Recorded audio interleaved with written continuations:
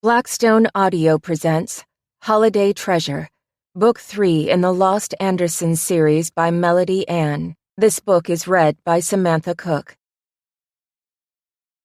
This is dedicated to the Eugene Mission, which takes in those who are homeless and provides warm beds and nourishing food. There are many places like this all over the country, and many people have gotten a second chance because of them. Prologue. Tanner Storm leaned back comfortably in his chair as his sister, Brielle, vented her wrath and her frustration. "How are you so damn calm, Tanner?" she shouted as she paced back and forth in the front room of his plush penthouse. "The old man has ripped everything from us. Everything." "He can't take what he doesn't know about," Tanner said, not fazed the least. "What are you talking about? He froze all of my assets, my cards, everything. He stopped my payments on bills. I will be homeless soon, and he doesn't even care. If I don't play his stupid little game, then I am screwed." What neither his father nor his siblings knew was that Tanner had his own wealth. He hadn't been close to his family in a very long time, and he hadn't wasted all his time away. He'd taken a different path than any of them, and he'd managed to make some incredibly good investments, but he didn't want any of them to know. Yes, he could help his sister out, but for some odd reason, he wasn't positive that he wanted to. Sure, their dad's little lesson, to teach them all how to be responsible, was pretty laughable, and Tanner knew it, but unless he wanted his family to find out everything, what could he do but play along when the old man decided to put on his puppet show? When he'd been landed with this sorry building as a test to see whether he was worthy to be reinstated as an heir to the old guy's empire, he'd thought it nothing but a joke. A very annoying joke, but a joke nonetheless, with no laughs anywhere in sight. But no, it was right there in black and white on his father's letterhead. One part of Tanner wanted to play the game, wanted to take one of his father's projects and make it succeed. It would prove to the old man that his son was not someone to write off so easily. Another part of him wanted to tell his father to stick it where the sun didn't shine. He still hadn't made up his mind. How was he to follow his dad's terms and make a go of the stupid place? But when he'd checked out the property, he couldn't help but grow excited. Even now, brick and mortar could make a rational man see dollar signs. Looking at his sister, a woman of beauty and intelligence, and someone he'd once thought the sun rose and fell upon, made him even more determined to prove their father wrong. Somewhere along the way, his family had fallen apart. Was his father doing a good thing? No. Tanner wouldn't take it that far. But still. He tuned back in, and his sister's ranting helped Tanner make his decision. He would accept his father's project, damn it. He would take the failing apartment complex his father had bought, and he would rip it down and put in its place something so beautiful, so amazing, so profitable, that his father would have to admit he'd been wrong about his son. Tanner suddenly wanted to get started. This project was stirring his blood, exciting him. It would be a lot of fun, and fun wasn't something he'd had in a long time. "Brielle," he said with sudden determination.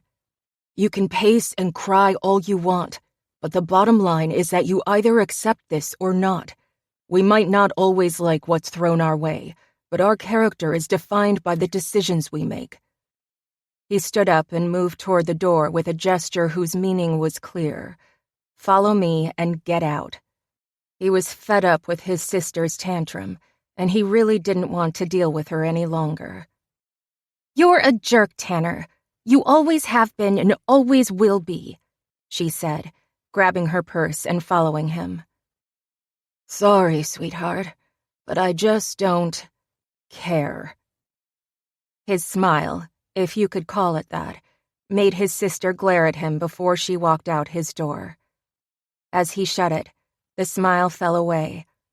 Yes, he was a jerk, someone who pushed anyone and everyone away from him. But wasn't that the way he wanted to be? It sure as hell made his life more comfortable and efficient.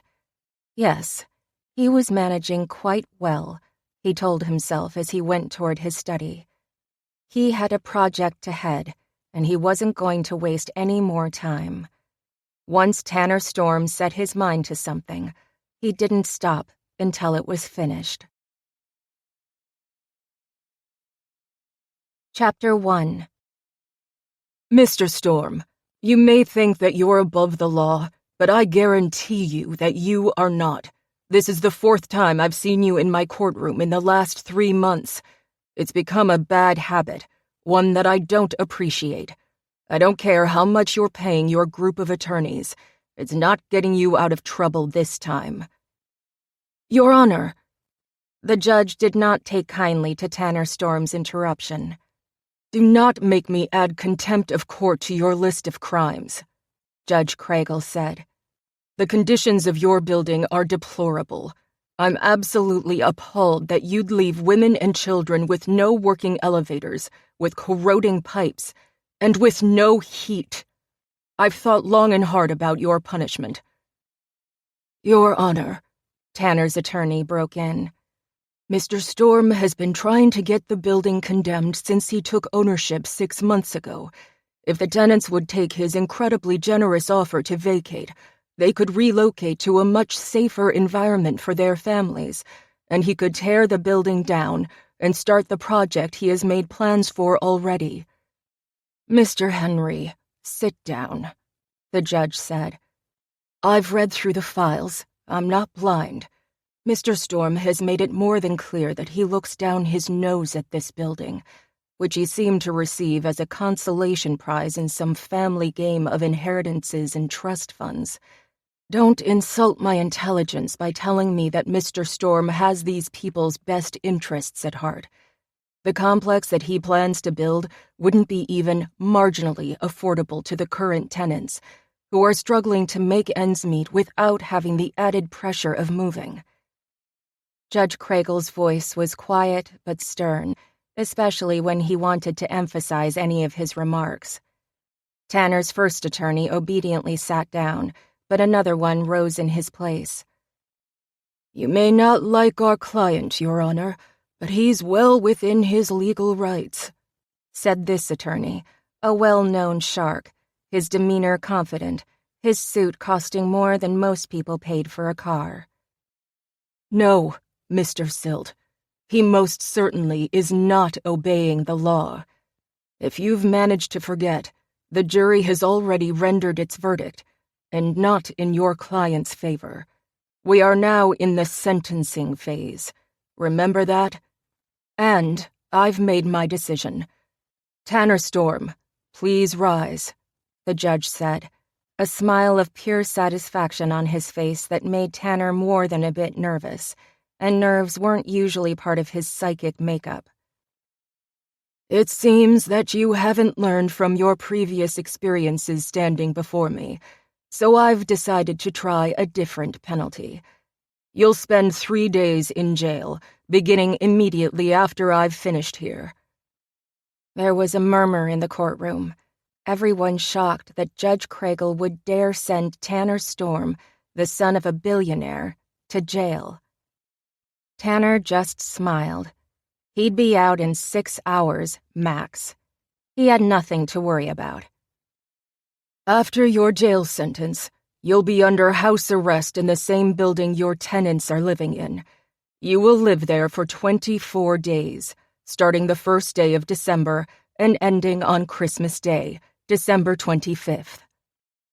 The judge paused, and Tanner's eyes widened in shock. He felt his first stirrings of real unease. There was no way that he could stay in that building for such an extended time. It didn't even have internet access. How was he supposed to get anything done? Furthermore, you aren't allowed to do any updates, additions, construction, repairs, or alterations on your own apartment that you don't provide for the rest of the building first," the judge continued. "If you want to bring the comforts of home to the complex, be my guest, but your unit will be the last to be worked on. The conditions of the building are appalling, and it would do you some good to learn a bit of humility. Your father is a good man, a man who is obviously trying to teach you much-needed respect for those around you. He has served this community well since moving here, and he has given you this opportunity in the hopes that you will do the right thing." "But," Tanner was getting desperate, "I'm not finished. You will also be required to serve 120 hours of community service during your time." "I can't serve all those hours and still do my job," Tanner burst out, fury overcoming his usual discretion. "I guess you'll have to take time off from work, Mr. Storm. You will serve every single hour, or I'll impose the full sentence allowed by law. 5 years in a state prison." Judge Kragle sat back and looked Tanner in the eye. Tanner attempted to exude confidence, but the set of his incredibly high-priced attorney's shoulders told him more than anything that he just wasn't getting out of this. "Do I need to scrub some graffiti off ghetto walls?" Tanner made no attempt to hide his sarcasm. He had donated astronomical amounts of money to charity in his life. His time, however, was priceless, and he wasn't happy about having to share it. To waste it, probably. "No, Mr. Storm. You'll be volunteering as Santa Claus this season." When the judge banged his gavel, Tanner stared back in horror as the courtroom erupted. Reporters tried in vain to get a statement from him, as the grossest indignity of all. He was handcuffed and led away through a back door. Merry freaking Christmas to him. Chapter 2. Tanner ground his teeth while he packed a bag. Nope. Wouldn't need his hand-tailored suits. Nope. Wouldn't need his Rolex. Nope. Wouldn't need anything he had in his penthouse on top of a luxury high-rise in downtown Seattle. Anything he took with him to his temporary prison would stay behind when he left. He wouldn't want to bring back the filth he was sure was going to seep into his very bones while he stayed in that wretched building for 3 long weeks and change. He'd fought the judge's orders, paid a lot of his own money to his useless attorneys to get him out of this ridiculous sentence. They'd been sweating as they told him they couldn't get the judge's ruling overturned. Tanner delivered a savage kick to his newly bought duffel bag, which had the misfortune to be lying in his path. "Are you almost ready, Mr. Storm?" Tanner nearly growled at the 2 officers waiting in his doorway. He hadn't even been allowed to come back to his penthouse without escorts. No, they thought he might be a flight risk. Damn right he was a flight risk. They'd slapped some ridiculous contraption on his ankle, as if he were a real criminal, and they were hauling him by police car to the apartment building in what had been one of the less affluent parts of the city. Still, over the past decade, the city had vastly improved the area near where the building was located, and the site was ideal for a profitable project. With Tanner designing and building, the area would be brand new and his bank account would grow even fatter. But nothing had gone right since he'd taken over the damned place. He'd been trying to buy off the tenants, get them to leave, and get going on demolition, but only half the people had taken his more than generous offer. The remaining tenants flatly refused to budge. His legal team hadn't found any loopholes yet, so he'd left it to his very efficient business crew to help out. He hadn't known the heat in the building had been turned off, and then crapped out completely, and if he'd been aware of his employees' plans, he would have called an immediate halt. He wasn't a monster. Not that the judge had let him get that far in his explanations. "Not yet," Tanner finally snapped at the officers. Their impatience was becoming almost palpable as he took his sweet time. Tanner was beginning to think that proving his father wrong just wasn't worth it, but he'd already started down this path, and he certainly wouldn't be called a quitter. No, he'd pretend to be a part of his father's scheme for family reunification, for now, but only because he saw the potential it had to add to his own portfolio. He'd construct a new complex in place of the monstrosity his father had given him.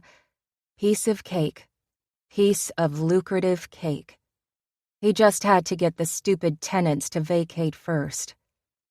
Because his father had put certain annoying clauses in the contract, Tanner couldn't force the people out. All he could do was offer them generous moving packages.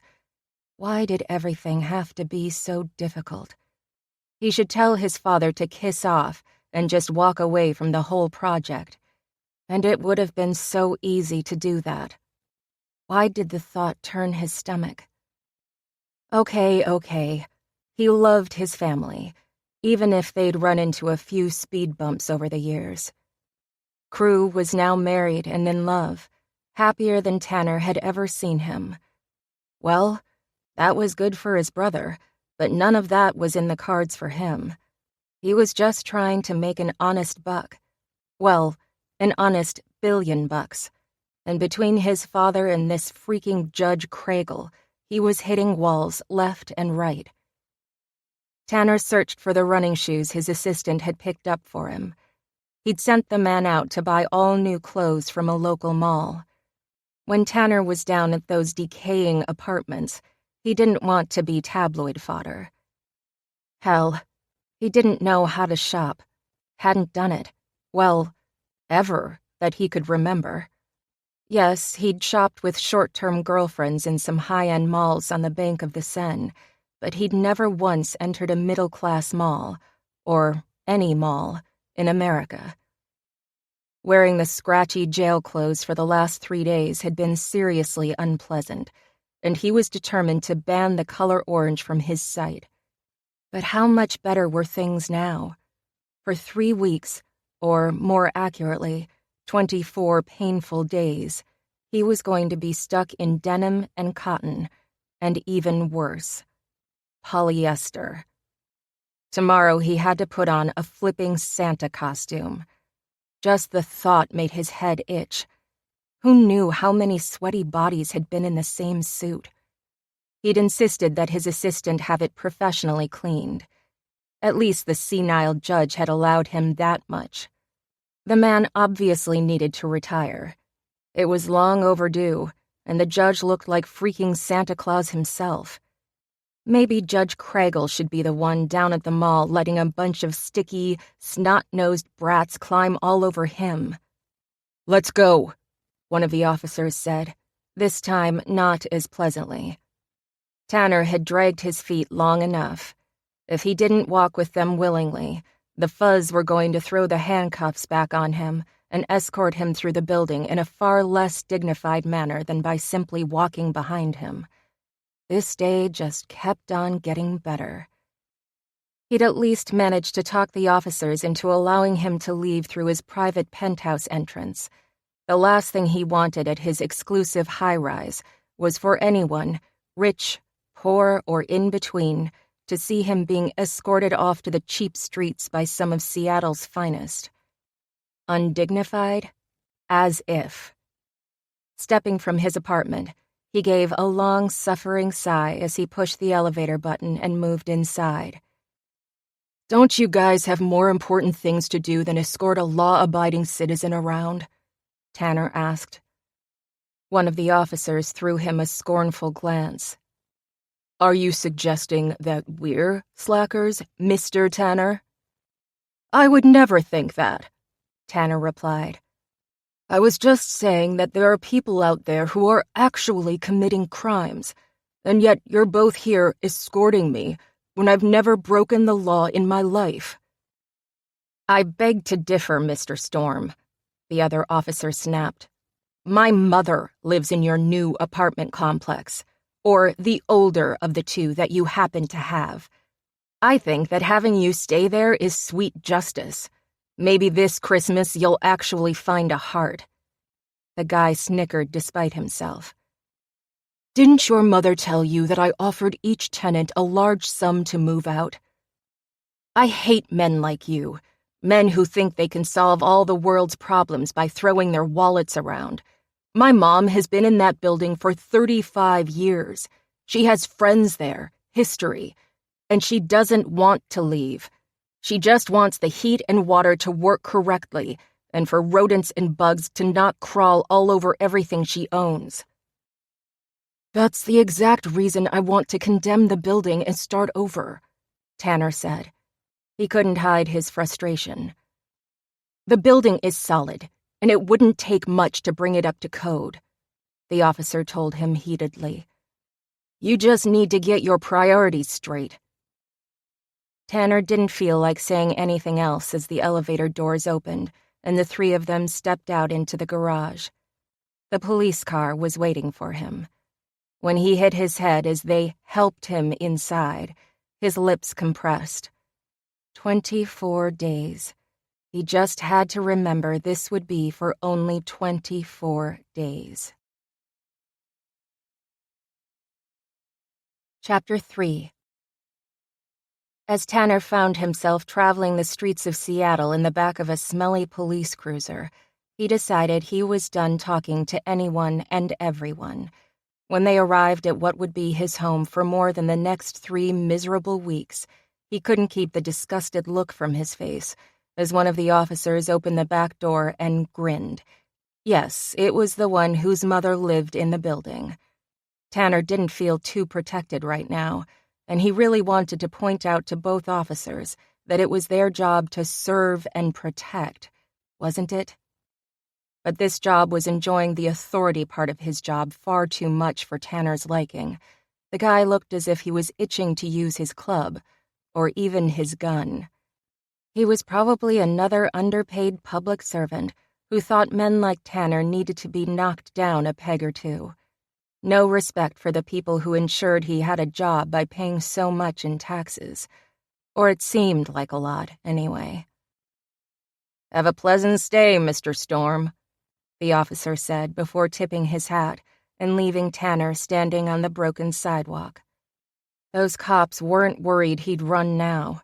They'd find him instantly because of the device on his damned ankle. Thank the heavens the thing wasn't too big and he could hide it with a thick pair of socks. His humiliation would be complete if anyone saw the depths to which he'd fallen. Deciding his self-pity party had gone on long enough, Tanner pulled hard on the building's heavy front door, which desperately needed some lubricant on the hinges. He was grateful to see no one about as he began his trek down the hallway. He wasn't there to make friends, and he didn't feel like speaking to a single person. The only people he'd likely find living here willingly were the type for whom burning in hell seemed appropriate. Tanner reached his apartment, and he was almost afraid to open the door. The hallways weren't cluttered, but the paint was peeling, and there was a musty smell in the air that suggested leaks no one had bothered to patch up. He was sure mold was running rampant throughout the place. That had to be a health risk. Wouldn't it allow him to have the building condemned? He hadn't even bothered looking through the reports from the inspection yet. He left that kind of thing to his employees. Maybe it was time he went through them himself, line by line. He did have a lot of extra time on his hands for most of the next month, even with all the hours he had to spend wearing a Santa costume. All he knew for sure was that he wanted to tear the outdated building down and start fresh. It would certainly be a lot less hassle. His legal team had quickly put the kibosh on the crap about historical value that local societies had spouted. Anyway, he couldn't care less if the crown moldings had been handcrafted by early settlers of the area. He wanted new. He wanted modern. Squaring his shoulders, Tanner stepped inside his new apartment and looked around. The size of the place surprised him. A large living room was separated by a breakfast bar from a decent-sized kitchen. The appliances were extremely outdated, but the apartment wasn't as filthy as he was expecting. Huge windows opened out onto the grungy street, but Tanner saw potential for the neighborhood, especially since every area except the one with his building had been cleaned up. The riffraff living here ensured that this particular neighborhood remained sketchy, but he'd been told that respectable businesses would come back if this building was replaced. Nearby, a new complex was in line to be completed next year. Things were improving, damn it. But he had to think about the here and now. And it could be worse. Down a short hallway, he found a roomy bathroom, again with outdated fixtures, but still decently clean. Then there were 2 bedrooms, with ridiculously small closets. Okay, maybe they weren't that small, but he was used to having everything fit for a darn king. That thought brought his first smile of the day. It quickly disappeared when he heard someone call out. "Hello?" Who in the world would be coming into his place uninvited? No one even knew he was here, not even his brothers and his sister. He hadn't wanted to tell anyone. If his siblings got word that he was being forced to don a Santa suit, they'd be first in line to point cameras directly at him. His only consolation was that the judge hadn't listed where he was to do his community service when the reporters swarmed around him after the hearing was over. He didn't doubt that they'd figure it out, though. This would be too juicy a photo op for anyone in the media to pass up. He'd just keep his fingers crossed that it didn't happen. Walking back out to the living room, he found a petite blonde with bright blue eyes looking at him, a welcoming smile on her face. Before he was able to say anything, she spoke. "Your door was open, so I thought I'd see who was in here. They've frozen any of the apartments from being rented, so..." Her meaning was loud and clear. She thought he was a vagrant who had found a warm place to sleep. Geez, she wasn't the brightest bulb on the Christmas tree to be confronting someone who could be a criminal. He approached her. "I won't be here long," he replied, his manner stiff. "But I am living here for now. Do you always just walk into other people's homes?" His unpleasant tone made her take a step back, and he had to give her a few points for at least being a bit nervous. "Sorry about that, but like I said, your door was open and these apartments aren't being rented," she said, leaving it hanging in the air. When he said nothing, she went on. "How long are you staying?"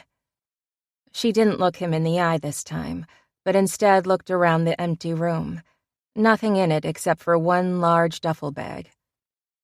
"That's undetermined right now," he told her. He'd learned never to give out too much information, and he didn't care at all what this woman thought about him, so he decided to let her wonder how he'd managed to rent an unrentable apartment. The woman looked at him with wide eyes and a wavering smile, but she still just stood there, as if trying to determine whether she could trust him or not. What if he were a serial killer? Did she have no self-preservation instincts at all? "I've lived here for 2 years. It's a great place if you can get past the mice," she said with a laugh. "At least there are a lot of storage areas." "Mice?" Tanner looked around uneasily. "Yeah, but I've named them, so I'm not so scared of the little critters anymore." "Name them?"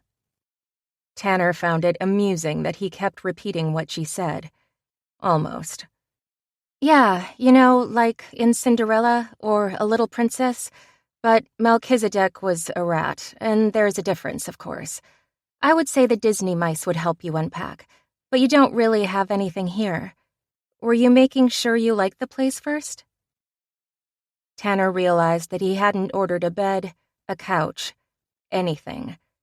He wasn't looking forward to being here, and he just hadn't thought that far ahead. Of course, he would need some basics, even for only from now until Christmas. His assistant should have been on top of this. Maybe it was time to hire a new one. Everything will be delivered later today, Tanner said as he moved toward the door. Would this woman take the hint? Oh, not having to move it yourself must be nice. I despise moving. It's so physically and emotionally exhausting, and then you always lose something in the process. Every single time, no matter how organized you are or how carefully you label the boxes.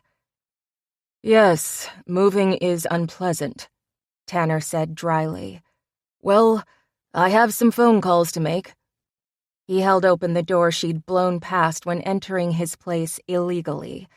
He'd really begun to care about legality.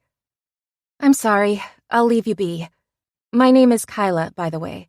Kyla Ridgely. She walked right up to him and held out her hand. Tanner looked at it for a moment as if he didn't know what to do, but then his manners kicked in and he held out his own hand. Tanner, he offered, and nothing more. Well, it's great to meet you, Tanner, she said, and then her warm, slender hand was somehow clasped in his. Tanner nearly took a step back when their fingers touched. It felt like a spark had just ignited between the two of them. As I said, great to meet you. Kyla almost gasped. She jerked her hand from his and dashed through his door. When she slipped inside the apartment right across the hall from his and quickly closed the door behind her, Tanner stared for several moments at the space she'd been occupying. Maybe his jail time had just become a lot more bearable. With a slight smile lifting the corners of his mouth, he picked up his phone to call his assistant. Furniture was his first priority. Then, he was going to find out a bit more about his new neighbor. A 3-week fling might just make this situation a whole lot easier to swallow. Chapter 4. Kyla leaned against her door and took a deep breath. Normally, men didn't intimidate her. She'd grown up with a loving family and had enjoyed high school and the first 2 years of college. She'd had a healthy dating life. Then, boom. Her picture book world had fallen apart in the blink of an eye. On a family vacation, they'd all been driving down a mountain road after a fun day of snowboarding, and then their car had skidded on black ice. She was the only survivor. After a week in the hospital, she'd been released, with nowhere to go where she felt safe. After dropping out of school, she couldn't face anything or anyone. She'd found herself this apartment, both her place of refuge and a spot where she hoped to heal someday. She knew it wasn't her fault that her family was gone. But why was she the only one to live? Why wasn't it her mother, who did charity work, or her father, who made a difference in the world through his teaching? Why couldn't her brother have survived? He'd graduated from high school the previous June and planned to join the military after college. He'd have been an officer and a gentleman. No, she'd been the one to survive. The only one who hadn't known what she wanted to do with her life, and still didn't know. So now she found herself taking odd jobs, just trying to hang on, instead of really living. She'd been left her parents' home when they'd passed, along with a substantial inheritance, but she couldn't find it in her heart to use the funds or to stay in that house. She hadn't been there since the accident. She was too afraid to face the memories of those empty rooms.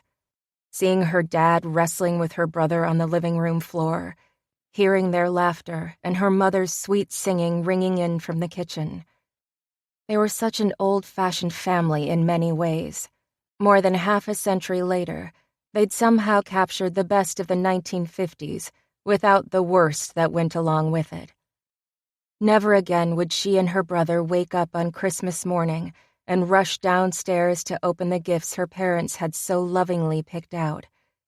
The realization that these memories would play continually and vividly in her mind, although she would never see her family again in real life, whatever that was, made it all too overwhelming to face.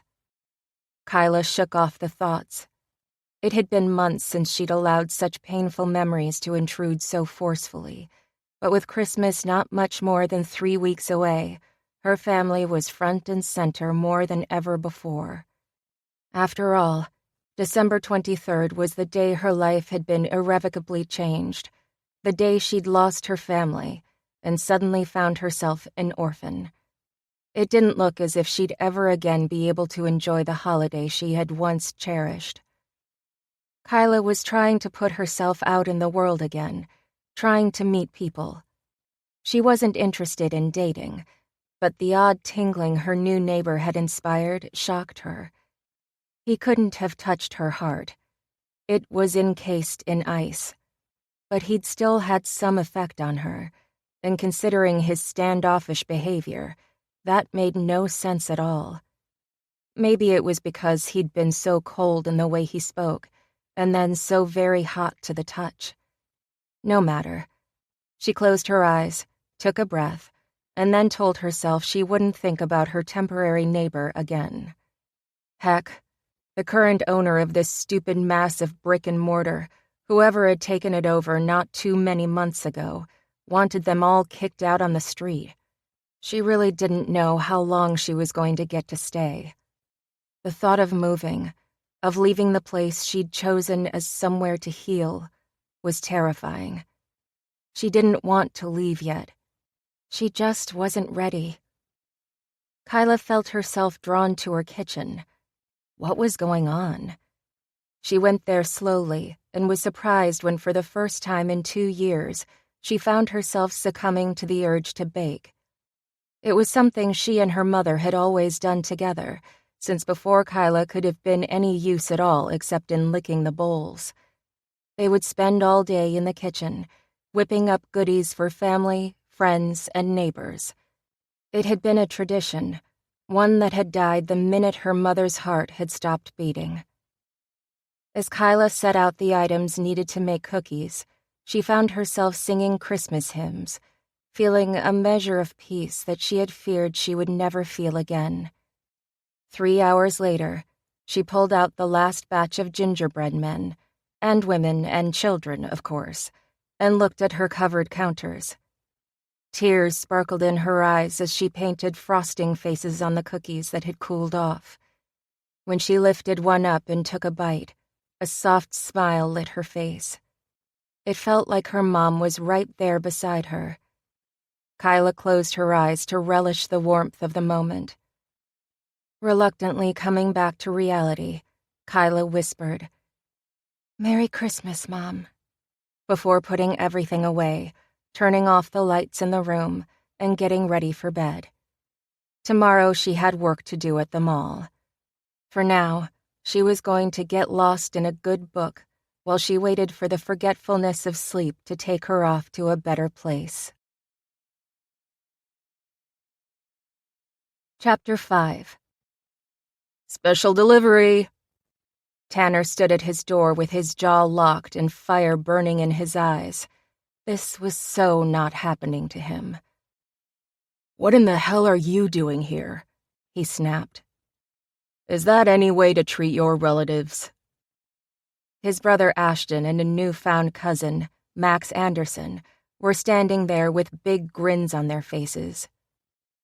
"I didn't tell anyone I was going to be here, so I don't know how in the hell you managed to track me down," Tanner said, opening the door and letting them inside, though he wanted to slam it in their faces instead.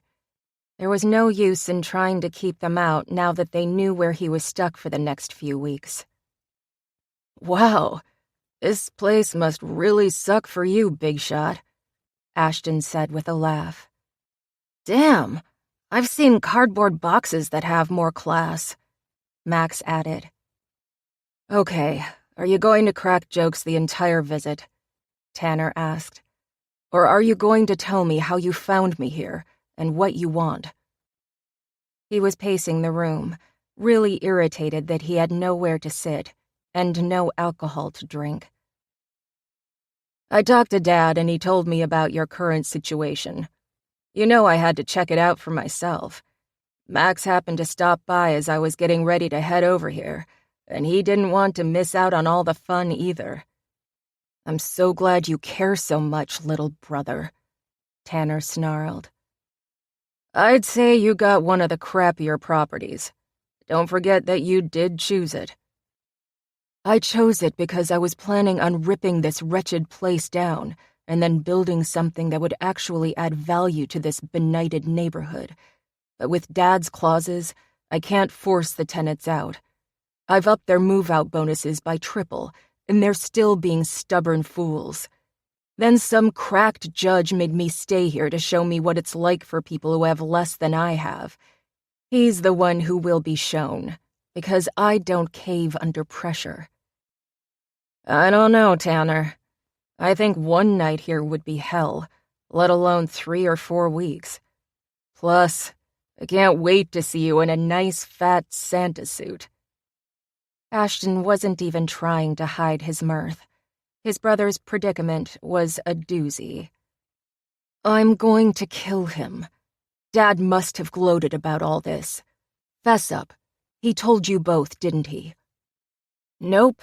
I originally learned about it from the media, and your brother did too, though he got more information from good old Richard, Max said.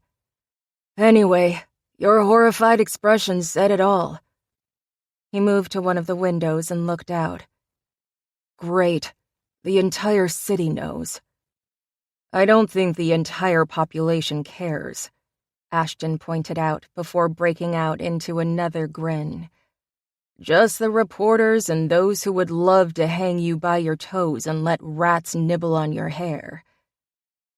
It's always such a pleasure to talk to you, Ashton. Why I don't invite you over more often, I'll never know. You didn't invite me this time, but I came anyway.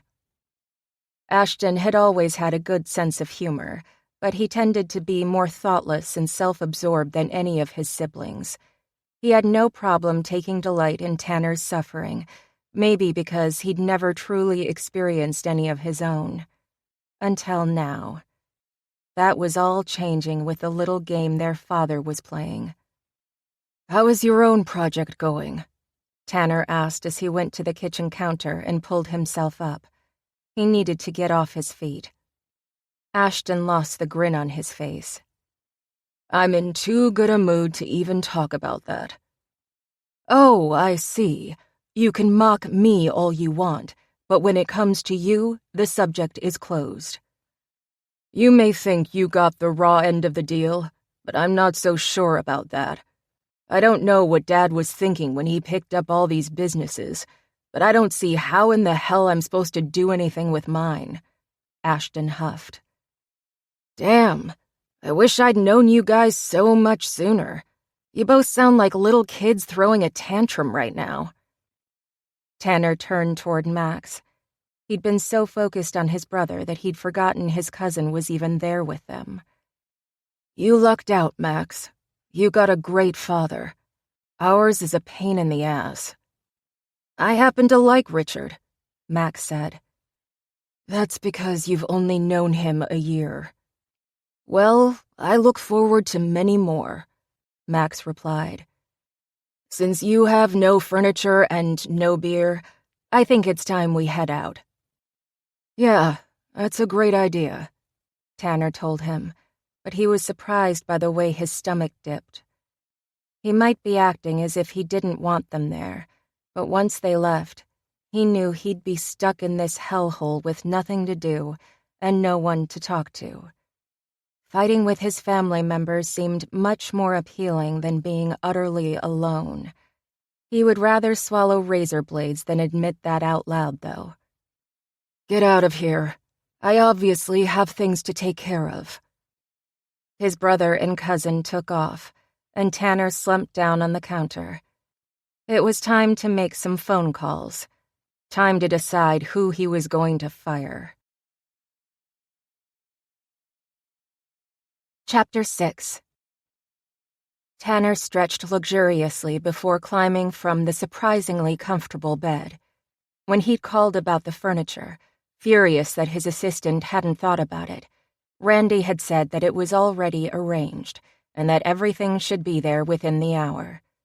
Tanner felt more than a bit bad right now. Why had he yelled at the poor guy? Maybe it was time to give him a raise.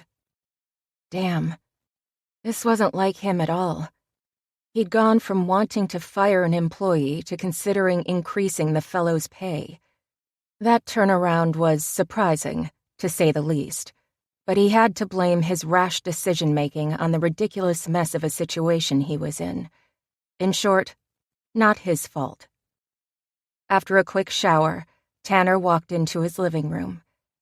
His assistant had done well there, too, with comfortable pieces that didn't appear too out of place in this dump. Yes, the man was good, he had to admit. And when he opened his front door, he was happy to find the newspaper waiting for him, another point in his assistant's favor. He grabbed the paper and went to sit down. While he read the news and drank a cup of coffee, Tanner leaned back, thinking this wasn't going to be so bad. Yes, the apartment sucked, but he could get through his sentence. It was under a month, after all. Just as he stood up to grab his wallet and coat and head over to the mall, a mouse ran across the floor, less than a foot from where he was standing. He wasn't a man who normally scared easily, but Tanner found himself jumping back and fighting the urge to shout. The creature squeezed behind his kitchen cabinets and disappeared. Snatching up his phone, he punched the buttons and pulled up his assistant's contact information. "Get the damn rodent company out here today, Randy. Hell, get every pest control company in the city out here. I want this building purged of all rodents, insects, and any other of vile things that infest places like this. If I see a single one when I get home tonight, find another job." He hung up before the guy could say anything. Tanner didn't care if it took every exterminator in the 48 contiguous states. He wasn't going another night sharing sleeping quarters with those disgusting creatures. The thought made him think of his unusual neighbor. How in the world could she possibly name the damn things? What was wrong with her? After throwing a leery glance at his now fully stocked cupboards, he walked out of the apartment. If he was late to his Santa gig, he had a feeling the cops would be showing up with guns drawn. He could almost forget about the leash on his ankle. Almost, but not quite. Not paying attention to where he was walking, Tanner pushed through the front doors of the apartment complex and tripped. He tried to catch himself before hitting the cold, hard concrete, but it was too late. With a raging fury, he found himself sprawled out on the ground, his new pair of jeans ripped at the knees. After shaking off the shock of falling, he picked himself back up and then turned toward the door and looked at the entrance. The steps were cracked and uneven, an obvious hazard. Wrath pouring through him, he lifted his phone again and barely managed to keep from yelling as he told his assistant to have a construction foreman meet him at the mall during his lunch break. Yes, it would be humiliating having to meet with the contractor at a mall, but he wasn't going to have someone trip coming in or out of the building and then get sue-happy. If he'd fallen, he was sure others would follow. And it was all on his ass now. Just great. It took Tanner only a few minutes to reach the mall by taxi once he took care of business, and then he found himself in a stuffy changing area with the ugly-as-sin Santa suit hanging before him. Eyeing it as if it were a snake about to strike, or maybe a rabid rat, he finally got up his courage and ran his fingers gingerly down the red fabric, then watched the white faux fur instantly poof back out. He squeezed it now. Take that. And it still bounced back. At least the suit didn't appear to be as scratchy as his jailhouse clothes. That was some consolation. Sure it was. After getting into the damnable thing, Tanner turned toward the mirror and looked at himself with a disgusted snort. "You have got to be kidding me," he gasped in abject horror. But at least no one would recognize him. The freaking getup even came with bushy, glue-on eyebrows. The added padding around his body made him feel like a stuffed animal, and he probably looked like one too. He was surprised the mall didn't insist that he wear blush for a hint of jolliness. He certainly didn't have any otherwise. He had one reason to be thankful, though. With the fluffy mustache and beard, he didn't have to worry about pretending to smile at his young tormentors. He had nothing to smile about. Lifting the phone to his ear, he waited impatiently for one of his lawyers to pick up. "Keep trying to get me out of this," Tanner snapped. "We're working on it, sir," the man replied. Tanner hung up and made his way grudgingly into the main part of the mall. Just out the door, he found himself confronted by kids who were there shopping with their parents. "Santa!" a horde of them cried. They tugged free of their parents' hands and rushed forward. Hell, he hadn't even made it to his throne yet, and he was already suffering under an onslaught of grubby fingers. "Ho, ho, ho," he bellowed a bit menacingly, and he kept on moving forward. This was community service, and he would do his job, but nothing said he had to like it. Tanner turned the corner and beheld his new prison, which was decked out with so many sparkling decorations he knew he'd end up with a headache from the glare before the day was out. His elves began lining the children up as he took his seat and tried to prepare himself for the next 8 hours. This was going to be an excruciatingly long day. "Hello, Santa. Are you ready for your first visitor?" Tanner's head whipped around as he recognized that voice. Once again, he found himself caught in the bold blue gaze of his neighbor in the slums. What was her name? Kyla. Wow, he was stunned that he remembered. She'd been wearing a baggy sweatshirt the night before. She now had on a little elf costume that did her body far more justice. Taking his own sweet time, and it was sweet now, he looked at her from head to toe, appreciating all the nice curves the costume did nothing to hide with its short skirt and fitted elf top.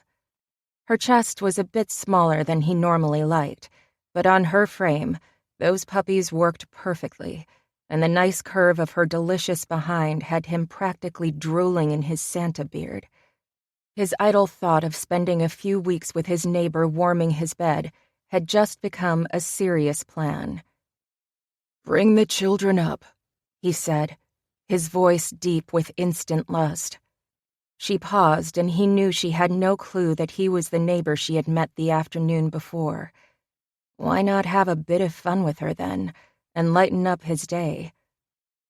"Do you want to sit on Santa's lap too?" he asked, grinning widely enough so that she could see his teeth through all the fake hair. He expected some sarcastic reply, something to show she was irritated with the dirty old man hitting on her. What he got instead took his breath away. She leaned in close so none of the children could hear.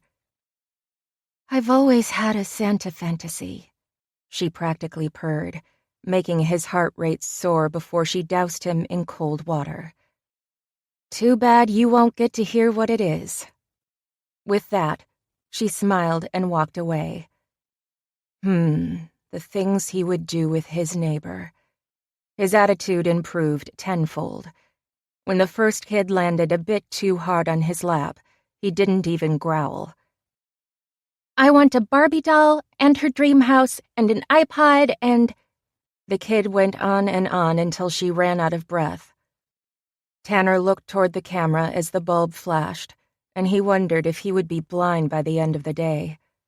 After giving the girl a pat on her head, he handed her a coloring book, and then took the next kid, and the next, and the next. By hour 6, Tanner wasn't feeling nearly as happy as when he'd first discovered his hot Santa's helper.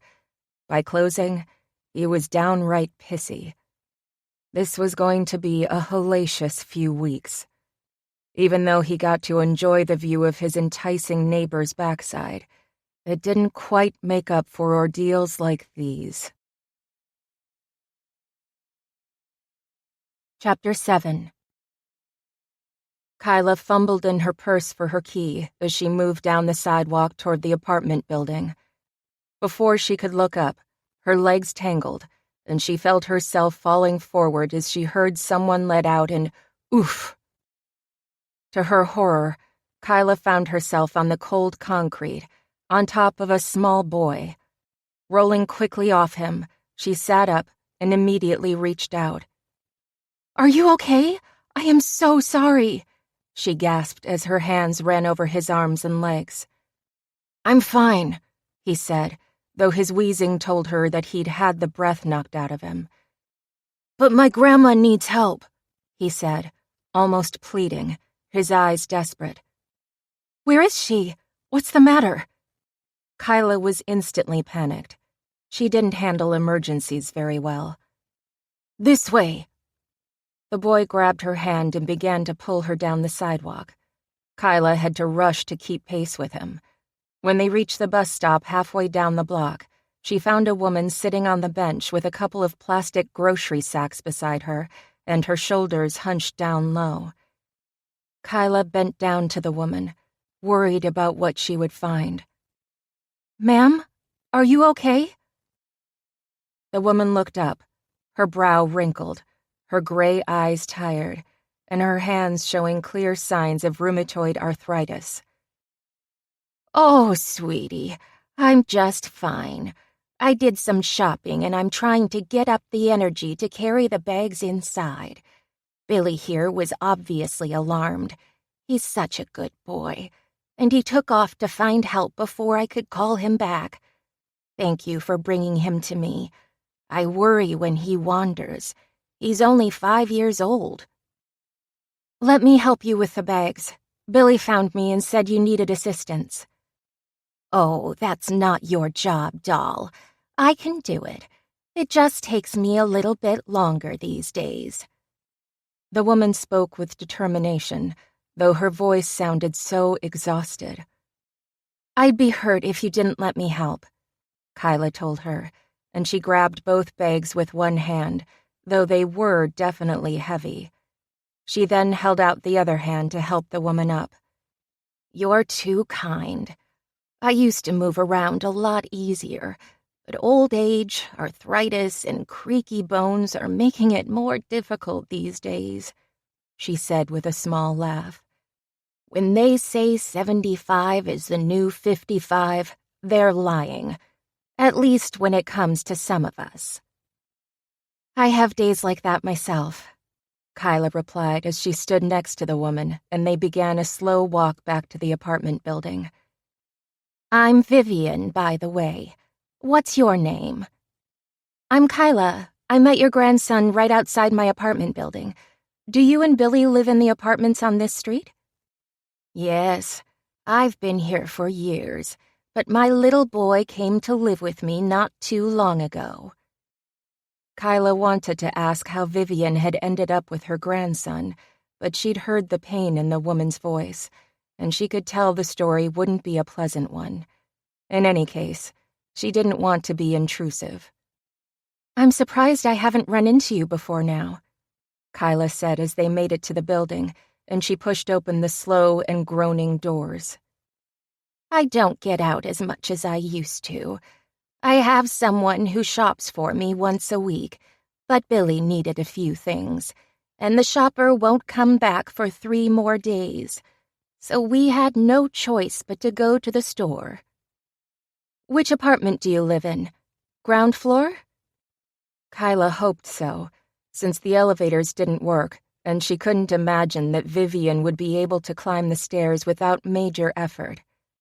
"Yes, thankfully. I'm in 116. "We're practically neighbors. I'm in 112, Kyla said. "I hope you'll come in for a cup of tea so I can thank you properly for helping me," Vivian said as she pulled out a key and inserted it in the lock of her door.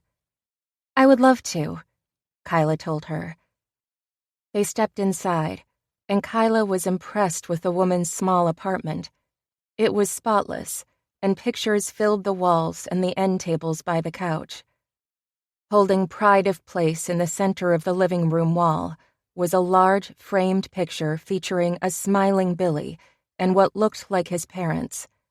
She again wondered why he was living with his grandmother now, but she couldn't bear to ask. "Oh, Billy, remember to pick up your toys, sweetie," Vivian said as she nearly tripped over a bright little fire engine. Was tripping the name of the game in this place? "I'm sorry, Grandma," Billy said, quickly grabbing the truck before he took it to a toy box in the corner of the room. "It's okay. I just don't want to fall over," Vivian told him. She moved slowly to the kitchen, filled her tea kettle with water, set it on the stove, and took 2 cups down.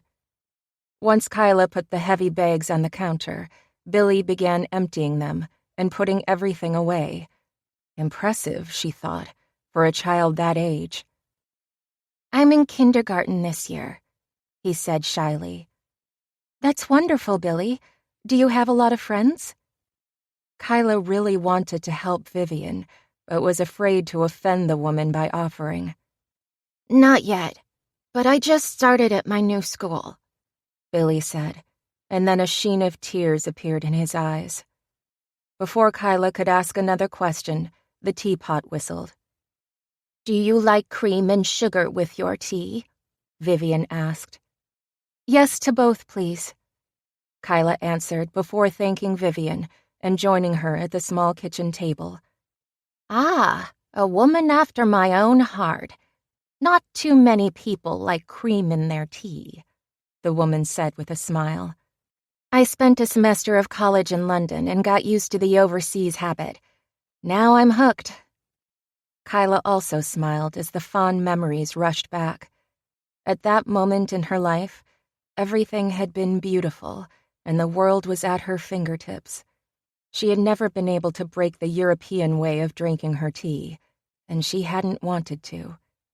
By the time she left, Kyla had even more questions about Vivian and Billy, and about the sadness that seemed to reside in their eyes even when they both smiled.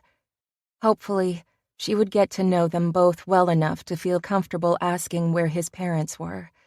But what if it was something awful? She didn't know if she could handle that. Sometimes, questions were better left unanswered. As she entered her apartment and looked at the picture of her family she kept on her living room wall, she thought of all the unanswered questions she still had about her own life and those nearest and dearest to her. Curiosity caused pain.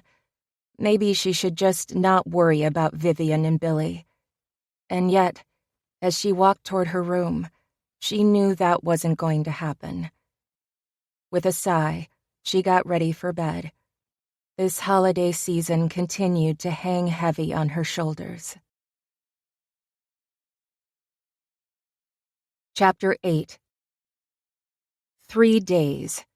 It had been 3 long days and nights, and Tanner hadn't managed to get 2 seconds alone with his neighbor.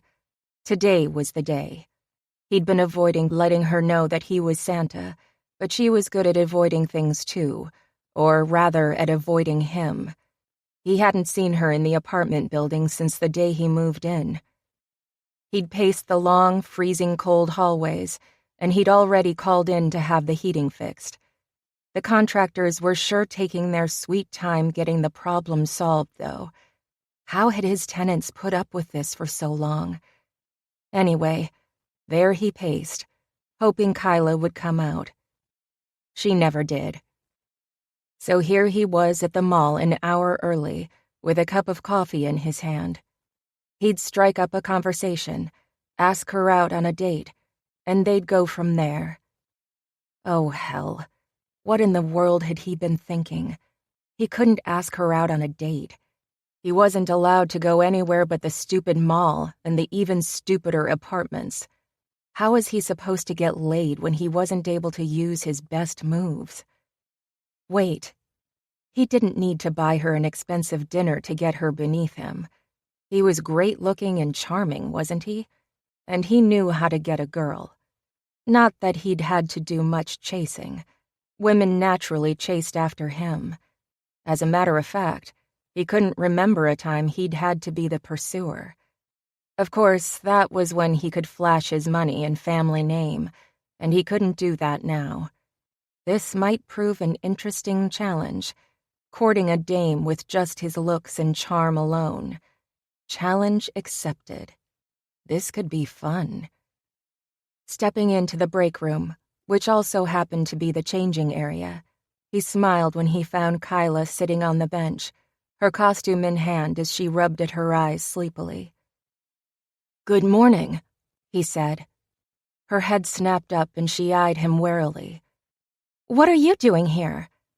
She glanced over at the door as if she thought he was a stalker ready to pounce, and she was ensuring a safe exit strategy.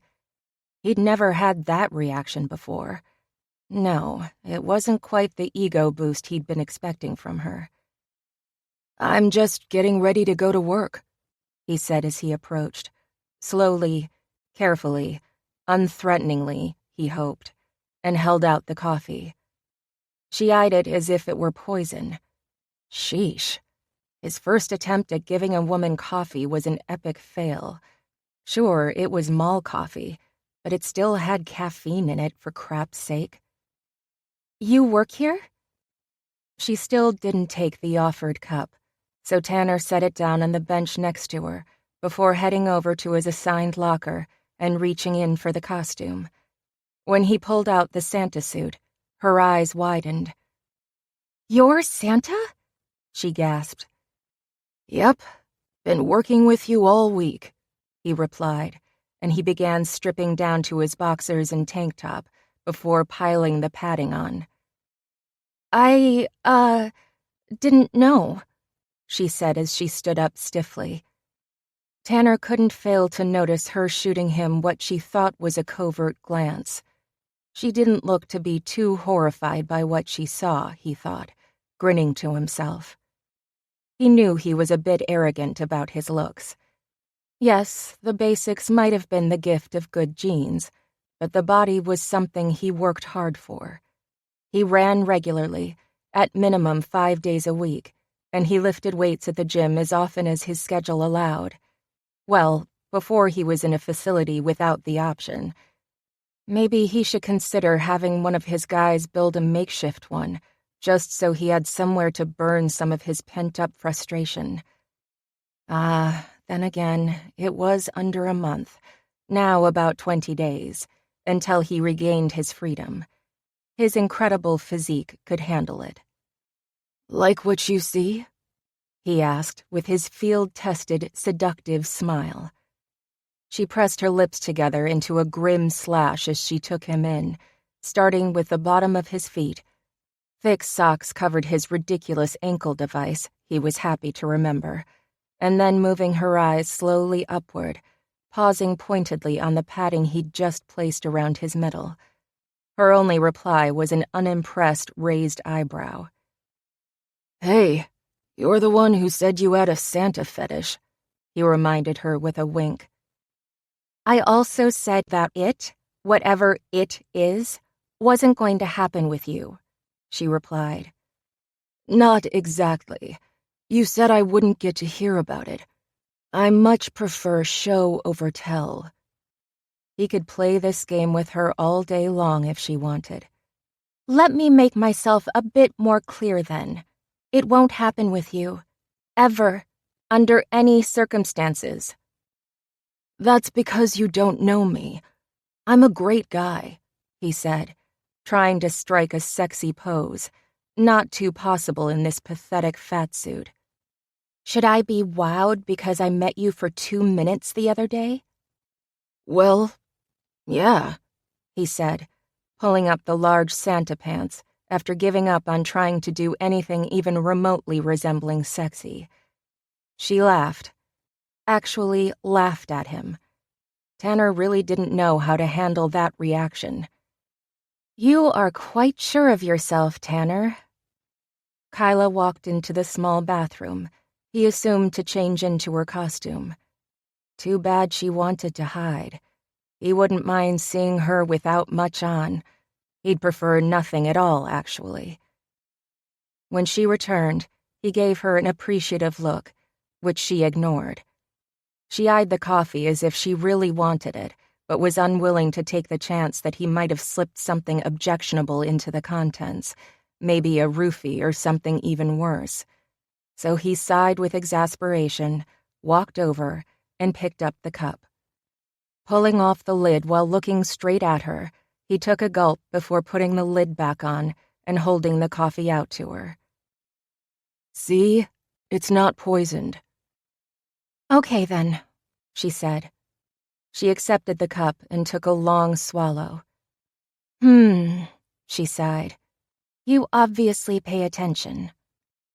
Yes, Tanner was very observant. He'd listened as the elves all spoke before they went on coffee runs. He knew she liked extra caramel in her coffee.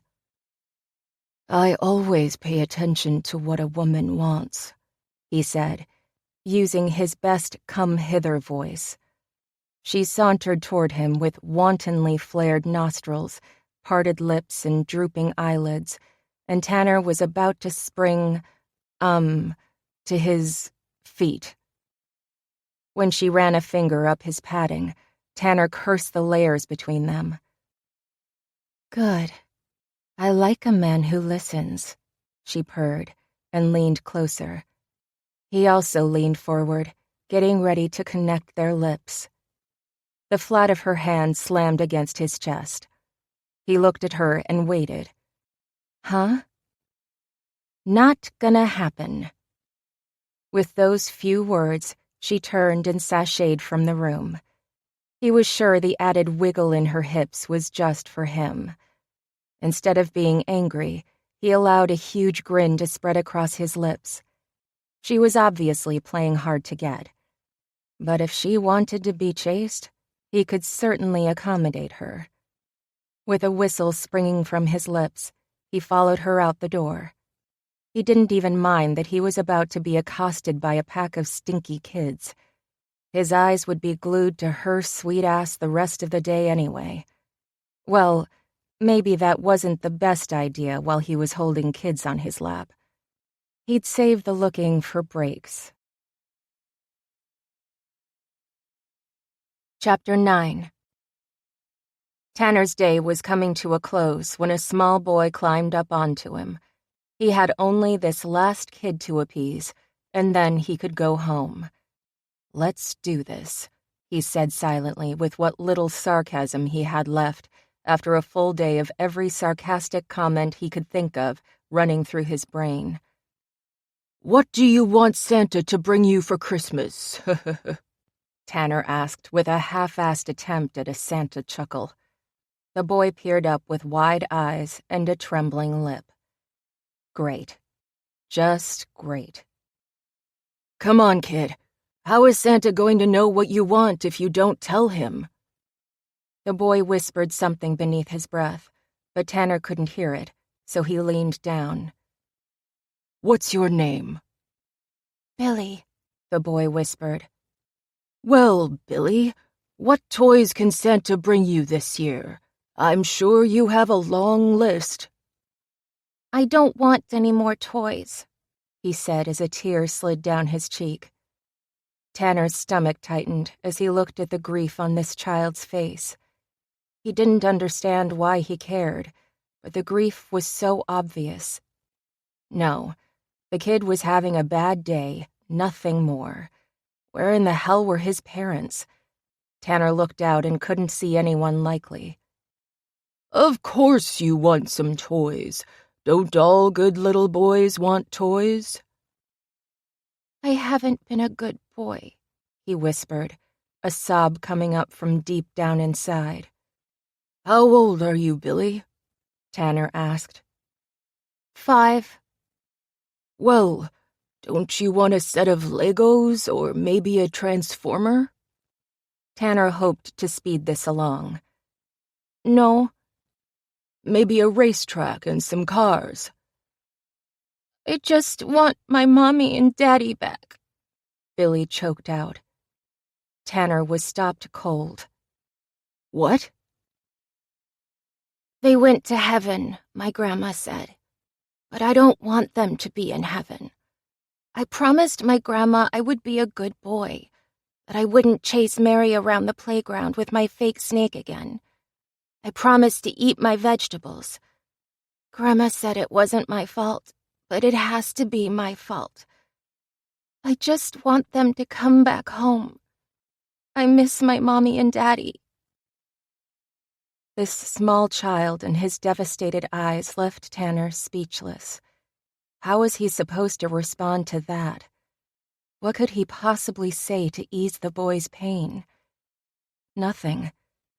There was nothing he could say or do. This wasn't something that even his money could fix. It wasn't something tangible that he could put his hands on and twist until it got better. This was grief, and there was nothing but time that would heal it, if even that. Billy, it was nothing you did. Sometimes the people we love the most have to go away.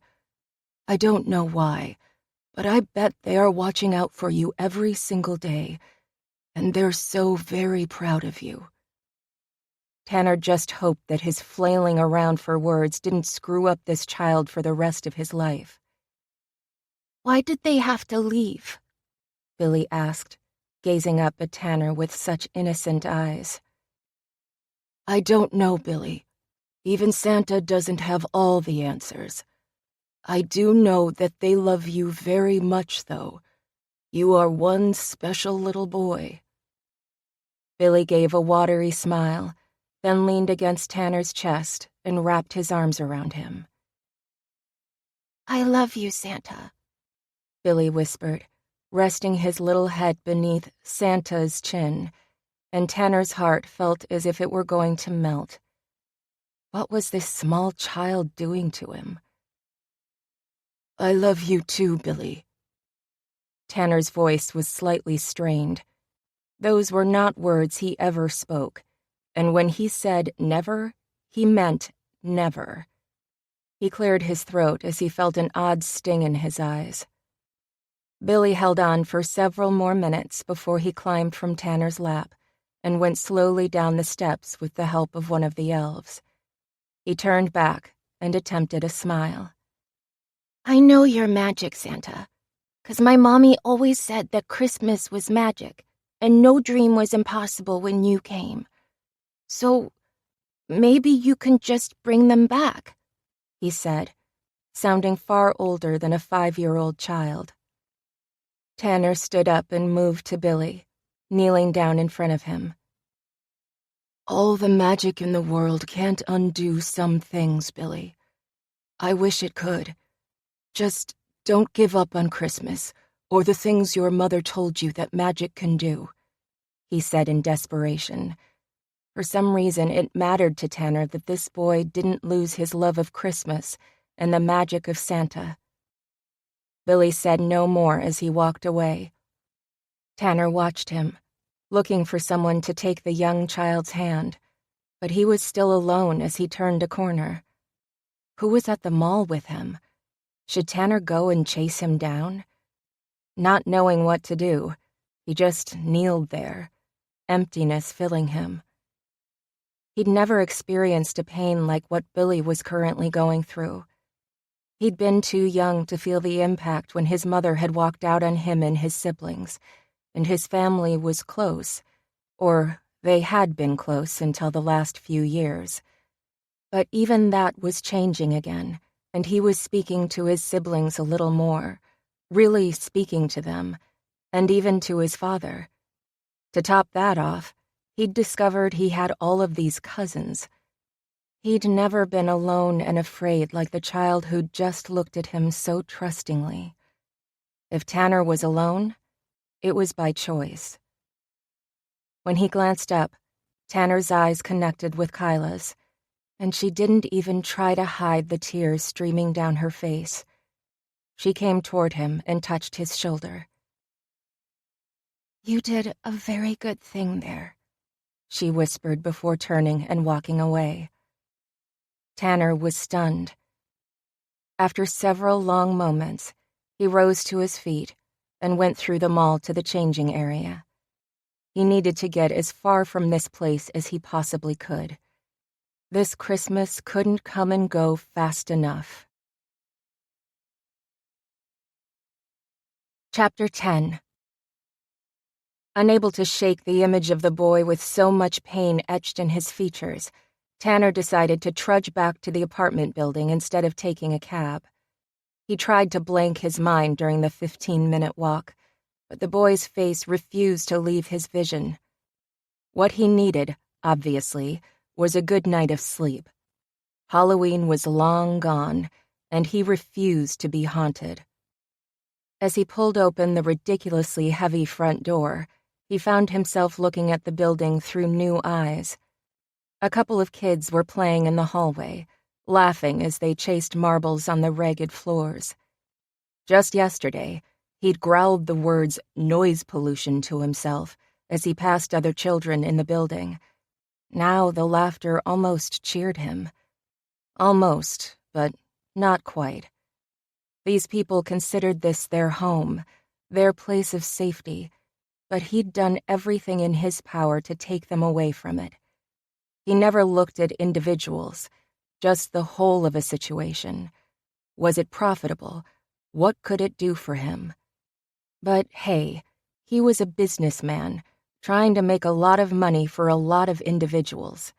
That didn't make him a monster. He was just living the American dream. Wasn't that what everyone wanted? So he wasn't the bad guy here. Businesses weren't charities, and it would be insane to start thinking that way. But this punishment was taking its toll on him. He had to get out of here before he had a meltdown or became empathetic. He didn't know which would be worse. Coming around the corner, he heard raised voices and went on instant alert. What in the hell was going on now? This place was just a barrel of fun each time he stepped into it. One minute he saw children playing, the next someone shouting. What would be next? Dancing monkeys? Instead, he saw two men pinning Kyla between them, her face panicked, and fury rose within him. "Stop!" she cried just before one of the men leaned in and mashed his lips against hers. The man right in front of her leaned back only slightly to ogle her again. "Come on, baby. I saw the way you were looking at me in the mall." He held her arms pinned behind her back and ground his hips against her. His accomplice laughed, and both of her assailants had their hands all over her. "Please stop," she cried. "Not until we're finished. Get her key, Mike." Why hadn't anyone come out to help? Tanner moved swiftly forward, and before the accomplice knew what was happening, Tanner grabbed his shoulder, spun him around, and slammed his fist against his eye. One down, one to go. The main attacker instantly released Kyla, then reached into his pocket and pulled out a knife. "Ah, you think you're gonna be a hero today, do ya?" the man taunted. Tanner said nothing, but he looked unflinchingly at the weapon the man was swinging around. Kyla had backed away and was also watching the flashing blade. "I got no problem spilling your blood," the man said, and he lunged forward. Tanner stepped to the left, then kicked the man's knees, making him scream in pain, drop to the ground, and lose his grip on his knife, all in a moment's time. One more swift kick to the guy's head and the asshole was moaning on the hallway floor. Tanner kept his eyes firmly on both of the men. "Call the police," he told Kyla brusquely. With trembling fingers, she pulled out her key and wrenched her apartment door open, then rushed inside to grab her phone. Tanner waited for the police to arrive. Kyla didn't reappear immediately, probably terrified that they'd try to attack again. The officers showed up soon and hauled the men out to their police car, then came back in and knocked on Kyla's door to interview her about the assault.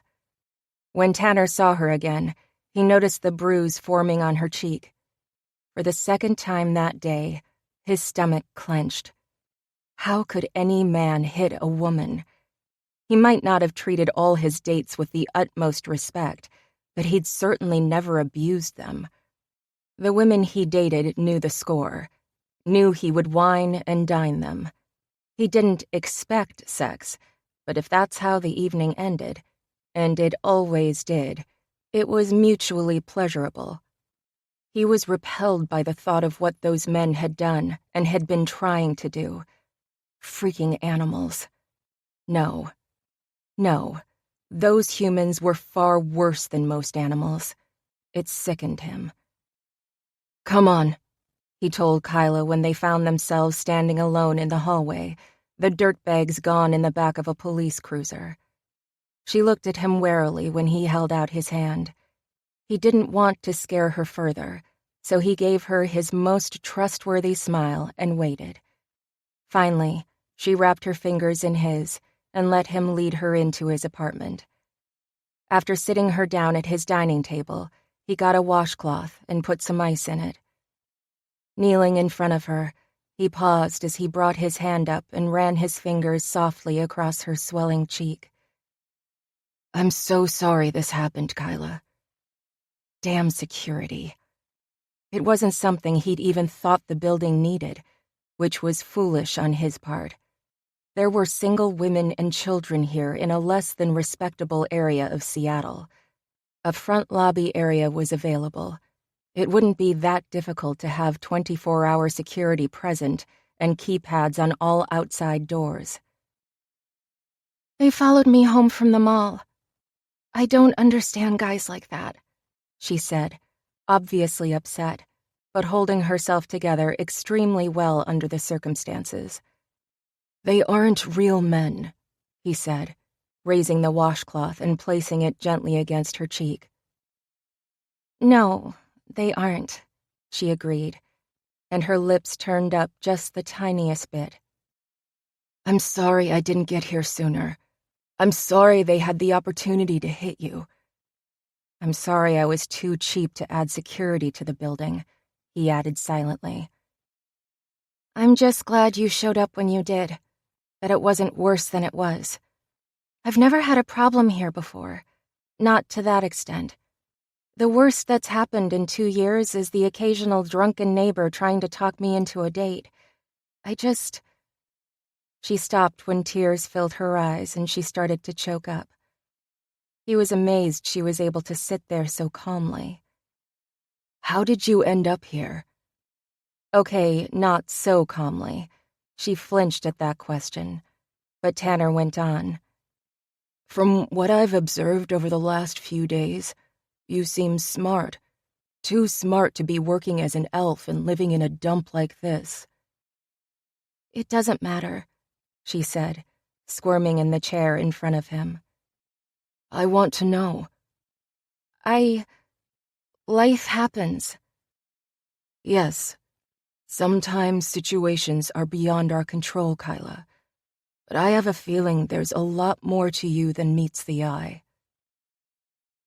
"I don't want to talk about it," she said, and her eyes met his with a challenging gleam.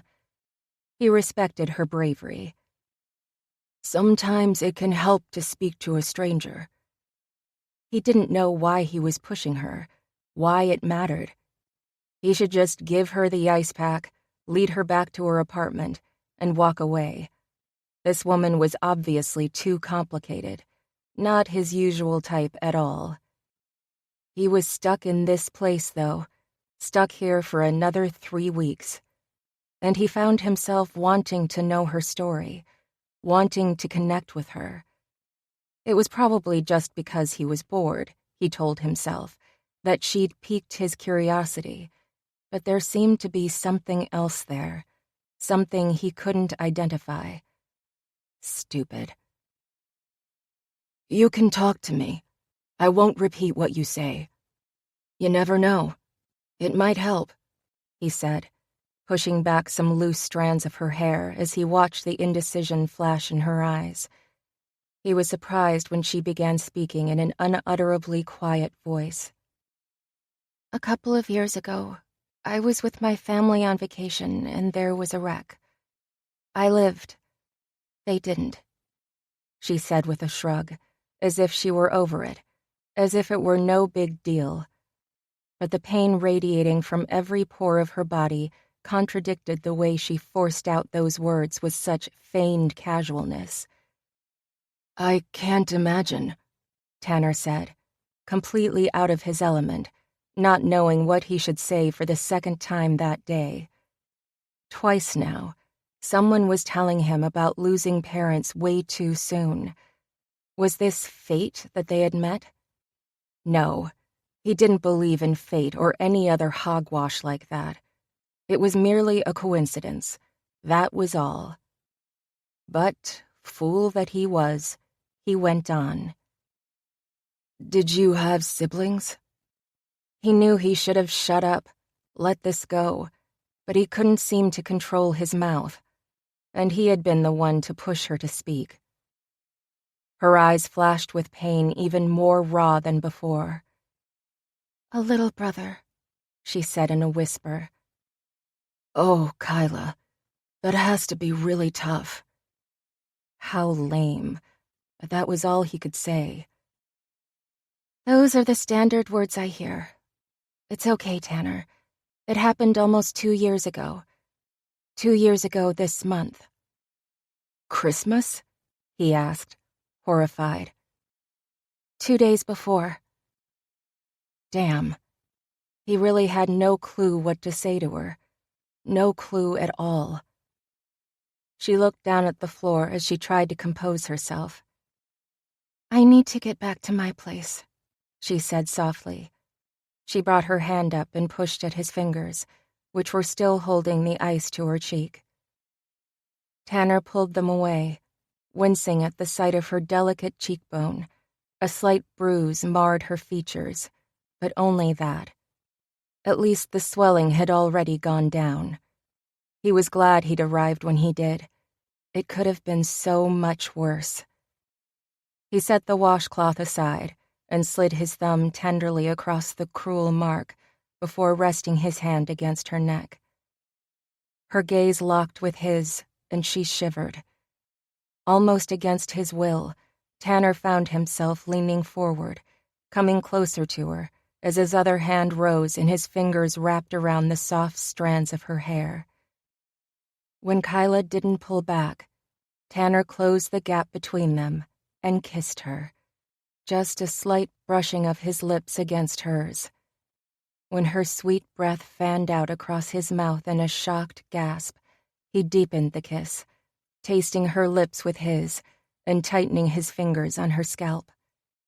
Kyla's lips moved beneath his and her hands came up to grip his shoulders.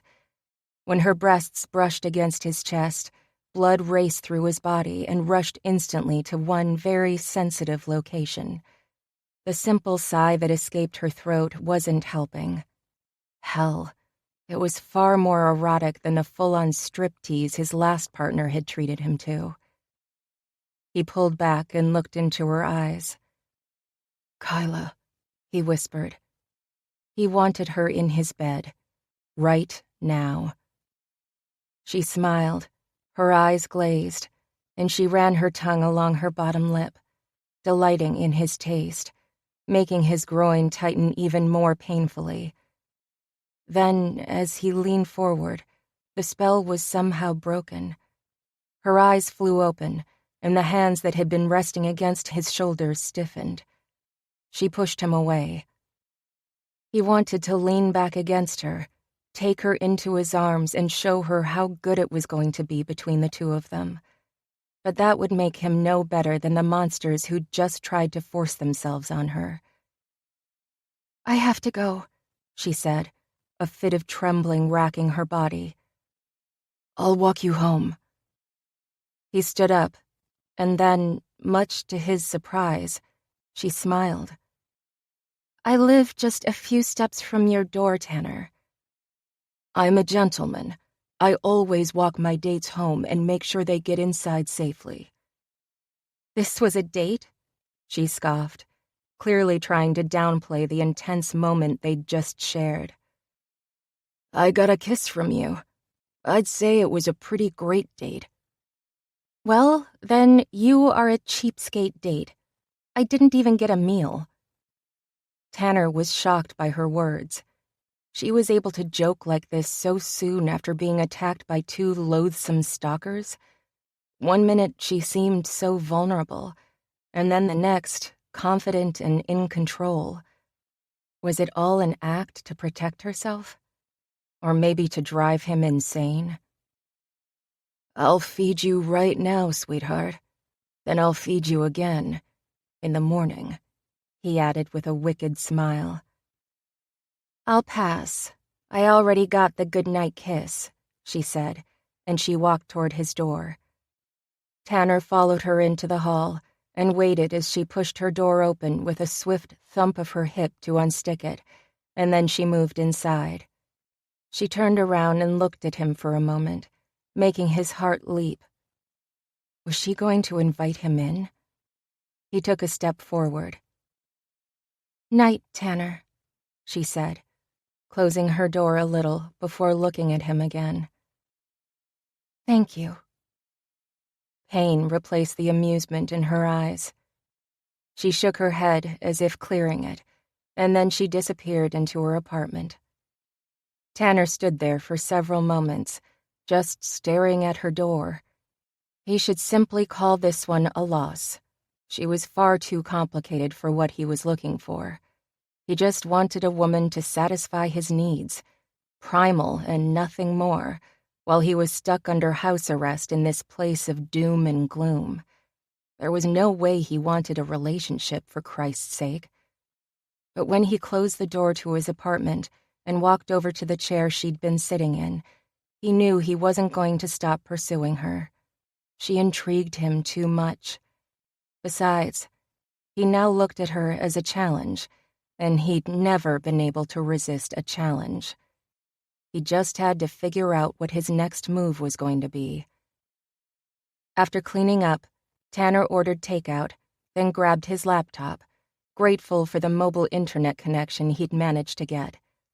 It was slow, but at least it was something. For some reason, though, he couldn't force himself to work.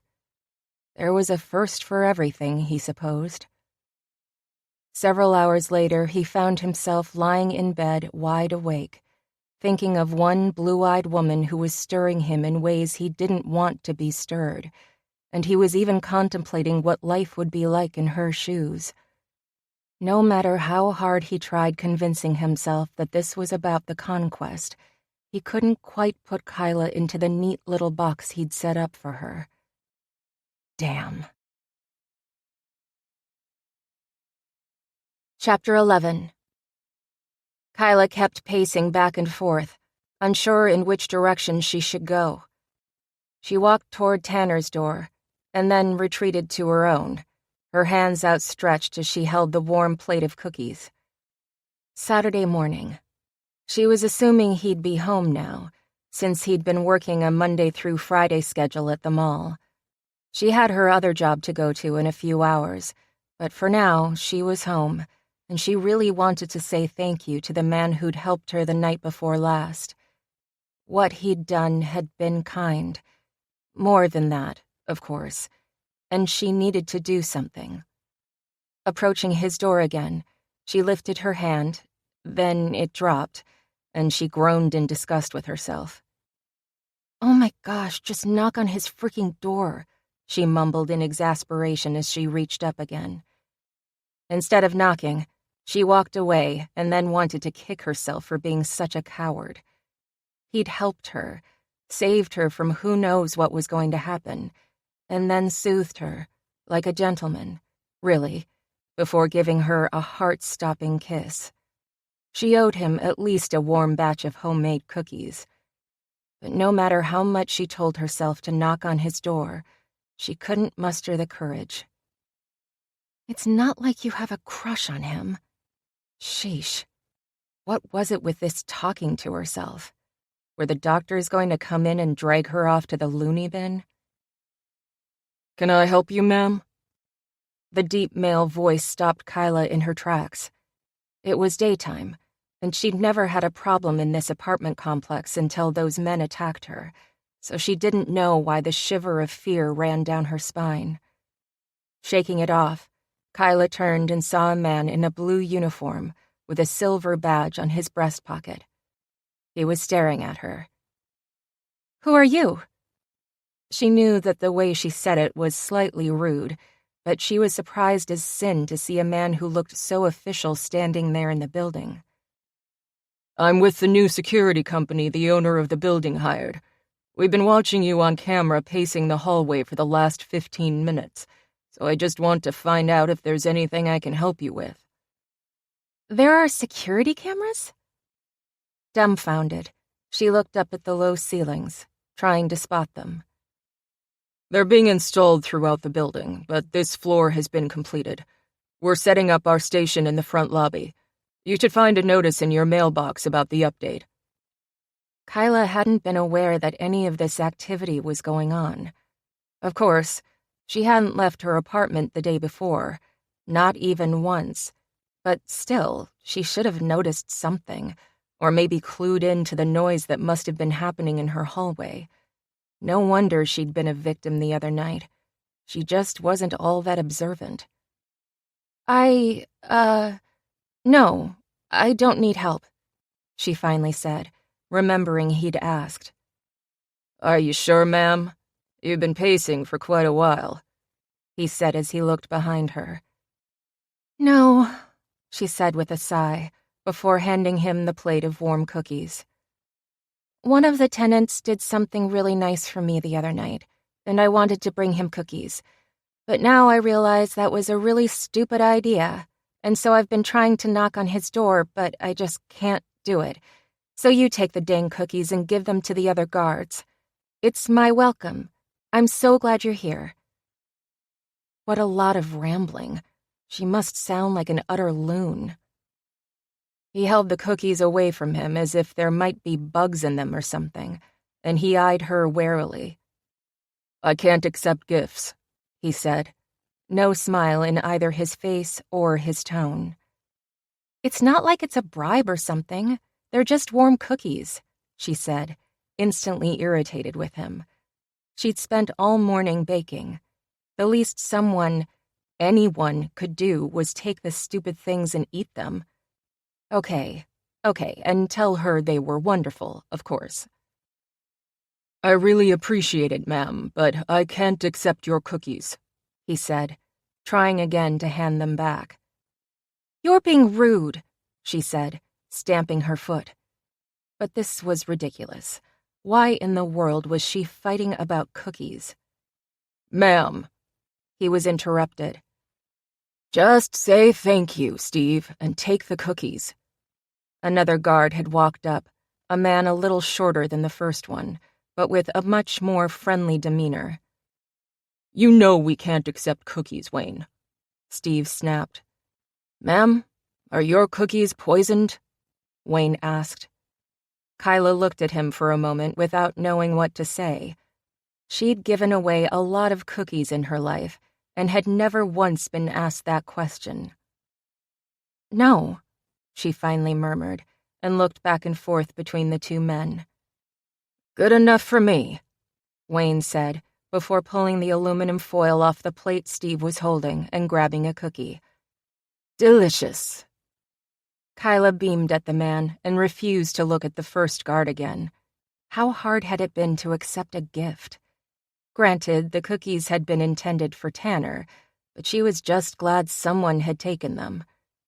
"I'm going back to the front," Steve said, thrusting the plate at Wayne before spinning on his heel and heading the opposite direction. "I'm sorry about Steve. He's a by-the-books-all-the-way kind of guy. My philosophy is to just live a little." Wayne finished his cookie and grabbed another one. "I like that philosophy so much better. Life is short. Why not enjoy it?"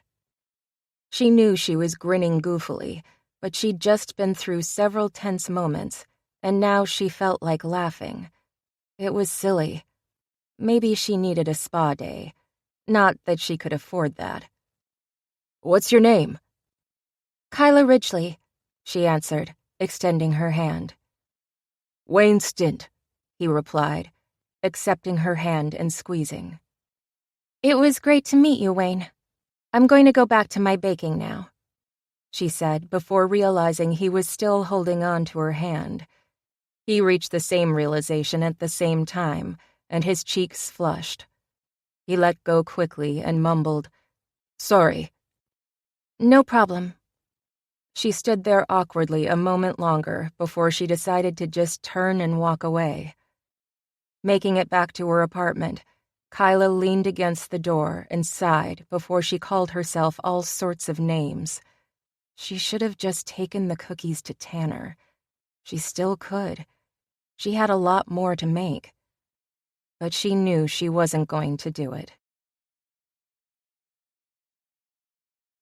Chapter 12. Well, look at what we have here. Tanner froze. He didn't need to turn around to recognize that voice.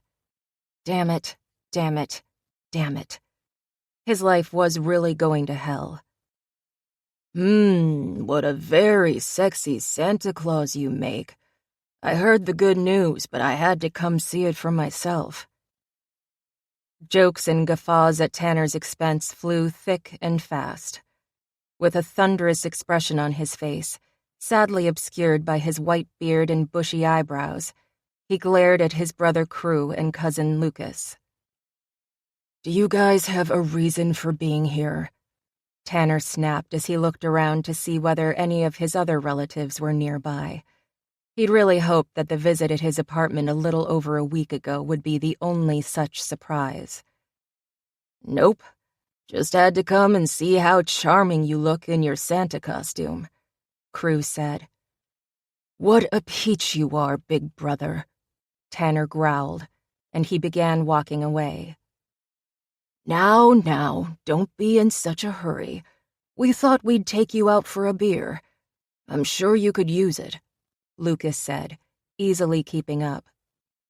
Very funny, Lucas. You both know I'm under flipping house arrest. The only place I get to go now is to my wonderfully quaint apartment. That is, if I don't get mugged on the way there, he said as he reached the break room and began yanking the Santa suit off. Well, then, I guess we'll just have to drink a couple of beers in your new digs, Crew said. I'm looking forward to checking the place out. What if I'd rather not have the company?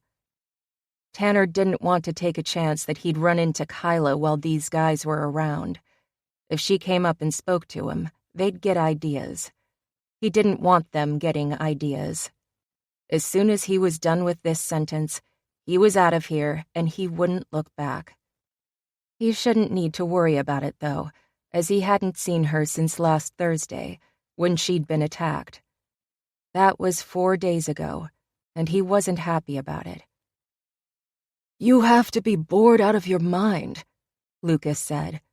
Of course you want the company. I'm not going to get you two to go away, am I?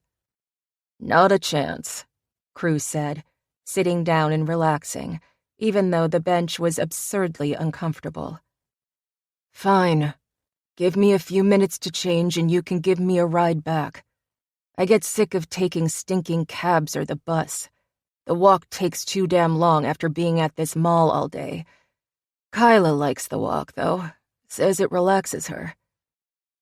Tanner wanted to bite his tongue off as soon as the words popped from his mouth. There was no hope the two of them hadn't noticed his slip. Kyla? They said in unison, eyebrows raised. Don't, Tanner replied, and added another glare to let them know it was a closed subject. Have you managed to find romance in the projects? Crew asked. The apartments aren't the projects, and no, I haven't. Even if I had, I certainly wouldn't tell you about it. I think you're protesting a little too much, cuz, Lucas said with a big grin. Tanner had met his Anderson cousins a year ago, or a little more. He hadn't known of their existence until then, thanks to a very desperate doctor who'd kidnapped his father when he was a newborn. But it was as if they'd all been together their entire lives. All of them got along beautifully, and none of them had a problem with flinging crap at each other. "How could I have met someone?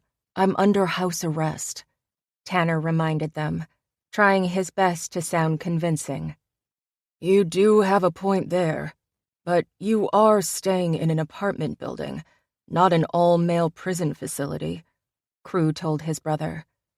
"I think meeting someone is a definite possibility." "Fine, I did meet a woman, but it's not what you think. She's an elf." Again, if he could kick his own ass, he would.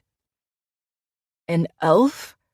Oh, this just keeps getting better and better," Lucas said with a Santa-like belly laugh. "I think there's an adult movie or two with Santa and his elves," Crew managed to choke out in the midst of an explosion of his own guffaws. "You're both dumbasses," Tanner said as he buttoned his coat and left the room. There was no way he was continuing that conversation, but he knew the two of them were right on his heels because their laughter followed him out of the mall. "Where are you parked?" Tanner practically growled. "This way," Lucas said, trying his hardest to suppress his merriment now. Tanner was really hoping they were driving a truck. Then he could sit in the bed and ignore both of them. Or maybe he could just jump from the vehicle as it was going down the road and land himself in the hospital for the rest of his sentence. Either option sounded all right with him. When they reached the car, not a truck, damn it, Tanner climbed in back and, miracle of miracles, his two tormentors kept silent for the short ride back to the apartment building. When they made it inside without running into Kyla, Tanner breathed a huge sigh of relief. If the two of them saw how unbelievably gorgeous his elfin neighbor really was, they'd be right back to harassing him, and they'd keep at it for the rest of the night. Instead, they popped open a few beers that they'd had in a cooler, and they sat down, the joking over with as the three of them talked about the pros and cons of remodeling versus starting fresh. By the end of the conversation, Tanner was torn. He couldn't alter his plans. That would be foolish. However, he wanted new, but he knew he might not get his way. Damned judge. So he needed to have a plan B. No, he wouldn't change his mind. If only the what-if thoughts about Kyla didn't keep running through his head. "Some of us aren't locked into this apartment building, so we're going to get out of here now," Lucas said with a sly look at Tanner. Yeah, enjoy your fun, but one of these days you're going to find your ass in a similar situation." "I don't think so, cousin," Lucas said as a knock sounded on the door. "I'll get it." Lucas swung the door open, and before Tanner could stop him, he felt his cheeks instantly heat up. Kyla was standing there in the opening with a shy smile, but her cheeks reddened too when she noticed Lucas and then looked past him to where Tanner was standing awkwardly next to his brother. My, a hot girl delivering cookies," Lucas said as he turned to wink at Tanner. "Maybe I shouldn't be in such a hurry to leave." "Shut up, Lucas." Tanner was finally able to make his feet work, and he moved to the door, pushing Lucas out of the way. "Hi, Kyla. What's going on?" The smell of her freshly baked cookies was wafting from her open apartment door, and Tanner's mouth watered. As much as he didn't want his brother or cousin to meet Kyla, the deed was done, and he found himself wanting to drag her into the room and devour her, take her temptingly pouty mouth with his own and kiss it, kiss it, kiss it. I, baked some cookies as a thank you," she murmured. Tanner could barely hear her. "Cookies? I love cookies," Crew said as he walked up next to Tanner. Kyla could do nothing more than gape at Tanner's brother in surprise as he reached out and took the plate. And her surprise didn't end there. Thanks, Kyla. I'll talk to you later. Tanner did the rudest thing he'd ever done in his life and shut the door in her face. Yes, his brother and cousin had seen her, but if she now disappeared, the ribbing should be minimal. He absolutely didn't want his family to torment him with questions about her, even though he knew at least a few were coming his way. The damage had been done. Hot damn.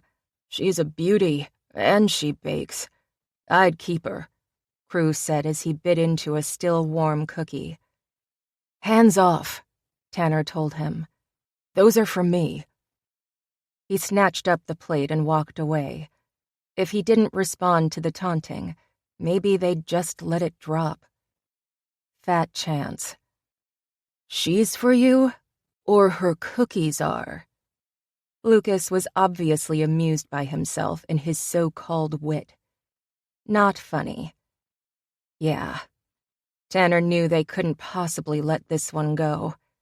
He wouldn't have let it go if the situation was reversed, but that was beside the point. This was him on the receiving end, and he didn't like it. Didn't like it one little bit. Weren't you guys just leaving? He said, praying that Kyla wasn't on the other side of the door as he yanked it back open. Thankfully, she was gone. I don't want to leave now, Cruz said. Things just got interesting. Tough. I'm going to bed, Tanner told them. At 9? Lucas asked. You're becoming an old man. Yeah. Well, you've been here a couple hours and you've already overstayed your welcome. Now get out of here before I tell your wives what great guys the two of you are.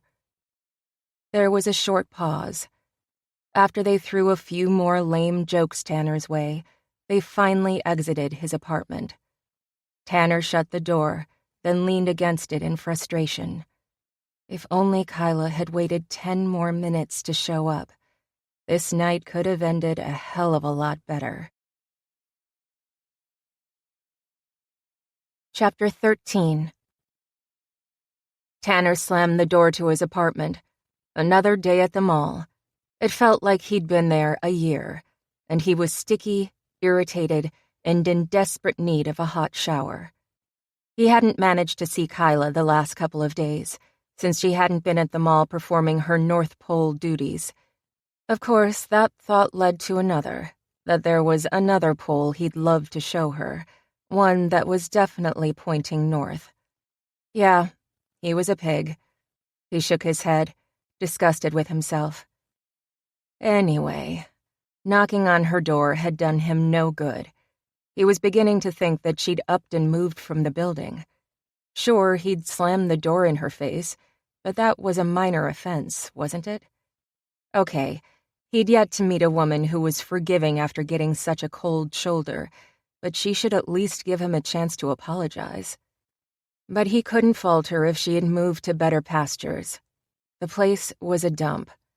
As soon as his punishment was over, he wasn't setting foot inside these doors again, not until he managed to get a demolition crew in, and he could personally direct the first wrecking ball through its thick walls, starting, of course, with the very apartment he was imprisoned in. After taking as long a shower as the ridiculously small hot water tank would allow, Tanner stepped from the tub and was grateful no one was around to see all his goosebumps from the freezing cold room. He was wrapping a towel around his waist when he heard a knock on his door. He wasn't expecting anyone. He moved toward the door, and then realized his ankle monitor was on full display, so he rushed back to his room and threw on thick socks. But he didn't have the time or the energy to do anything about the towel, which was the only other thing covering him. If his visitor had a problem with it, he or she shouldn't knock on his door unannounced. Beyond irritated and shivering, he stomped over and flung the door open, and then just stood there at a loss for words.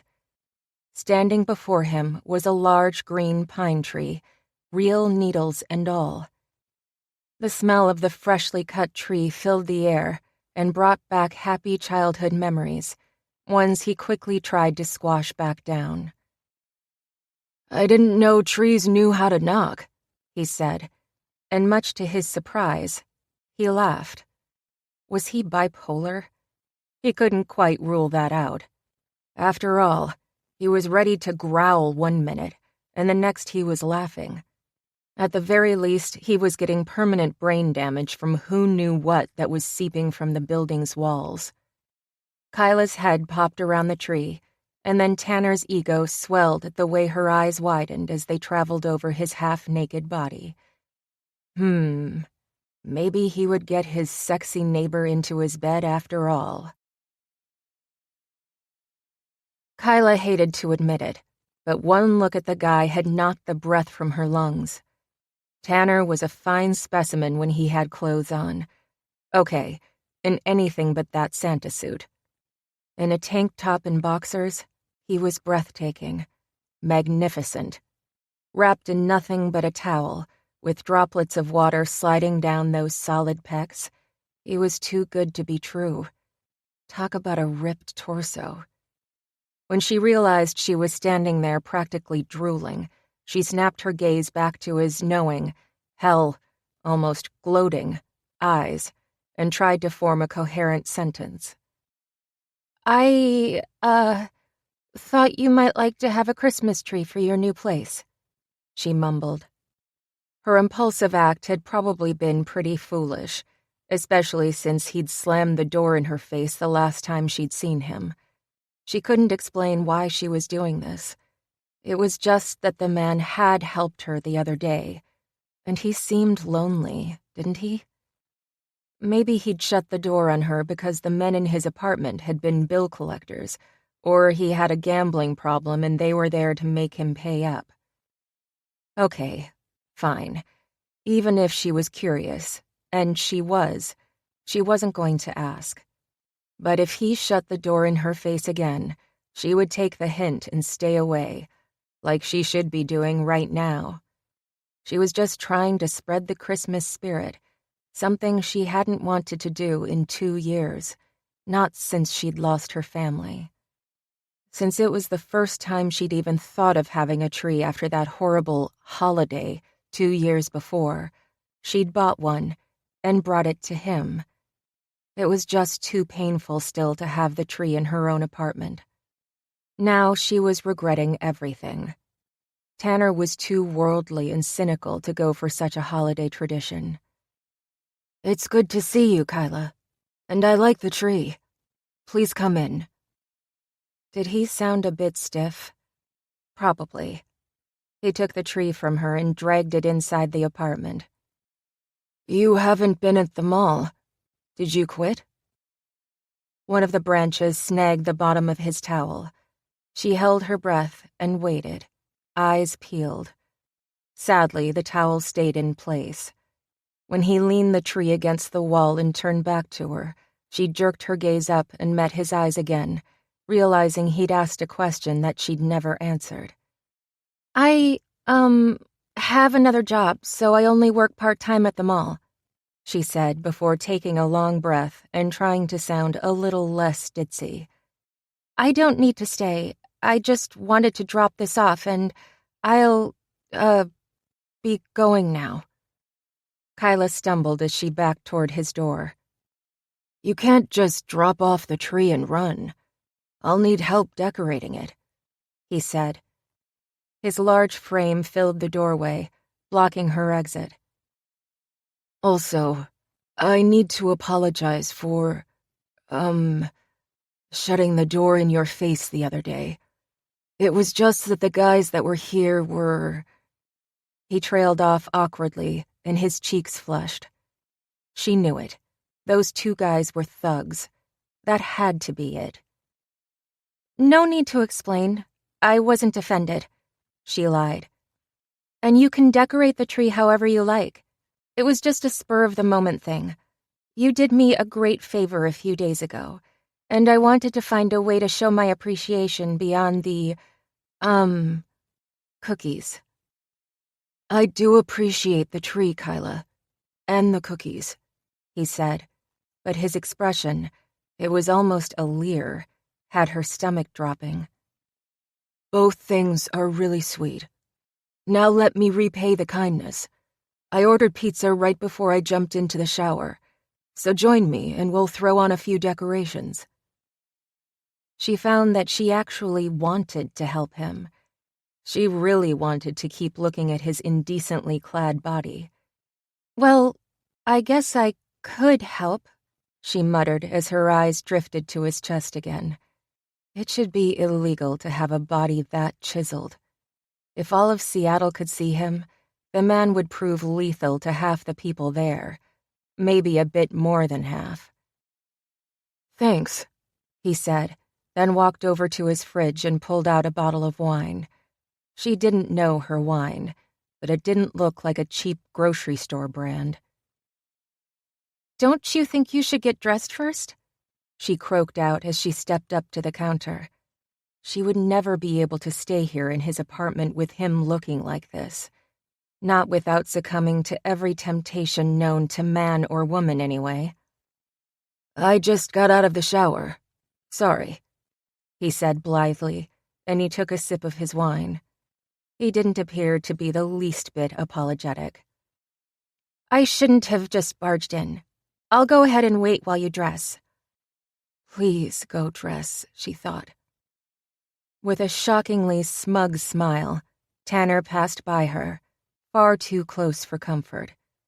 The fragrance of his body wash hit her point blank, making her inhale extra deeply. She really wanted to run her fingers down his perfect chest. Just once, she thought.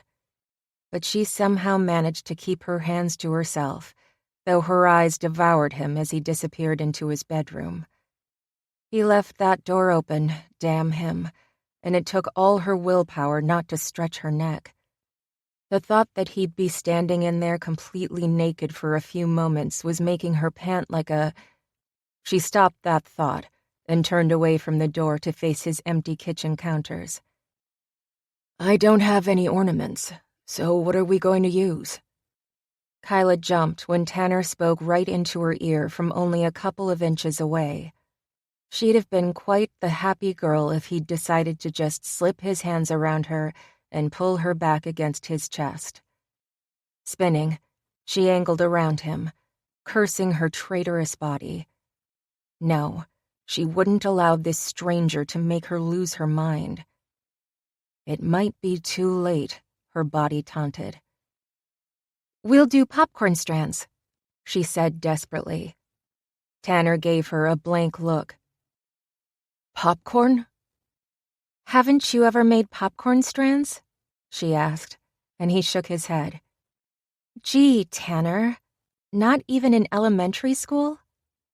Nope, he replied, refilling her glass. Kyla was shocked. She'd somehow drained the first glass of wine in no time flat. Well, then, you're in for an experience. I'll be right back. I have some things we'll need in my apartment. She rushed from his place back to hers and gathered up all the supplies, not only for popcorn strands, but for some other homemade ornaments as well. Cheap decorating was simple if you had an ounce of knowledge and a desire to do arts and crafts. As she took a minute to control her breathing, she looked at the things she'd amassed with a bit of sadness. Making popcorn strands for the trees outside had been a tradition in her family. Her dad loved feeding the birds and squirrels, and they'd all had so much fun threading mountains of popcorn and berries. Of course, her family had eaten as much in goodies as they'd put on the strings, and always did so to the sounds of the Rat Pack singing Christmas songs. Kyla didn't know what had possessed her to buy those things this morning. One minute she'd been doing a little grocery shopping, and the next she'd been checking out with popcorn and cranberries in her cart. That was before she'd even ended up at the Christmas tree lot. There weren't even any trees outside the apartment building. The act had been completely senseless. Well, it had been until now. Maybe her mom had been there with her, and she'd put the items in the cart. The thought made Kyla's eyes sting. but she was finished feeling sad and refused to shed more tears. It was time to embrace some happiness. When she came back into Tanner's apartment, she found him nailing a couple of boards onto the bottom of the tree. His assistant had brought him some carpentry supplies after the rodent debacle, and she watched as the muscles in his shoulders flexed with the swinging of the hammer before he stood and propped the tree up on its makeshift stand. "I didn't take you for the kind of man who could handle a hammer and nails," she told him. She set down the tree stand she'd grabbed, too late, and then placed her packages on the kitchen counter. Next, she found a frying pan, put it on the heat, and poured in 2 tablespoons of oil to it with 1 kernel. When the kernel popped, she added half a cup of popcorn and waited for the party in the pan to happen. "Hey, Tanner, can you grab a big bowl?" He went over to the cupboard and took down the bowl. "I prefer not to be categorized. There are a lot of things I can do that would shock you." His wink had her blood stirring. "I'll just bet there are," she said. She certainly couldn't compete with his level of flirting, but she wasn't going to just stand there in shock all night either. "I'll be glad to show you," he offered. And once again, he was suddenly far too close. "Why don't I take the lead and show you how to make popcorn strands?" She gave a nervous laugh and pushed him back, her hand nearly sizzling when it made contact with his rock-hard chest. "I have much better ideas on what would be fun," he said, boxing her in against the counter. Tempted. But her reasonable side kicked in before she could do something rash, and she brushed past him. Tearing open the bag of cranberries, she put them in a bowl, then grabbed the bag with string and large sewing needles in it. "Make yourself useful and thread a couple of needles," she said before moving back to the counter and picking up her glass of wine. It really was good, and right now, she needed it. The sound of the corn popping served as a distraction, and once the large bowl was filled with the puffed kernels, the two of them moved into his living room and began making decorations from opposite sides of his couch. "Why is your stay in these apartments temporary?" she asked as she began slipping popcorn onto her string. "Isn't that what you said?" He watched for a moment and then began imitating her, alternating between popcorn and cranberries. "It's a long, boring story," he finally answered. "I don't mind listening. I have a few long, boring stories of my own if you want to hear," she said with a brittle laugh. She didn't really mean that. It wasn't as if this man would want to hear anything about her. In reality, she was pretty boring, or so she thought.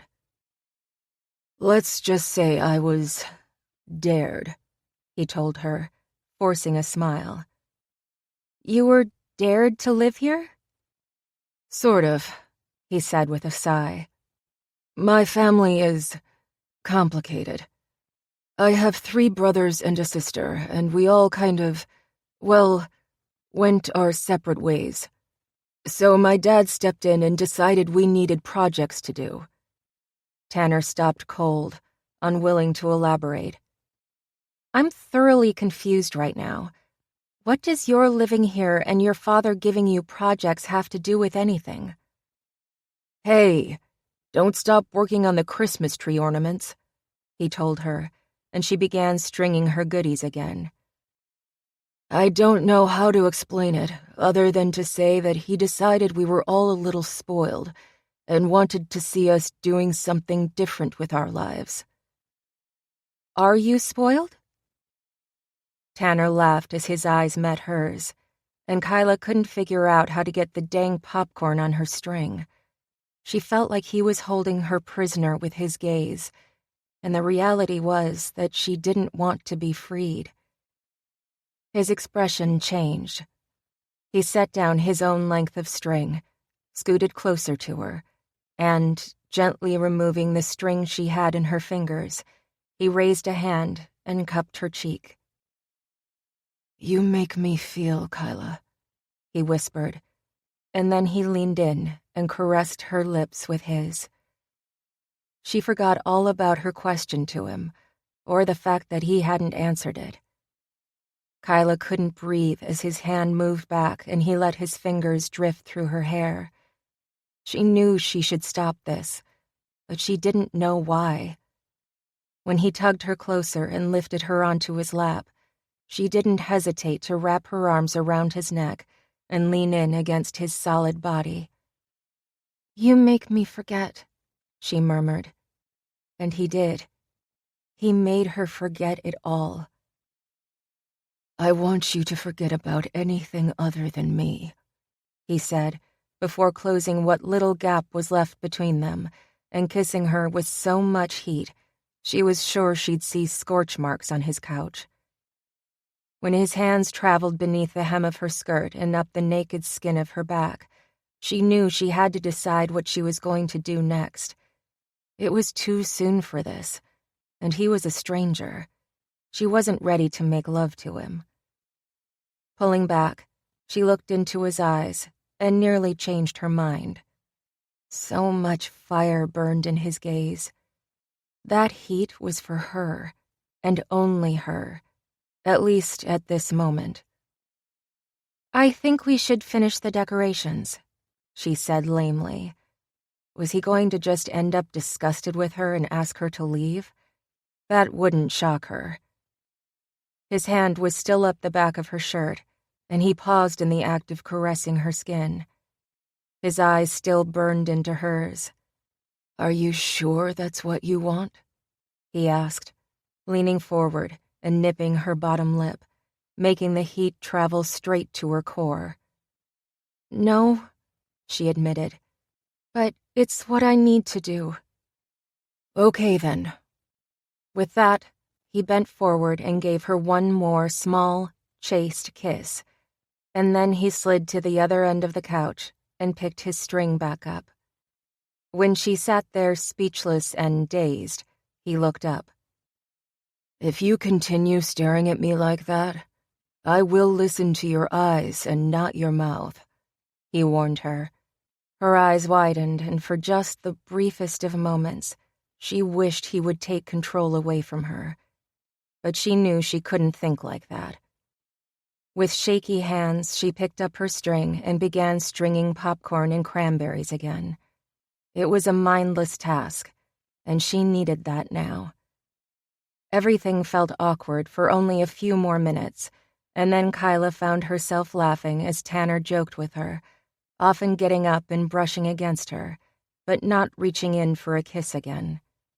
Once the popcorn and the cranberry strands were done, she brought out some white paper and taught him how to make snowflakes. The pizza finally arrived, definitely not a 30-minute pie, and their time together couldn't have been better as her stomach filled with pizza, Christmas goodies, and wine. When they looked at their finished project, she was overflowing with pride.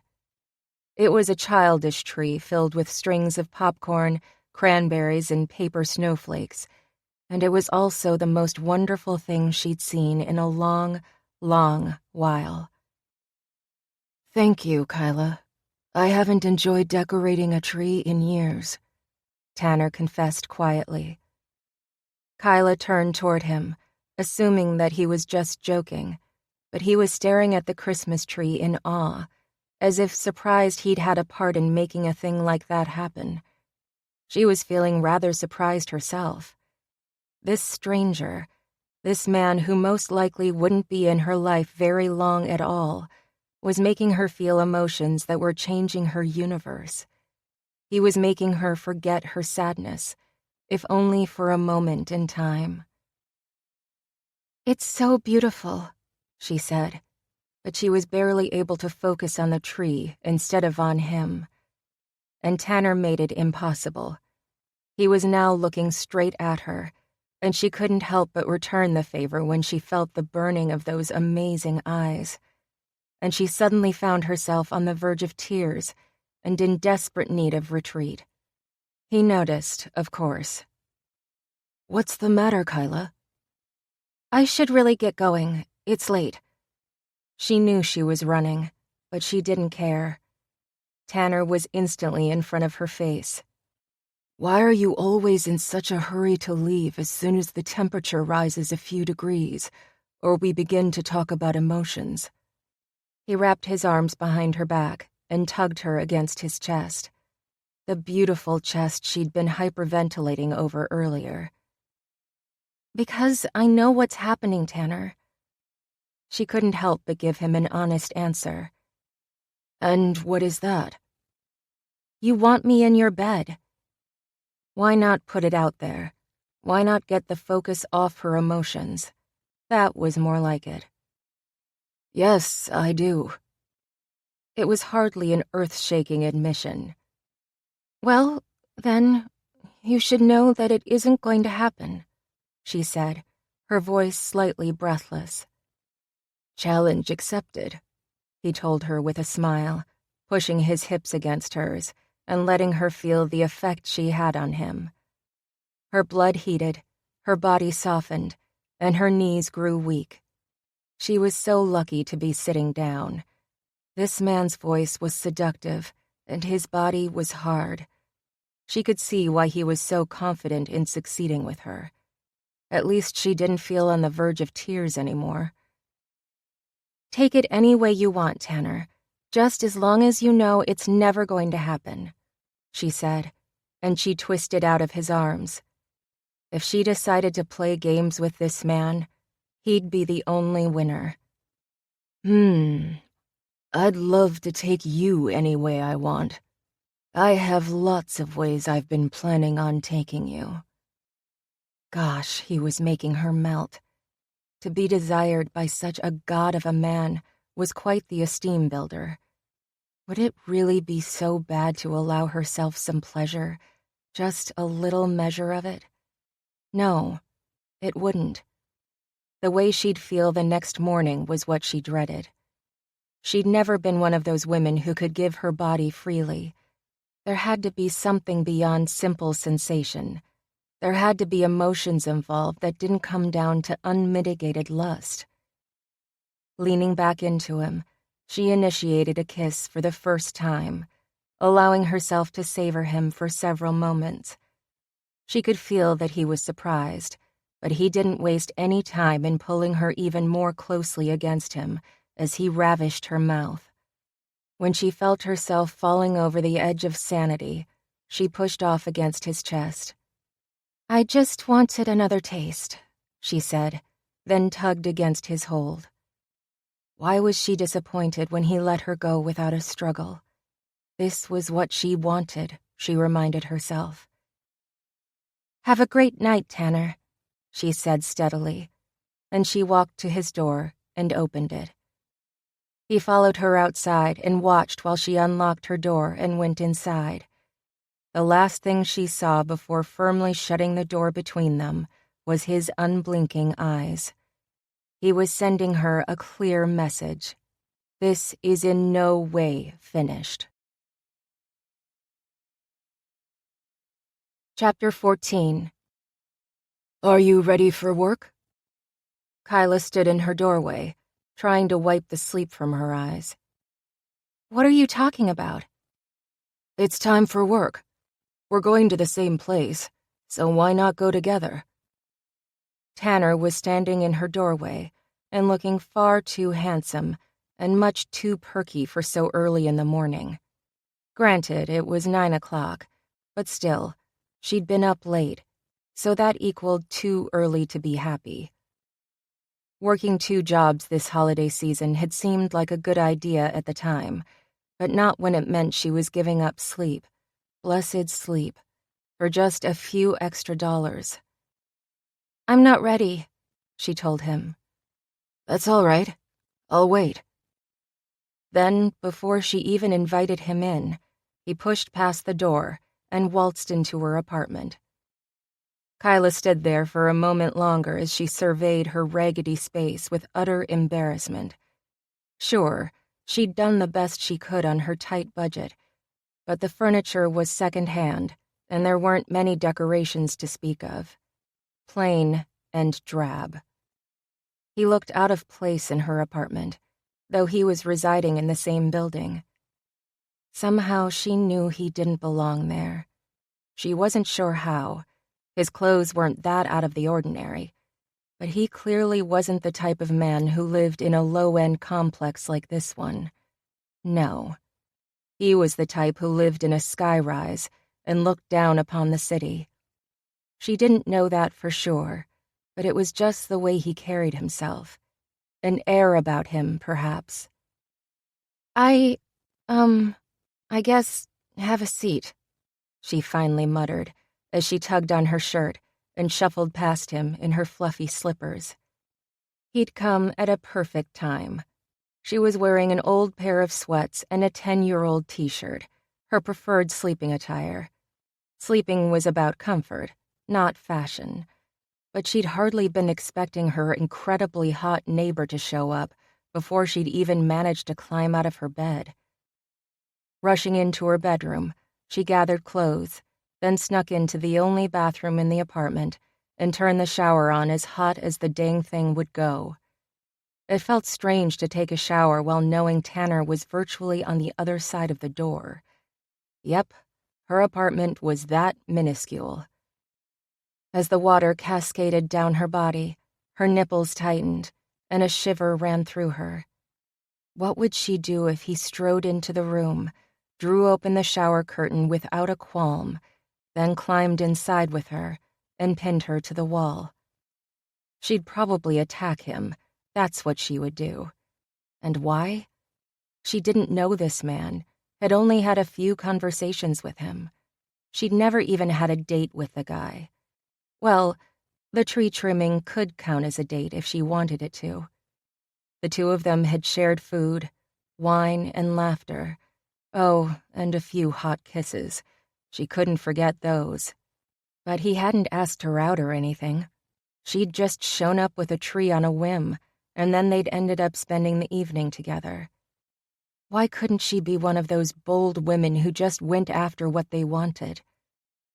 Once she emerged from the shower, she wiped the fog off the mirror and analyzed her reflection. She wasn't the most beautiful of women, but she also wasn't exactly ugly. She took care of her body and her skin. She didn't spend hours in front of the mirror, but she occasionally liked to fix her hair up nicely and spritz on some perfume. Why did some couples make their relationships seem so easy, while people like her seemed so lost in this whole mess? Maybe it came down to confidence. Maybe she needed to forget about what the world expected. Maybe she should just go after what she wanted. The problem with that, though, was that she didn't know what she wanted. At least she hadn't known what it was for the last 2 years. All she knew for sure was that Tanner was the first man in ages who had set off a spark inside her, and she wanted to see where that spark might lead. But she wasn't sure she'd ever have the courage to admit that to him. With a long, suffering sigh, she pushed away from the mirror and got dressed. She would have to face this man at some point soon. She couldn't hide in her bathroom forever, though the idea wasn't unappealing right now. When she finally opened the door, a pleasant smell drifted toward her, and she followed her nose to the tiny kitchen. She was in shock when she found Tanner standing at her stove with a towel tucked into the front of his jeans and a spatula in hand. "Hope you're hungry, 'cause I sure am," he said as he flipped a piece of French toast in the frying pan. "You're cooking?" she said stupidly. Obviously he was. "I didn't think you would mind. I brought over the stuff from my place, so you're not out any food." "You brought food over?" "Are you going to repeat everything I say? With only minor variations, of course." He stopped what he was doing and turned to face her. Yeah, I'm a master chef and you're impressed," he said with a big grin. She paused for another moment before an answering grin broke out on her face. "I actually am impressed." she said before pulling down 2 plates from her cupboard and setting them at her little table. Wow, didn't expect you to admit that, he told her with a cheesy smile. I call it like I see it. Kyla's confusion was evaporating, though she wasn't sure why. She placed the syrup and butter on the table and waited for him to bring the food over. Why was she spending so much time analyzing this? Hadn't he said he wouldn't be at these apartments very long? Didn't that mean that she really had nothing to risk by flirting with him, by just enjoying his company? Even if she did end up getting a little attached to the man, he would leave just as quickly as he'd appeared in her life. She didn't yet know if she was willing to sleep with him, but a bit of harmless banter didn't hurt anyone, right? She took her first bite, and then had to gush. Oh my goodness, this is great. How did you come up with it? This French toast is a sworn secret. There's no way I could divulge the recipe. I have ways of making you talk, Tanner. By all means, make me, he said with a waggle of his eyebrows. This stuff is good enough that I just might try. She didn't even know who she was as she continued flirting with Tanner so shamelessly. She also didn't care. It just felt right. The 2 of them finished their meal, and then she insisted on washing the few dishes involved before they left her apartment. When they entered the street and began strolling along, Kyla was a little bit afraid at the comfortableness she now felt with Tanner. This was certainly a routine she could get used to. When his hand reached for hers and she accepted the twining of their fingers, her heart started to flutter. Maybe now was the time to worry about getting attached to him. She could certainly feel something when she was with this man, something much more potent than she wanted to admit to. But for now, she didn't have the time to worry about it. Maybe she would tomorrow, or maybe the day after tomorrow. Chapter 15. Yeah, you've got that something. That was it. He must be in a freaking time slip, thrown back decades to a silly period where even 4 grown men sang stupid songs about holding hands. The whole thing was just weird. He'd started to walk Kyla to and from the mall over the past few days. What if she was followed again? That was a good excuse, wasn't it? And each day, damn it, he took her fingers with his, and his thumb rubbed against her satin skin, and he felt as if he never wanted to let go. What in the hell was he thinking? This was a new one for him. Who held hands anymore, except maybe old married people? What was the point? Okay, there was a pulse nearby, so maybe if you pushed at it cleverly, it would serve some automotive function and send a babe you wanted into overdrive. He'd have to check that out on the web.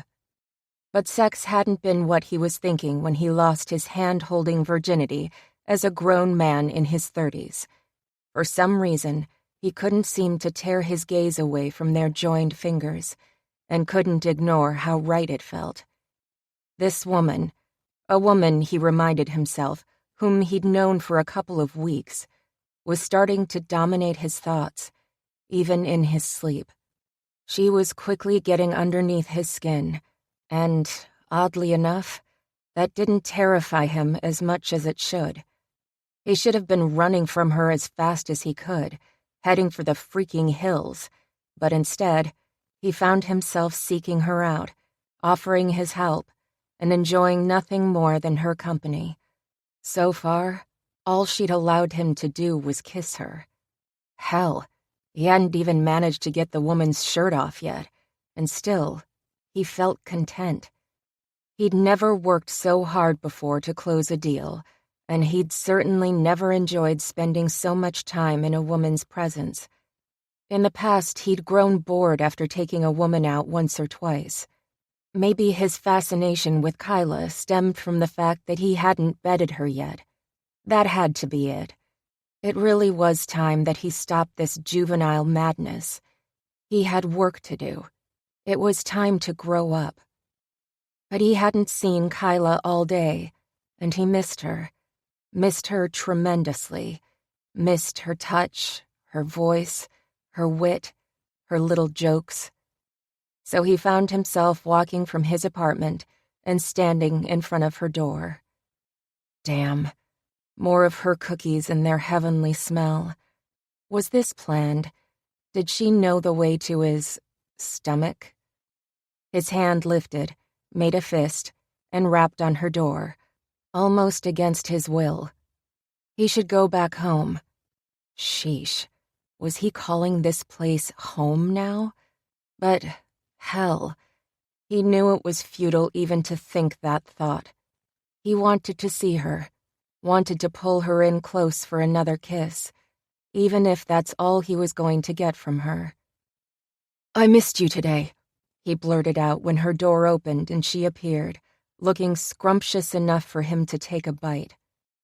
Her hair was tied back, a few escaped tendrils lying softly against her face, and she had flour smeared across her nose and forehead. Wearing an apron that was also covered in flour and had the motto, "Cooks do it hotter," she looked better than if she'd been standing before him in the finest lingerie. Yeah, he had it bad. "Invite me in?" She replied with a lift of her eyebrow and a slight smile on her lips as she waited for him to continue. "I want to taste your cookies," he said with a wolfish smile.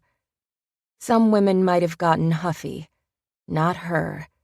Kyla laughed and, much to his surprise, opened her door wider so he could step through. That was another thing he loved about her, the fact that she could take what he dished out and even give it back most of the time. You look so pathetic standing there with drool on your chin. How could I possibly send you away without getting a taste?" His heart rate jumping up by at least 50 beats per minute, Tanner couldn't stand it any longer. He cornered her in the kitchen and, without giving her time to resist, pulled her against him as he lowered his head. He had to have a mouthful before he died of hunger. Kyla didn't hesitate.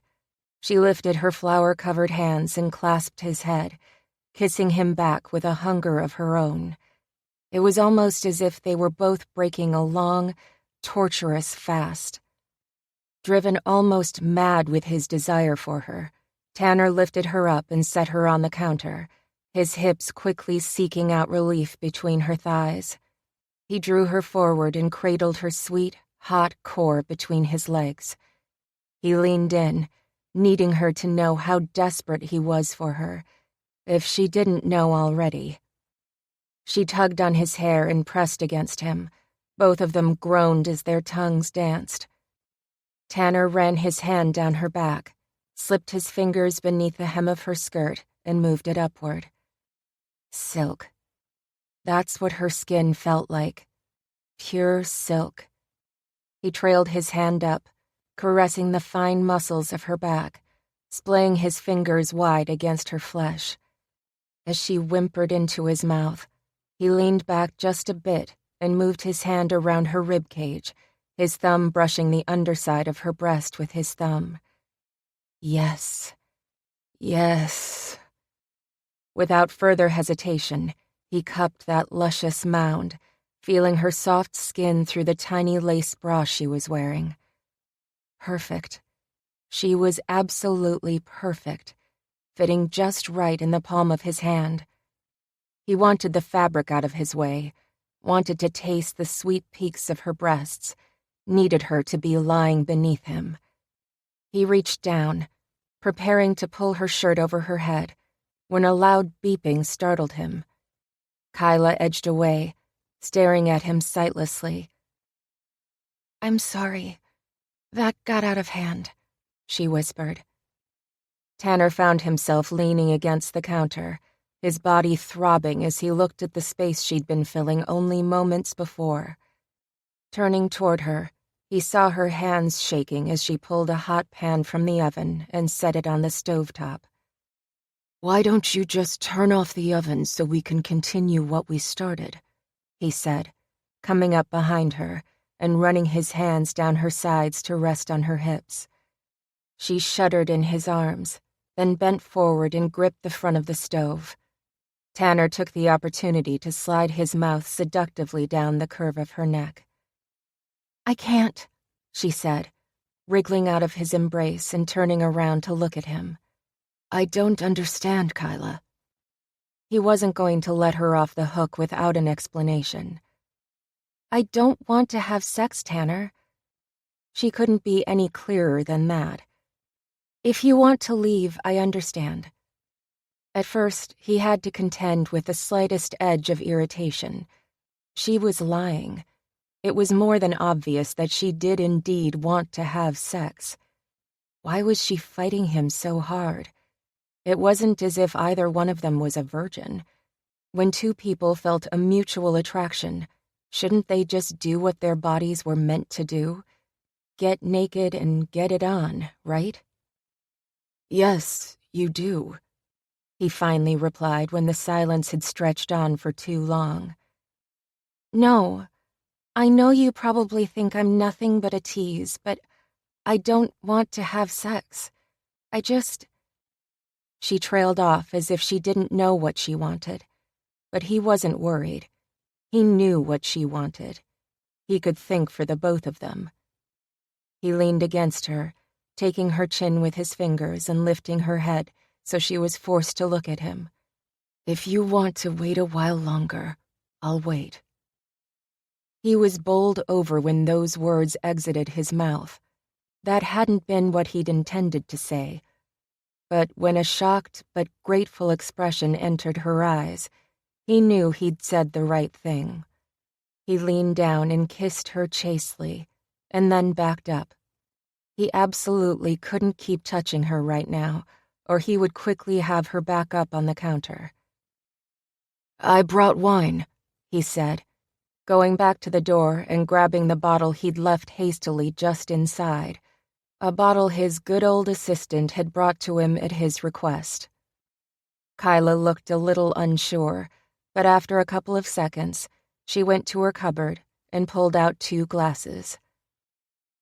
"I don't have fancy wine glasses, but I'm sure it will taste the same no matter what we drink it from," she said with a self-conscious giggle. "Of course it will," he said, though some experts claimed that the shape of the glass could influence wine's flavor and aroma. No need to point that out. Could he taste or smell anything but her? Not bloody likely. So he poured the wine and asked, "What can I do to help?" He leaned against the counter as she began taking the cookies off the pan and setting them on wax paper. "You can stay out of the way so I can finish up in here." "Have you forgotten that I'm a master chef, Kyla?" "I haven't forgotten that, but this is my cooking time, and I don't like to be shown up." With a grin, Tanner grabbed a couple of the cookies, taking a big bite from one and groaning his approval. "Oh, this is good," he mumbled. Once he'd swallowed, he popped the rest of the cookie in his mouth. He saw the delight in her eyes at his compliment, and though she scolded him, telling him to quit eating all the cookies, she put a glass of milk in front of him and said he needed it to wash them down. Cookies and wine just didn't have the same flair. "Who taught you how to bake?" he asked when his mouth was finally empty. "My mother," she said quietly, and her eyes drooped. He shouldn't, but he really wanted to know her full story, know what had happened a couple of years ago. Yes, he could look it up, find out the information from a second party, but that's not what he wanted. He wanted her to tell him, to share with him. She'd given him only a small snippet so far. "You know you can talk to me about it if you need to." "Why would you want to listen to my drama?" Kyla was trying to make a joke here, but it was falling flat. Sometimes it's easier to talk to someone you don't know real well, someone who wasn't there. I may eventually take you up on that offer, she said before pausing. If you're still around. She said that last part with a disappointment that lingered, and Tanner suddenly felt himself wanting to be around long enough for her to trust him. But he wouldn't be. They both knew that. Tanner wasn't the type of man who stayed in the trenches too long. Yes, he'd had moments in his life when he found himself among the masses, but those times didn't last. There were a couple of kinds of people in this world, and he was certainly on the top of the list. He didn't know where Kyla stood. Yes, she was down and out right now, but he had a feeling it wasn't a place she would stay too long either. Did the two of them have more in common than he'd originally thought? She couldn't have the kind of money and influence he had, even with all the billionaires now on the ground, but she could certainly be a powerhouse of her own. But what did all of that matter anyway? The rich bitches he'd known had been just that, really. Bitches. Not that he was any prize when it came down to it. Shaking off the mood-killing thoughts, he popped another cookie in his mouth. Let's watch a movie, he said as he watched her take out her last tray of goodies. A movie? Haven't I said this before? You really like repeating what I say, Kyla. He chuckled, then stood up and moved over to her DVD stand. You just change subjects so quickly and so often that I'm trying to keep up, she told him. I like to keep you off kilter. It's fun. That's not very nice, Tanner, she told him with a mock glare. Baby, I'm all kinds of fun, he replied, snaking his arm around her and tugging her in close to his heated body. Tanner, she said in a warning tone, but her breathing had already accelerated, and he hadn't even kissed her yet. I'll break down your walls, sweetheart. You can trust me on that. Tanner's mouth moved dangerously close to hers. He felt immense satisfaction when her eyes widened. But I'll be good for now. Okay, not as good as I could be. With that, he released her and picked out a DVD, not even caring what it was as the two of them sat on her couch to watch the flick. This is my favorite one, she said as It's a Wonderful Life began playing. He rolled his eyes. I've never understood why everyone loves this movie so much. His life is completely destroyed. That's the point, Tanner. He has to see what effect taking his own life could have on those he loves.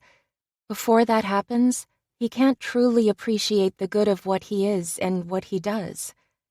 Although he disagreed with her interpretation and still hated the film, Tanner shut up and watched the movie with her. As it continued to play, he scooted closer and closer to her on the couch, draped his arm around her, and began stroking her neck. But he kept his eyes focused on the TV. She was a bit stiff at first, but she soon relaxed, raising her hand to rest on his chest. Then she snuggled closer and sighed at parts of the movie she particularly liked. When the movie ended, Tanner looked down and noticed that she was so relaxed, in fact, that she'd fallen asleep in his arms. Carefully cradling her to him, he lifted her up and proceeded down the short hallway to her bedroom. He managed to pull back a handmade quilt while still holding her, and then laid her down on the soft sheets. After covering her up, he stared down at her face, so beautiful and at peace. Turning and walking away, God, it was hard. He switched off her lights and made sure her front door was locked. Now this was frightening. In less than 3 weeks, this woman had become more than just a conquest to him. The question was, what did he want to do about that? When he stepped back inside his apartment, Feeling pretty great, if still confused, his foot suddenly slipped out from beneath him, and he went flying into the air, a resounding oof coming from his lungs as he landed hard enough to knock the wind out of him.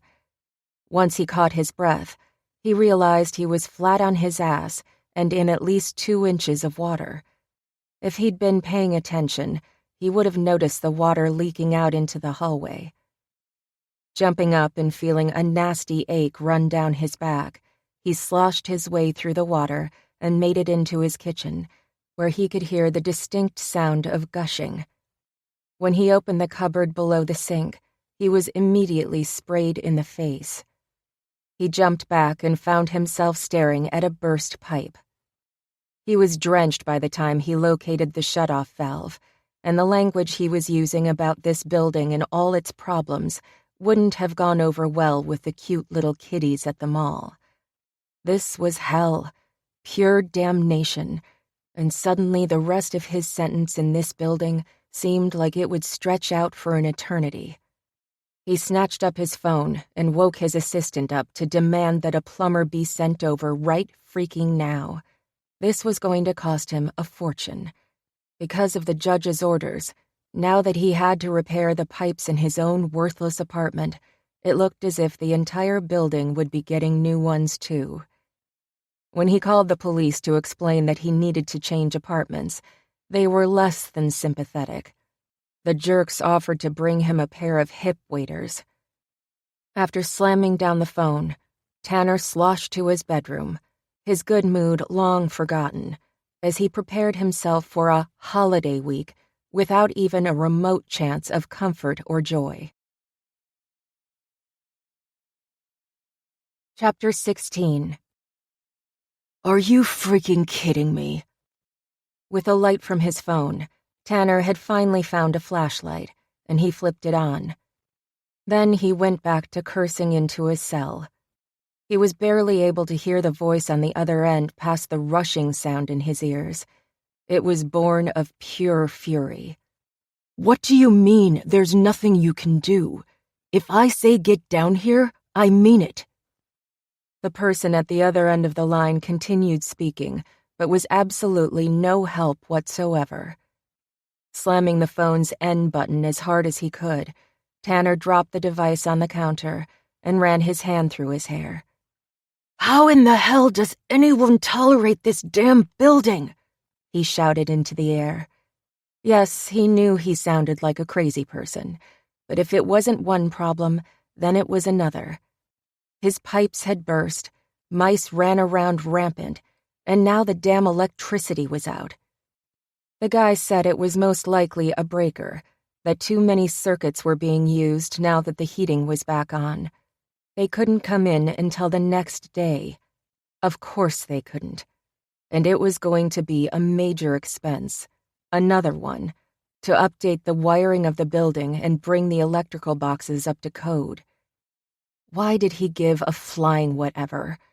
He should just let the tenants live in darkness. Then maybe they'd take a hint at long last and leave so he could hire that wrecking ball and that bulldozer to come in. At this point, he would sit on the ball while it smashed through the walls. The injuries to his body would be worth it. He'd be feeling the miserable, worthless building crumble beneath his feet. Tanner? Stopping his pacing, he shined his light over toward his front door, where Kyla was standing, shifting from one foot to another and looking generally nervous. What? He growled, and when she flinched, he felt immediately ashamed of himself. I'm sorry, Kyla. I'm just frustrated. It's okay, she told him as she stepped inside. I knocked, but I don't think you heard. So I tried the knob and it was open and... She was fighting to control her voice. It's just that the dark sort of freaks me out. What? It's the same place, just a little darker. And anyway, you have a flashlight too. He moved toward her now, until they were standing right there together, facing each other. I know that logically, Tanner, but it doesn't help much.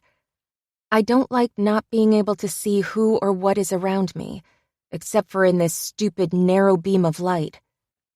In this useless place, who knows what that might be, he said without thinking, and he felt the shudder pass through her body. Sorry, he said again, and this time he was mumbling. No, it's true. Bad things can happen in the dark, she said, edging a couple of inches closer. She was practically pressed against him now. His bad mood quickly deflated. How could he be angry when her warm body was next to his? I know the breaker box is in the basement, Tanner. I just don't want to go down there by myself. I mean, someone else might be thinking the same thing, but then again, everyone might be thinking everyone else is going to go down there. That rush of words was almost amusing. She was cute when she was scared. Breaker box? Do you even know what to do with one? I'm not some simpering female who doesn't even know how to flip a switch up and down, she snapped. Tanner really had to smile now. Okay, that was an asinine question. Why don't we go check it out and see if we can do anything about this darkness?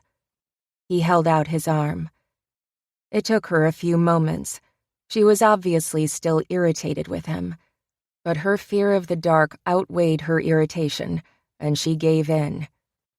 They left his apartment and made their way toward the service door that led to the basement. Where in the hell is security? Shouldn't they be the ones doing this? Tanner asked as they opened the door and faced a set of stairs that he didn't trust to hold their weight.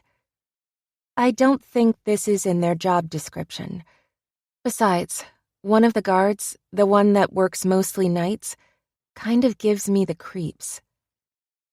Tanner stopped moving and turned toward her. Their flashlights were shining downward, though, and he couldn't see her face. Talk about frustrating. But he tried to sound calm. How so? He asked. I don't know. He just seems... Oh, I'm being stupid. I'm sure there's nothing at all wrong with him. I just get the creeps around him. No reason, she said quietly, obviously focused on the staircase in front of her. Let me know if anything really strange happens. Was it all in her head? That wasn't unlikely, but still, people usually got a feeling, whether good or bad, for a reason. I'm sure it's nothing. Are we both stalling on going down these steps, or is it my imagination? She asked with a nervous laugh. Fine, you caught me. I think I would just about rather do anything other than go down these stairs. Isn't this how all good horror movies start or end? And aren't the people watching the flicks the ones shouting at the television, telling the characters to turn around and run like hell? Kyla's body shook, and he was worried for a moment before she erupted in a big laugh. I can't believe you just said that, Tanner. You sound just like a frightened little girl right now. She managed to gasp out between bursts of laughter. Hey, I'm a damn superhero. I'm going into the basement, aren't I? He said a bit indignantly. Yes, you're my rock, big boy, she told him, and then she moved forward, leaving him no choice but to accompany her down the stairs. Tanner was terrified that if so much as a bug rushed across him, he would end up screaming just like that little girl she'd just mentioned.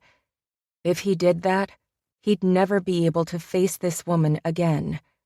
And, damn it, he wanted sex, and he wanted it soon, so the bugs had better stay far away from him.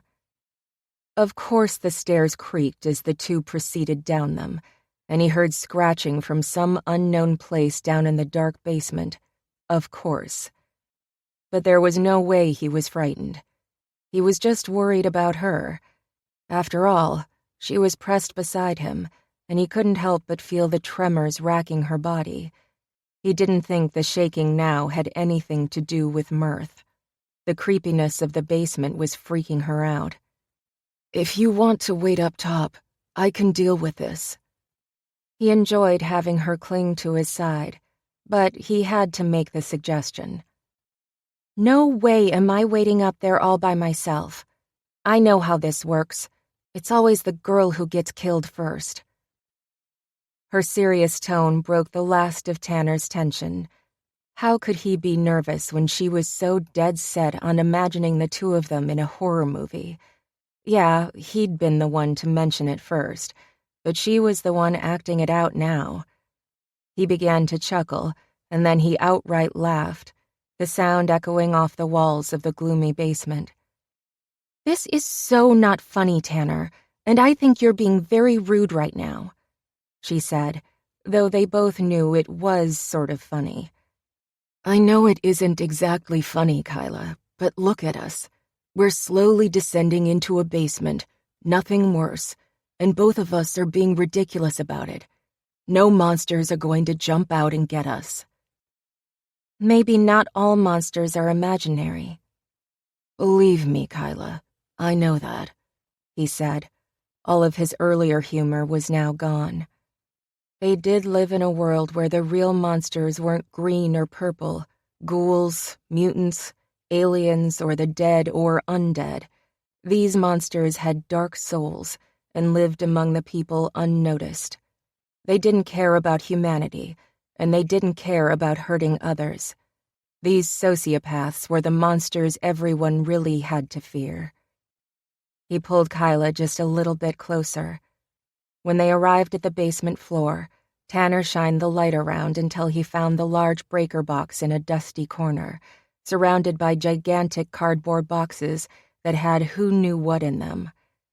What with the cobwebs hanging off those boxes and off rusty metal furniture, and the shadows cast by his and Kyla's flashlights, it seemed a perfect setting for something terrifying to happen.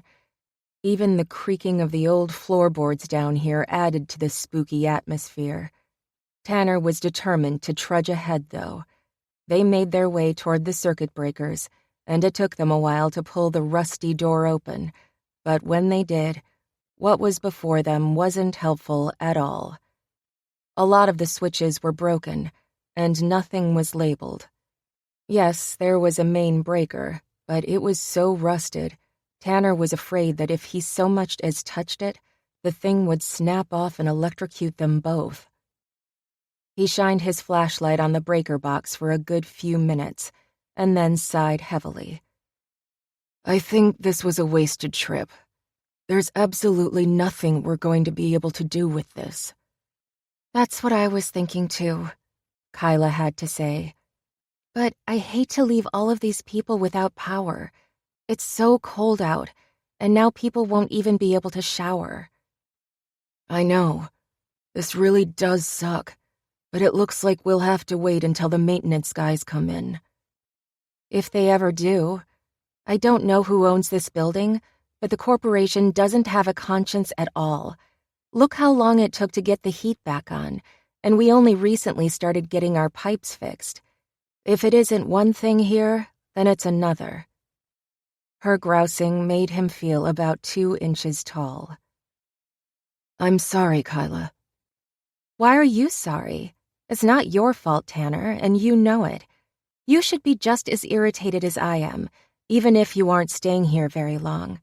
We have basic rights as humans, you know, like a safe and warm place to sleep, especially if we're paying rent. Tanner wanted to tell her again that he was sorry, wanted to tell her he would make sure everything was fixed, but he wasn't planning to do that.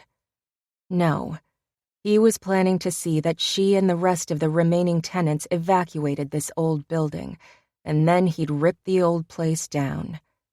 And he wasn't going to lie to himself. The new apartments would go for 5 times the rent that these ones did. None of the tenants here would be able to afford to live in the new complex. Did he feel a twinge of guilt for the first time? Maybe.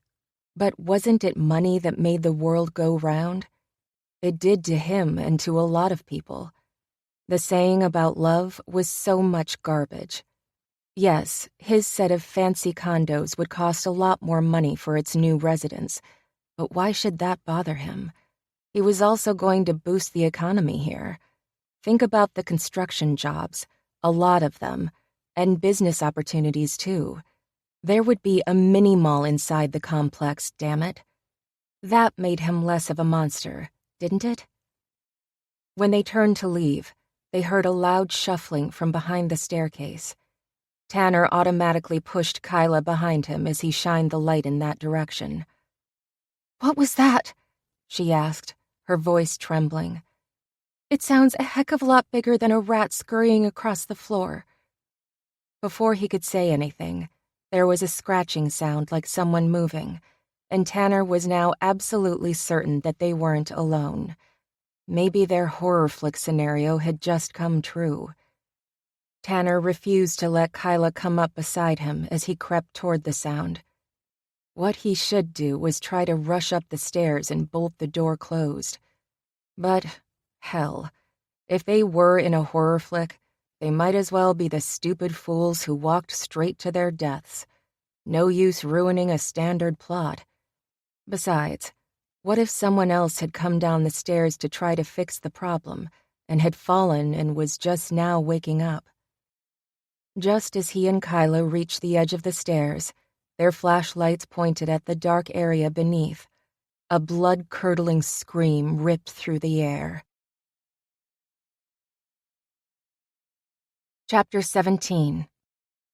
Kyla was on Tanner's back with her legs wrapped around him before she knew what she was doing. When he said something and his voice came out indistinct, she realized vaguely that her hands were around his throat, most likely cutting off his lower airway. The problem was that she couldn't make her muscles unclench. She told herself to let go, but it just wasn't going to happen. She was a helpless mass of terror. "Can't breathe, Kyla," Tanner choked out. What was that?" That was all she finally managed to get through her chattering teeth. "Let go and I'll find out. I don't want to hurt you by prying your hands away," he wheezed. Somehow she managed to loosen her grip around his neck, but nothing she tried was allowing her legs to give up their hold on his waist. She wasn't going to move from his back. "Okay, you have to climb down, Kyla, so I can figure this out," he said, his voice still a bit hoarse, but sounding better than it had when she was nearly throttling him. "Nope, not letting go," she told him. To her amazement, a small chortle escaped his raw throat. "Okay." He went forward and spoke to whatever monster was threatening them. "Who's there? I'm not going to hurt you unless I have to," he said. Whoa. Tanner really sounded frightening now. Kyla wouldn't want to be on this man's bad side.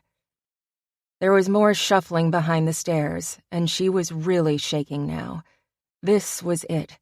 They were both going to die because they were the stupid ones who had willingly, well, okay, not quite willingly, gone down into the dark and dingy basement. "Listen up," Tanner said. "Come out now or I start shooting." That stopped Kyla's fidgeting. He didn't have a gun, or at least she didn't think he had a gun. She wasn't going to question him, though, because if the intruder assumed he had a gun, then maybe he, she, or it wouldn't try to go after them with a bloody hatchet. They heard even more shuffling, and Tanner backed up a few paces and turned his light once more in the direction of the sound. After a few more tense seconds, she saw dirty blonde hair, and then a small body. It rose slowly and walked toward them. "Please don't hurt me," the voice quavered. Tanner froze as a child walked toward them. Kyla barely recognized the boy, and it took her a few moments to place him with all the dirt on his face. "Billy?" she finally said. "Yes, ma'am," he replied. He came up to them, trembling. "What are you doing down here?" Tanner asked. He knelt on the ground, quite a feat because Kyla was still attached to him. That was the point she realized that she needed to let him go. She carefully untwined her limbs from his body and landed on her rear with a slight thump. She stood up slowly and staggered away from him so she could find the flashlight she'd dropped. Any movement at all was now difficult. She felt an ache all through her because she'd been wound around him so tightly. She wondered whether he had bruises where her legs had held him in a death grip. "I'm hiding," Billy said. Why in the world would he be hiding? There were so many questions Kyla wanted to ask him, but she knew they needed to get out of this creepy basement first. When she discovered her flashlight, she turned back to him and Tanner, and then spoke. "Let's go upstairs and you can talk to us." When she came closer again, it broke her heart to see that the boy's cheeks were sunken and dark circles were prominent under his 5-year-old eyes. Billy didn't argue when she took his ice-cold hand in hers and turned him around so they could make their way up the staircase. She knew Tanner would follow. She went down the hallway and straight to her apartment. Once inside, she lit the candles she already had sitting out. They cast a dim glow on the room, and she took the time to get a really good look at Billy's face. It was covered in filth, and he looked exhausted and sad. What was going on? "Billy, why were you in the basement? And why are you so dirty?" She sat him down on a chair and then went over to her kitchen sink. She didn't have hot water, but she could at least wipe some of the grime off his face. After trying to warm the cloth up in her hands as much as possible before touching it to his skin, she walked up to him and began wiping him down. He flinched at the contact, but didn't try to stop her. "Look, Billy, you have to tell us why you were down there," Kyla said when she'd finished cleaning him up. "I'm sure your grandmother is worried sick about you." His eyes filled with tears, and when they spilled over, Kyla felt her own eyes begin to sting. Tanner took that moment to come into her apartment, a soda and some crackers in his hands, and he joined Billy at the table, popped the tab on the soda, and slid it in front of the boy. Billy didn't even look at it. "I've been bad," he said on a sob that tore into Kyla's heart. She tried to reassure him. "Oh, Billy, you couldn't have done anything very wrong." "I hurt my grandma," he choked out. Kyla was stunned by those words, and she had no earthly idea how to respond. It certainly wasn't what she'd been expecting the young child to say. "How did you hurt your grandma?" Tanner asked as he pushed the soda a little closer. "Why don't you have a drink first before telling us all about it? You don't want your throat to hurt if you talk too much." Billy took the can obediently and swallowed a small amount before putting the soda down and looking over at Tanner. More tears were falling down the boy's newly cleaned face. "Grandma always tells me to pick up my toys, and sometimes, well, most of the time, I forget. 'Cause I just do. I don't know why. I left my car in the hallway and Grandma came out of her room and she fell over it. She hit her head and then I couldn't wake her up. I called the 911 number she told me about, and then I hid. I didn't want them to take me away 'cause I hurt my grandma."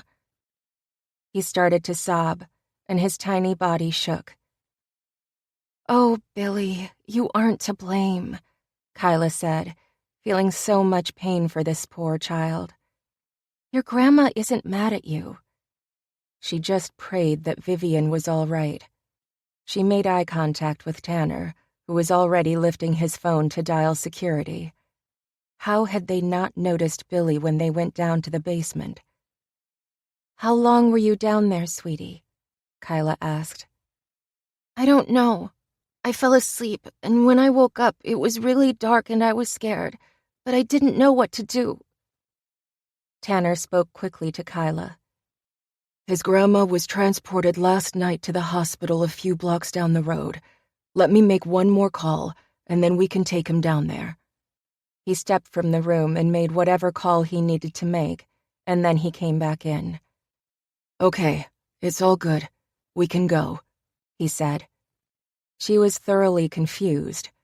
It sounded as if Tanner needed to get permission to go to the hospital, but that made no sense. So maybe that wasn't the call he'd mentioned. Of course it wasn't. They blew out the candles, left Kyla's apartment, and by some miracle managed to hail a cab to take them to the hospital.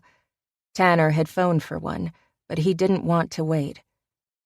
When they reached the hospital room of Billy's grandmother, Kyla had to fight back tears again. The poor woman had so many wires hooked up to her. The next hour flew quickly. They weren't able to get a lot of information, but they did learn that she was in a coma from her fall to the floor and that her hip had been broken. Kyla and Tanner waited in a quiet room nearby, and soon someone from Children's Protective Services showed up. "Billy, we're going to need you to come with us," the woman said after she introduced herself. "Because I was bad," Billy said in a rocky voice, his shoulders hunched as his small fingers clung to Kyla's. "No, Billy, not because you were bad, but because your grandma is sick right now and can't take care of you," the woman told him. "We're going to take you to a nice, safe house, a place for you to get comfortable for a little while." "Why can't he just stay with me?" Kyla asked. She hadn't even thought about stopping herself. "We can't let the child go with just anyone," the woman said, her eyebrows going down in disapproval. "I live in the same apartment building he does, and he's obviously comfortable with me," Kyla argued. "Please let me take him. He'll be closer to home." "The system doesn't work like that, ma'am, and I would appreciate it if you didn't upset the child any more than he already is," the woman said, and she reached for Billy. "I am sorry. I know you're trying to help him, but this isn't the way to do it. If you contact our offices tomorrow, you can speak with someone about the proper procedures on what you can do to be a foster parent." Billy clung even more tightly to Kyla. "No, please don't let them take me," he pleaded. The way he looked up at Kyla made her feel absolutely terrible. "Billy, I'm going to talk to whoever I need to talk to, okay?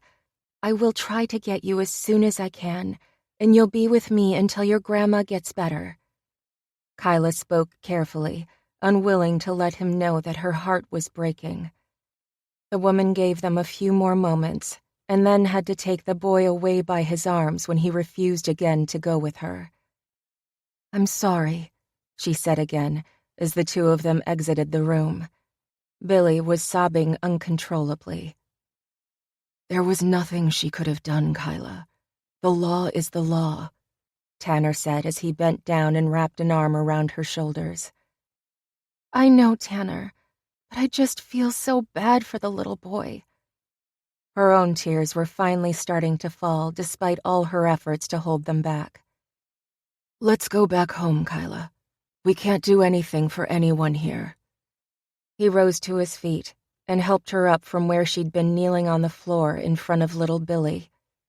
Kyla didn't have the energy to speak anymore, so she just followed the man out of the room. This night had drained her, and all she wanted to do was lie down and have a good cry. But as she clung to Tanner, she realized she didn't want to do that alone. Chapter 18. Sadness weighed heavily on Tanner's shoulders, but as he walked into the apartment complex with Kyla at his side, he tried to shake it off. The boy had nothing to do with him and shouldn't influence his moods, but twice now he had seen fear and pain in Billy's eyes, and he didn't think it would be all that easy to forget about this kid. "Can I come to your apartment? I don't want to be alone." Kyla had whispered those words from her beautiful lips, but they came across so loud and clear that she might as well have shouted them. And they stopped Tanner in his tracks. As her hand clung to his arm and her body leaned into his, he knew what she was saying, what she was offering. He also knew it would be wrong for him to take advantage of this situation. She was afraid of the dark, for goodness sake, and even worse, her emotions were frayed because of poor little Billy. Tanner would be the lowest of low if he took her to his bed tonight. But the thought of doing just that had him instantly forgetting his worries about the building, about the child, about everything bad in his life. 2 soft sentences from Kyla, and it was taking all his restraint to keep from picking her up in his arms and leading her straight to the sack. "Why don't we go to your place, Kyla, and I can stay with you until you fall asleep?" He really wanted to punch himself in the mouth for even offering such a thing, but what else could he say if he hoped to be able to live with himself after he left this building for good?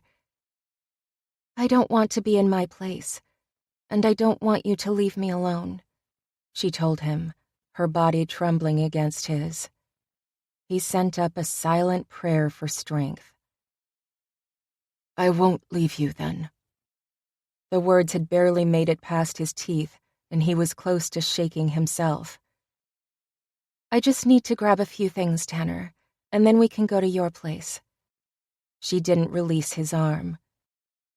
"You really don't want to stay in your apartment tonight, do you?" What were her motives? If he was there with her, she wouldn't be alone. "Anyway, I wouldn't leave you." "Oh, I think you'll leave, but that's not the point right now." Well, that was honest enough, and she was probably right. He was a man, and he had only so much willpower. He was glad he hadn't said that out loud. He sounded like a creep even in his own head. But what could he do? He followed her silently into her apartment. She pulled him to her room and grabbed a few items from her dresser, and then moved back toward her front door. Tanner was so nervous now that he fumbled with his keys, but he somehow managed to get his apartment door open, and when he headed in, Kyla was still locked against him, so they had to turn sideways to get through. "I'm not going to leave you, I promise," he said when she still didn't release him.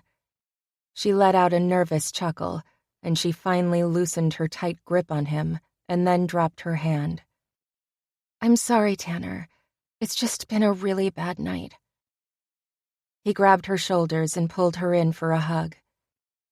"Don't ever apologize for needing someone," he said as he held her close for several moments.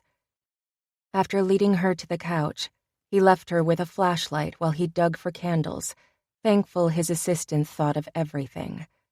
Yep, Randy was definitely getting that raise now. The emergency candles cast a strong enough light in the room that Tanner was able to turn off his flashlight without making Kyla more nervous than she already was. "I put a candle in the bathroom and one in the bedroom, so you can move around the apartment without freaking out," he said as he joined her on the couch. "I know that to be afraid of the dark at my age is ridiculous, but my fear is what it is," she told him, and she snuggled against him. "I think you're charming, Kyla. You know that no one is perfect, right? No one. Promise not to tell anyone, but even I'm not perfect," he said with a chuckle. She relaxed into his side, and Tanner felt his body instantly harden. No. He tried to control himself, tried telling himself that just because she needed him to comfort her did not give him the right to take unfair advantage. But here was the thing. Tanner was feeling just as raw as Kyla was, and he would love to sink deep inside her heat, love to lose himself inside her for a few sweet hours. He would love to think of nothing beyond the needs of his body and hers, and he'd love to forget how dark the world could actually be. How was he able to keep from sliding his hands around her and cupping her breasts? Damned if he knew. He simply held her and didn't even think about the time he was wasting doing absolutely nothing. "Tanner?" He tensed at the breathless quality of her voice. Everything about this woman screamed, "Take me," and he wanted to take her. Yes? I'm really tired now.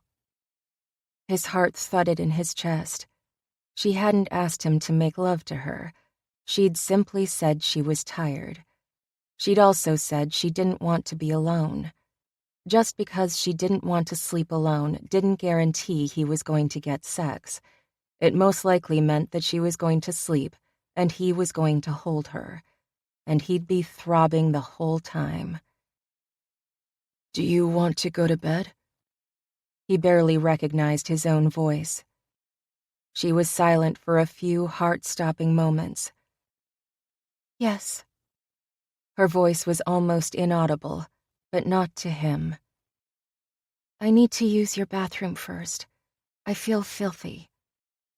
There's no hot water, he reminded her. I know, but if you have a washcloth. I can get that for you. Tanner untangled himself from her arms and moved to the bathroom, where he laid out a towel and washcloth and picked up the dirty underwear he'd flung in the corner earlier in the day. In his defense, he told himself, he hadn't been expecting a guest. The bathroom is ready, he said, making her jump. Sorry. I'm sorry, Tanner. Again she stopped, and then her sweet lips turned up a fraction of an inch, and she stood up and walked toward him. Thank you. Really. You are too good to me, and I don't know why, but you are. She took his breath away when she leaned against him and brushed her lips lightly across his. Before he was able to grab her, pull her tightly against him and lose complete control, she stepped back and walked into the bathroom. He nearly had a stroke when she left the bathroom door open a few inches, and he could see her shadow flickering on the wall. Moving quickly away from the temptation, he wasn't a peeping Tom, damn it. He headed to his bedroom and decided to light another candle. Then he found himself sitting on the edge of the bed. Should he change? Climb beneath the covers? What was she expecting from him? What was he expecting from himself? It was cold in his apartment, but as he listened to the sound of water running in his bathroom, he felt a nervous sweat break out on his skin because he wasn't sure if he was going to be able to be strong enough to last with her beside him all night. When what felt like an hour passed, but was probably just 5 or 10 minutes, he almost freaked out at the sound of his own voice. Are you okay in there? When there wasn't an answer, he stood up, went toward the bathroom door and tapped on it. Kyla, are you okay? I'm fine. Give me another minute, came her reply, and he could hear her nerves loud and clear. They were definitely both feeling the sizzling atmosphere. Why was he nervous? Why should either of them be nervous? They were adults. They weren't virgins. Sex was natural. It was needed. It was the one true thing that really made the world go round. So if the two of them burned the sheets to help keep them warm and to make the despair of the night disappear, there was nothing wrong with that. But were they rushing this? Hell no. He'd been wanting her in his bed since he met her nearly 3 weeks ago. It was long overdue, if anyone cared to ask him. So why in the world was he so antsy? He was never nervous about having sex. And if they didn't have sex, he wouldn't perish. Well, maybe he would. The candlelight flickered softly, casting a warm glow about the cold room. It was the perfect scene for a night of hot sex. Plus, hadn't someone once told him women preferred candlelight because it made everything seem so much more beautiful, hid flaws and all of that? Not that Kyla had a single flaw on her perfect body. Again, he had to remind himself that she'd just asked not to be alone. She hadn't asked him to make love to her. A groan of frustration barely missed escaping his throat. When the creaking of the bathroom door alerted Tanner that she was emerging, he looked up and watched her shadow approach before she made it into the bedroom. "Wow, this is beautiful," she said, her voice shaking, her nerves obvious. "The power is out. We needed more light than we had at first." Sheesh. Talk about belaboring the obvious. Would he win an award for lame response of the year? And why was he in this pathetic state? "Yeah, I know, but it's still beautiful. I'm sort of enjoying the fact that the power is out right now." She shifted awkwardly. Maybe not all men would find her stunningly beautiful in a pair of sweats and a sweatshirt, but he couldn't imagine a more perfect woman. Maybe if they were back at his penthouse suite, she would have emerged in a lace teddy with scented oils caressing her skin, but they were in this dive apartment complex, and he just didn't care about such superficial things. All he cared about was that soon she would be lying next to him, or on top of him.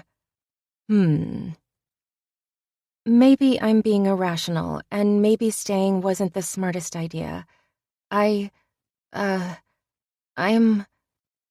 She trailed off, and Tanner found himself not being able to breathe, let alone speak. I mean, I'm a big girl. If I get this frightened of the dark, there's a real problem. She didn't look him in the eyes as she shifted on her feet again. Oh, heck no. He wasn't going to let her leave. With 2 quick strides, he was right there in front of her. He pulled her to him and felt the shiver travel down her spine. The last thing he wanted was to let her go, even if that meant a night of suffering for him. Tanner was surprised that he would be willing to do nothing more than hold her. But that didn't mean he wasn't going to try to convince her that the two of them could make a hell of a lot of magic if their bodies came together. Bending down so his words were a warm breath on her neck, he murmured, "We can keep each other warm." "I'm scared, Tanner." "We don't have to do anything you don't want to." He just hoped she'd want to do it all. Yes, he would probably end up with permanent damage to what he had below the belt, if he'd been wearing one, but she was worth it. And his pain was worth being able to hold her close. "Are you sure?" He suddenly had a terrifying thought. "You're, not a virgin, are you?" He'd just assumed. That made her head come up, and she finally looked in his eyes before smiling ruefully. "No, but to be honest, I'm not very experienced. At all." "That's okay," he said, relief filling him.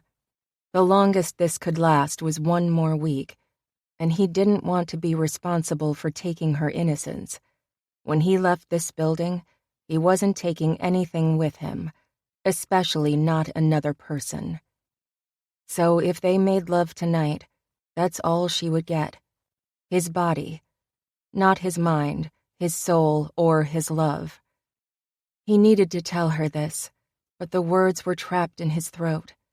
This was new. He'd never before had difficulty letting a woman know that he could only give her sex, nothing more. But what if the natural light that shone from her eyes dried up? What if he did take her body, and then left her empty? Could he live with that? She caressed his cheek with a gentle hand and leaned forward, kissing him softly before stepping back. She was lighting him on fire. Who needed a freaking furnace? Without another word, he took her hand and led her to the bed. "Are you trying to seduce me, Tanner?"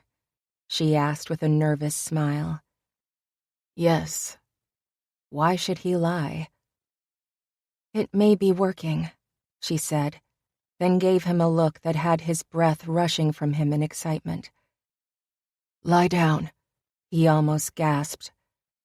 She hesitated only a moment before stretching out on his bed a bit stiffly, her clothes still in place. Tanner picked up the oil he had on the nightstand and rubbed some into his hands to warm it up, and he joined her on the bed.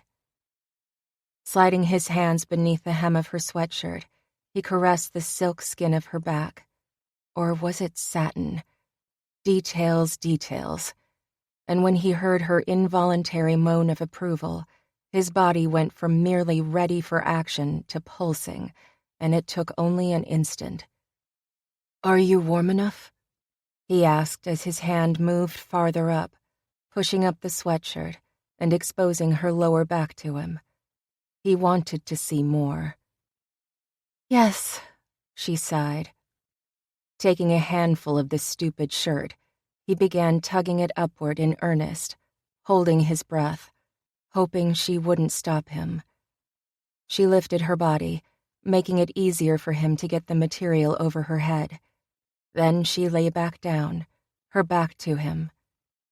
Unclasping her bra, he drew the straps down her arms, realizing that his fingers were trembling. She said nothing as he pulled the lacy material free and tossed it aside. Adding more oil to his hands, he ran his fingers across her back and sides, kneading her muscles as she gave him gasps of pleasure in return. "Your skin is flawless," he told her. Your hands are magic," she replied, making him smile. After devoting a good amount of time to her back, he reached into the waistband of her sweatpants and began slowly helping her out of them. Her body tensed, but only for a moment, and then she relaxed again as his hands glided down her legs. When she lay naked before him, her sweet buttocks looking up at him, Tanner wanted nothing more than to strip off his own clothes, turn her over onto her back, and then plunge deep within her heat. But tonight was about seduction, and it was about pleasure. There was no hurry. He refused to shortchange either of them. The glow from the candles threw shadows on her skin as he ran his hands over every inch of her. Shivers traveled down her body. "If you are too cold, I can cover you," he said, "though it would be a sin to hide your beauty." "I'm not cold," she sighed. "I'm actually burning up." Finally, he pushed against her to turn her up toward him. He needed to be face to face with her, to see the glories of her chest and, yes, below. He wasn't sure if she would let that happen. If she did, they both knew what would come next. He was throbbing so consistently that he didn't know how much restraint he'd be able to show her. But she went along with what he wanted and looked at him through half-closed lids, and it was now his turn to groan in pleasure. Her body was perfect, stunning, in fact. Her breasts were high and firm, her stomach curved subtly and beautifully, and then lower, her womanhood positively gleamed, and he was desperate to spread her thighs and taste her. Instead, he ran his hands up her stomach, the oil coating her skin as he pushed over the mounds of those amazing breasts and massaged them in his hands. Her nipples jutted out at him imploringly, and her breathing deepened. "I want you so much, Kyla. This massage can end right now, or we can continue," he said, needing her to understand her choices. "I want you too, Tanner," she whispered. Leaning down, he placed his hands beneath her and pressed her naked body against his clothed one, though, despite those annoying clothes, his hardened manhood was more than apparent. And then he kissed her on her lips, a slow, sure kiss that made everything spin. Tanner's heart thudded in his chest. He slowly moved his mouth down her throat, sucking on her glistening skin as he made his way toward her breasts.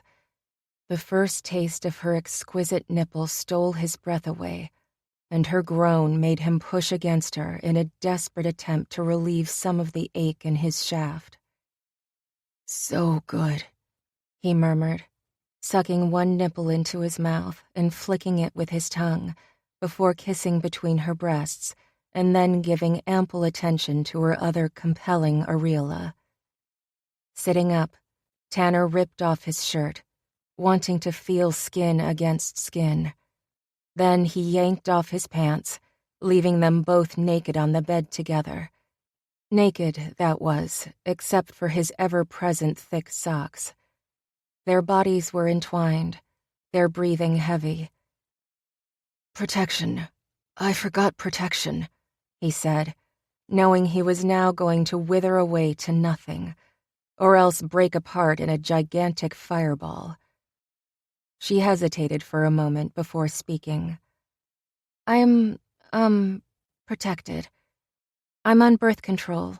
To control, cramps, she told him, her cheeks glowing with embarrassment. "Good enough for me," he told her. Say what? He'd never said anything like that before. He never trusted women when they claimed they were protected. But he didn't think it was possible not to make love to her right now, so he banished the thought of entrapment from his mind. He kissed her again, much less gently this time. He devoured her mouth, drinking in her sounds of pleasure once again, and then he moved down her body, pressing his lips to the curve of her stomach before spreading open her thighs and gazing at her delectable womanhood. "So beautiful," he said reverently before bending forward and swiping his tongue along her heat, her intoxicating scent seeping into his central nervous system and sending him into overdrive. Slipping his fingers inside her while his tongue explored her slick folds, he groaned against her. She was more than ready for him, and he knew he could take her right now. But he didn't want to. He wanted to taste her, feel her, make love to her all night with his mouth alone. When he felt her body tense, he sucked harder on her swollen bud of pleasure. It was as erect as he was. Then she unleashed a delicious cry that almost echoed through the room as her body shook in ecstasy. A few more gentle flicks from his tongue had her nearly sobbing, and then he climbed back up her body. Now he would plunge inside her. Kyla had other plans, however.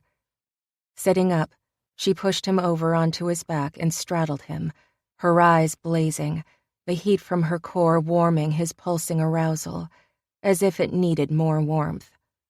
Leaning forward, she kissed him, and then she lowered her head and trailed kisses down his chest and over his stomach.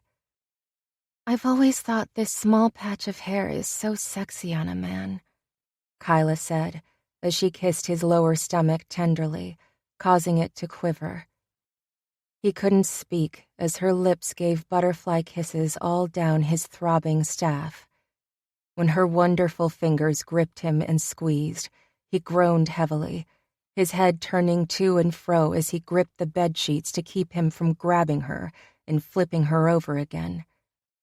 Her tongue circled the head of his arousal before her lips covered him and she sucked him into the hot recesses of her mouth.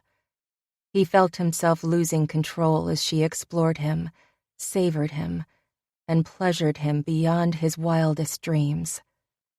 "No more," he managed to say, just barely.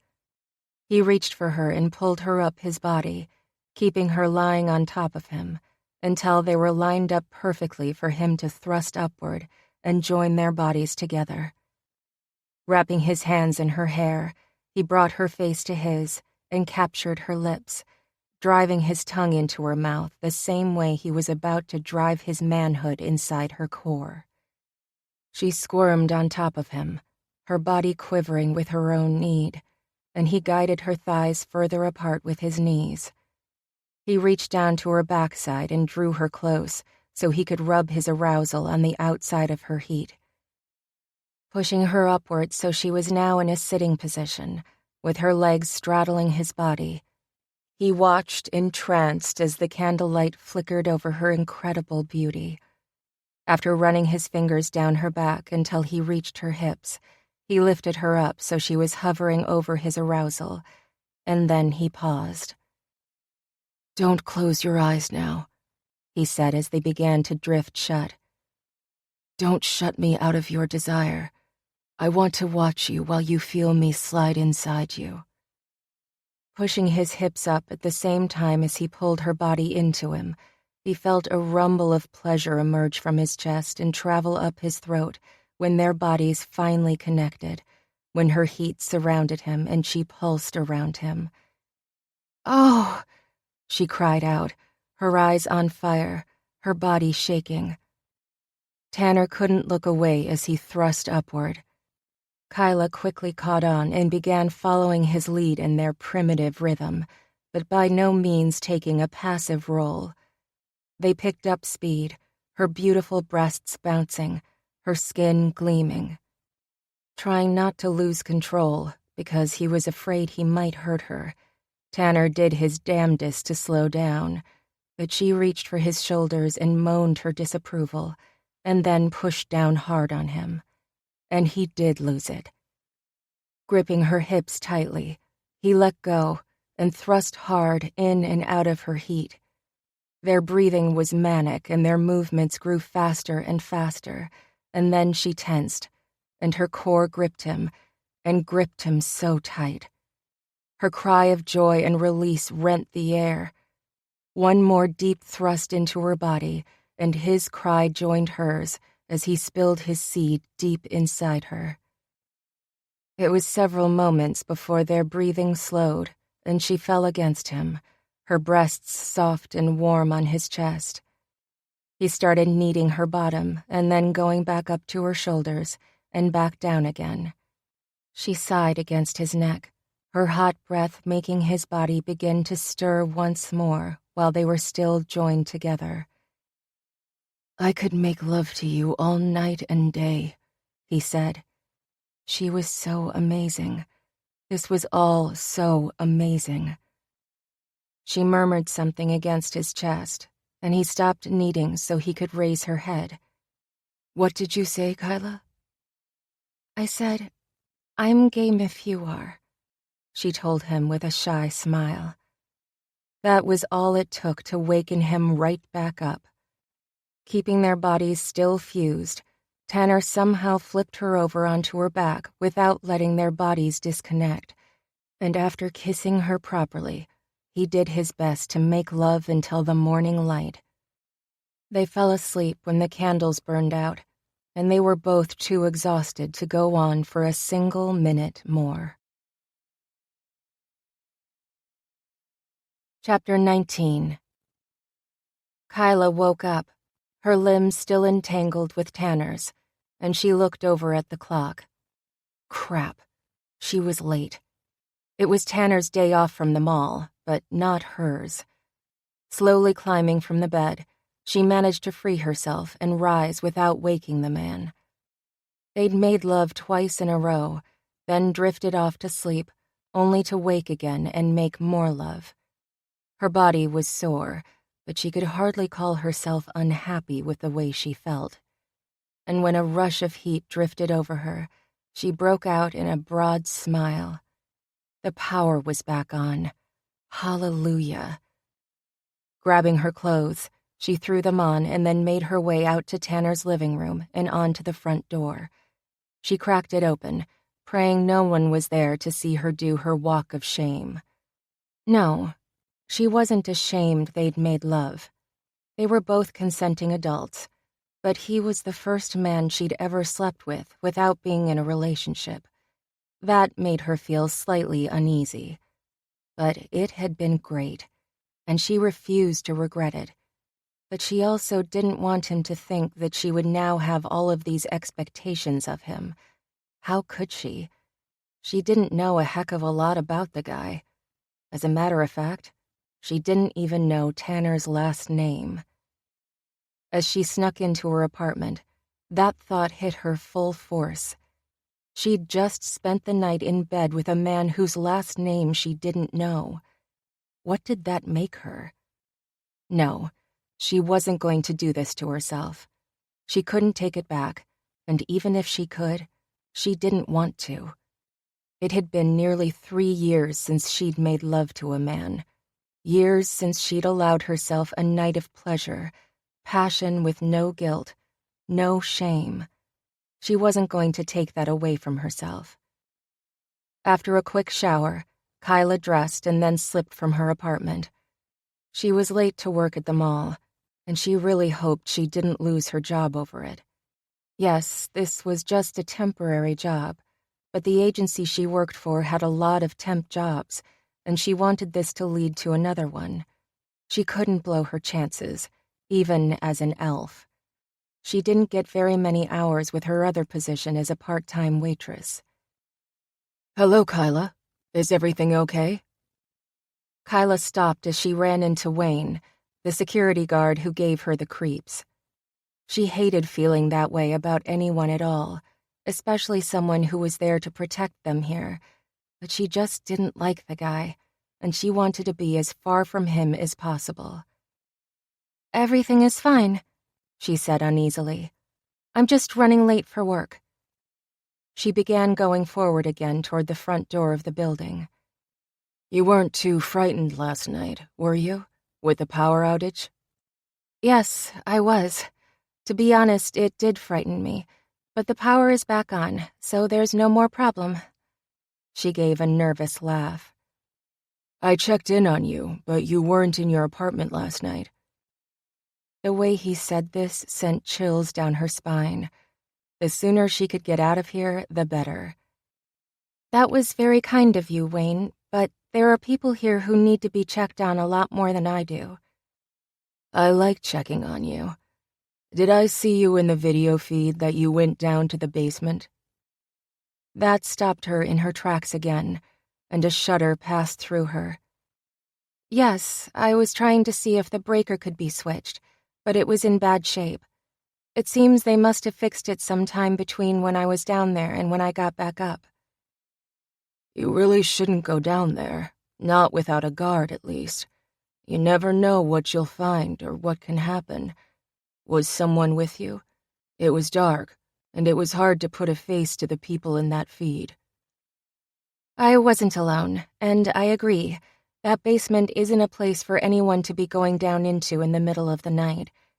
I am running really late, though, so I need to leave, she said, taking another step away. Of course. I don't want to make you late. But he grabbed her arm and stopped her. No, she wouldn't say he did it in a threatening way, but it still made an unpleasant shiver travel down her back. I wanted to ask you if you'd like to go out sometime. His words stopped her in her tracks. This was the last thing she'd been expecting from him. Wasn't it inappropriate to be asking out someone in the building he was guarding? She didn't want to upset him, but she certainly didn't want to go on a date with the fellow. I'm, actually seeing someone right now, she said. She wasn't, really. Yes, she'd just slept with Tanner, but they weren't an item, and she hadn't the least idea whether they would sleep together again, but he was a convenient excuse to get out of what she knew would be an awkward date. I really do have to go, she told the guard as firmly as she could, and then she pulled her arm from his grip, pushed through the doors, and practically ran from the building, her horror story fully in her mind again. She couldn't even imagine being down in that dark basement with Wayne. Just the thought of it sent a whole new level of terror racing through her body. She knew the man was most likely harmless, but with the power outages in her imagination and her aversion to this particular man, her mind was running a million different scenarios through her mind. Kyla made it to the mall, and luckily she wasn't too late. No one reamed her out or threatened to call her employer, so she spent the day trying to make children happy. But her mind couldn't help but wander. What had she gotten herself into? It seemed her life was one big roller coaster, and she wasn't sure when she was going to be flipped upside down again. After her shift, she would have to visit with Billy's grandmother. She really hoped the woman woke up soon. The boy had dealt with enough loss to last him a lifetime, and he certainly didn't need to lose his grandmother on top of losing his parents. Her paperwork was filled out, and she would be there for the child if she could. Maybe they needed each other. Her night of pleasure was certainly over. That was all she could say. The real world was intruding with a big splash, and she didn't like it one little bit. Chapter 20. I want all the information you can find about Billy Stevens and his grandmother Vivian Stevens. Tanner waited for his assistant's answer before he added, No one is to know about this. Without another word, he hung up. Why he even cared about this pathetic little kid was beyond him, but he'd been restless all day, pacing in his apartment, and he needed something to occupy his mind. How the hell had Kyla been able to sneak away from his bed without his knowing it? He didn't normally fall asleep with a woman still in his bed. The only reason he'd let Kyla stay in bed with him was to help maintain body heat, and because she'd told him she was frightened of the dark. Yeah, that's all it was. But even while nodding his head in agreement with what he was saying to himself, for heaven's sake, he had to admit she was different. He could tell himself all he wanted that he was going to walk away from her and never look back. But this small woman, this woman who was completely unsuited for him, was quickly wedging herself into his life. He didn't like that. Didn't like it one little bit. And he would fight it like hell. He'd just have to fight it until Christmas Day, when he'd run like hell back to his bachelor heaven high in the Seattle sky. Take things one day at a time. Wasn't that what you had to do? Accept the things you couldn't change, suck it up. But a few more little fixes wouldn't hurt. One thing Tanner knew for sure was that he wanted her back in his bed again tonight. Waiting for her to arrive back home after work was killing him. Yes, he'd called the authorities and asked permission to walk over to the mall to accompany her here, and they'd denied him. They'd already let him go to the hospital, had let him have some leniency, they'd pointed out. This damn ankle device was pissing him off. Only a few more days to go, he reminded himself out loud. He was a good man, a man who gave to the community, who provided jobs, who obeyed the law. The two officers who'd so gleefully escorted him to this effing building didn't seem to feel the same way, though. Well, to hell with them. He was only here for a little longer. Okay.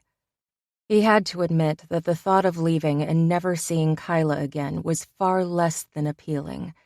But who knew what would happen in the next few days? He would just cling to the happy thought that he was temporarily insane, most likely from the mold he knew had to be everywhere in this old building. When Kyla didn't arrive back at the complex soon after her shift was over, he began to worry. What if something had happened to her? When 2 hours passed, he was about to break the law and go looking for her. After a few more minutes, he made his way purposefully to the front doors of the building, not caring if the damn officers came and arrested him. She could be in trouble, and he needed to make sure she was okay. Just as he pushed the doors open, she came through. He gave her no greeting as she looked up, startled, then quickly looked back down again. This wasn't good. She wouldn't even look him in the eyes. "Where were you?" The question wasn't meant to come out as so curt, but he'd been worried, damn it. What business is it of yours, Tanner? She said as she looked back up, fire instantly leaping in her eyes. I was worried. Again, Tanner was shocked when those were the words that popped from his mouth. He didn't worry about people, and if he did, he certainly didn't admit it. Oh. Her temper quickly diffused. I went to visit Vivian. She still isn't awake, but she looks better. The doctor said he expects her to wake up any time. That's wonderful. Should he admit that he was checking on Billy, that he was trying to see if there was anything he could do for the boy? No, he shouldn't. Not yet, at least. He'd hold that card to his chest and bring it out when it would play to his best advantage. If he helped the kid, an act of boredom, of course, wouldn't that make him more appealing to Kyla? Weren't girls a sucker for a man coming to the rescue? Yes, they were. He was only helping the kid to get back into her pants. That thought made him feel better, and he refused to even think to himself that he was lying, even in his own head. I tried to get information on Billy, but they won't tell me anything. Did you know the process to become a foster parent is long and drawn out? By the time I could do anything, his grandmother will be fully recovered. I've still started the paperwork. I just hate the thought of him being all alone and scared. I know you hated handing him over, but if you hadn't done that, you would have been considered a kidnapper. You did the right thing, Kyla. It doesn't matter if I did the right thing or not. I feel like I've betrayed him, and he's already been through so much. It's not right, she said, her shoulders sagging. Why don't you come over? I'll make you some dinner and we can talk about it. Nice offer, he thought. I can't tonight, Tanner. I'm so tired. I want a hot bath and to go to sleep. It's pathetic, but it is what it is, and I am what I am. Before he was able to argue with her, or maybe persuade her, she turned and walked away from him.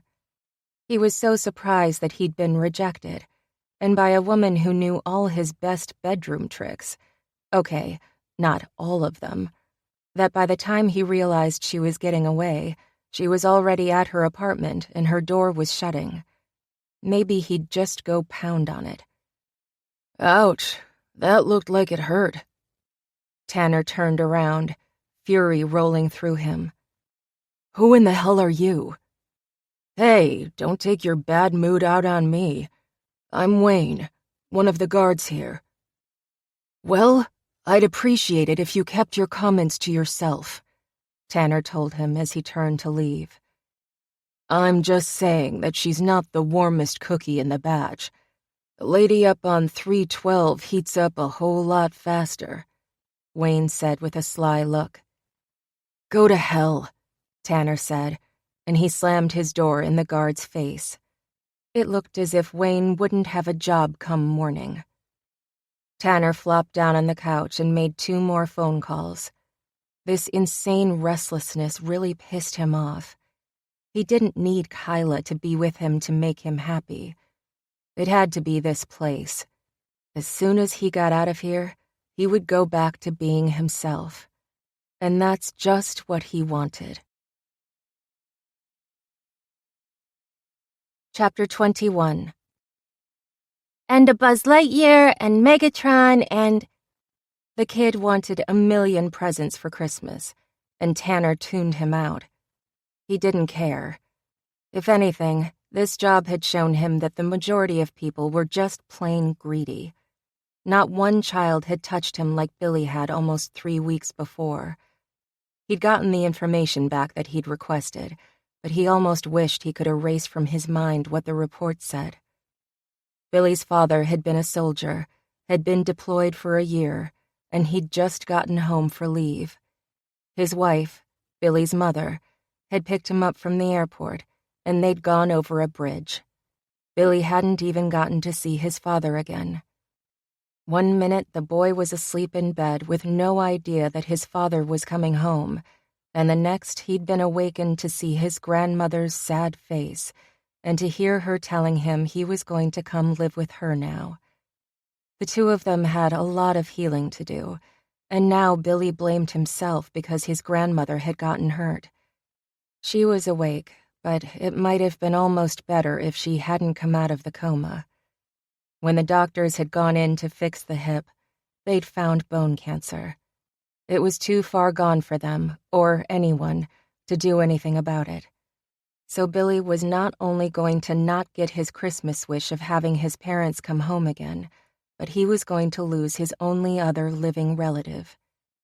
Tanner was trying desperately not to dwell on it, but as he looked out at the line of kids still waiting to sit on his lap, having a picture taken and tell him how many toys they wanted, all he could think about was one small boy. But he did his best to shake Billy's image from his mind. The boy wasn't his responsibility. Kyla wasn't either. He was almost done with this place, and once his stint was over, he was done forever. So how could these two people occupy so much of his time? Shaking his head, he practically pushed away the little boy who was actually on his lap. Still, he wasn't wholly in Scrooge mode. A semblance of a smile touched Tanner's lips as a little blonde girl with big brown eyes and rosy cheeks took the boy's place on Santa's lap. "What can Santa bring you for Christmas?" he asked. She flashed him a precious little grin. "I want a purple pony," she giggled. "A purple pony?" Did they even make things like that? "Yes, Santa, with sparkles." "Santa will have to talk to his elves and see if we can get you one of those," he told her. At least she wasn't reading off a list from a yard-long scroll. The twinkle in her eyes was just plain adorable. "Thanks, Santa. I love you," the little girl said. "Santa loves you too," he told her, and accepted her hug. All right, this wasn't so bad. He was just feeling grumpy about humanity earlier. Then she leaned back and the color washed from her face. Uh-oh. That was his only warning before her mouth opened and a stream of nastiness came shooting out right at him. He'd gone from a generic horror movie to The Exorcist. Tanner froze as the smell of vomit invaded his nostrils, and chunks of food got stuck in his fake beard. His so-called helpers all took a few steps back. The best they could do for him, it seemed, was to give him wide-eyed looks of horror. "Sorry, Santa," the little girl said before she quickly climbed off his lap and ran to her mother, tears now pouring from her eyes. "It's okay, sweetie," the woman said to her daughter. "You didn't mean to throw up on Santa." "Now he won't bring me my pony," the girl sobbed. "Of course that's why she's crying," Tanner muttered under his breath. "Greedy like every damn one of them. I'm done for the day. Now." With that, he stood up and stomped from the ridiculously festive North Pole area, walking through the mall with people skirting around him, his stink following wherever he went. He'd been peed on, spit on, punched, snotted on, and now thrown up on. How in the hell did they get anyone to actually take this job? There was no amount of money in the universe that would make being Santa worth it. All children were simply germ machines out to wreck the lives of unsuspecting adults. Who in their right mind would actually want to have some of the repulsive little brats for their own? And Billy? He was probably a little schemer, too, playing his bereavement for all it was worth. Tanner entered the break room, and he found Kyla sitting on the bench and rubbing her feet. "Why in the hell weren't you out there?" Her shocked look made him realize that, in his anger, he might be behaving slightly over the top. But he was covered in vomit. Didn't that give him a little bit of leeway to act out? "I'm on break," she said before her nose twitched, and then she backed away from him. "What on earth happened?" "What do you think happened? Anything and everything disgusting a child can do to me has now been done. Thank heavens I only have one more day left of this Santa bullshit." "It's not so bad. They're just children and they adore you," she reminded him. "Just children? How can you even say that? You've seen their behavior. They are all monsters in disguise. Don't let their small size fool you," he ranted as he stripped down. When his eyes connected with hers again, and he saw the look of appreciation that his naked torso inspired in her face, his temper cooled. No, they hadn't made love again in the last 2 days.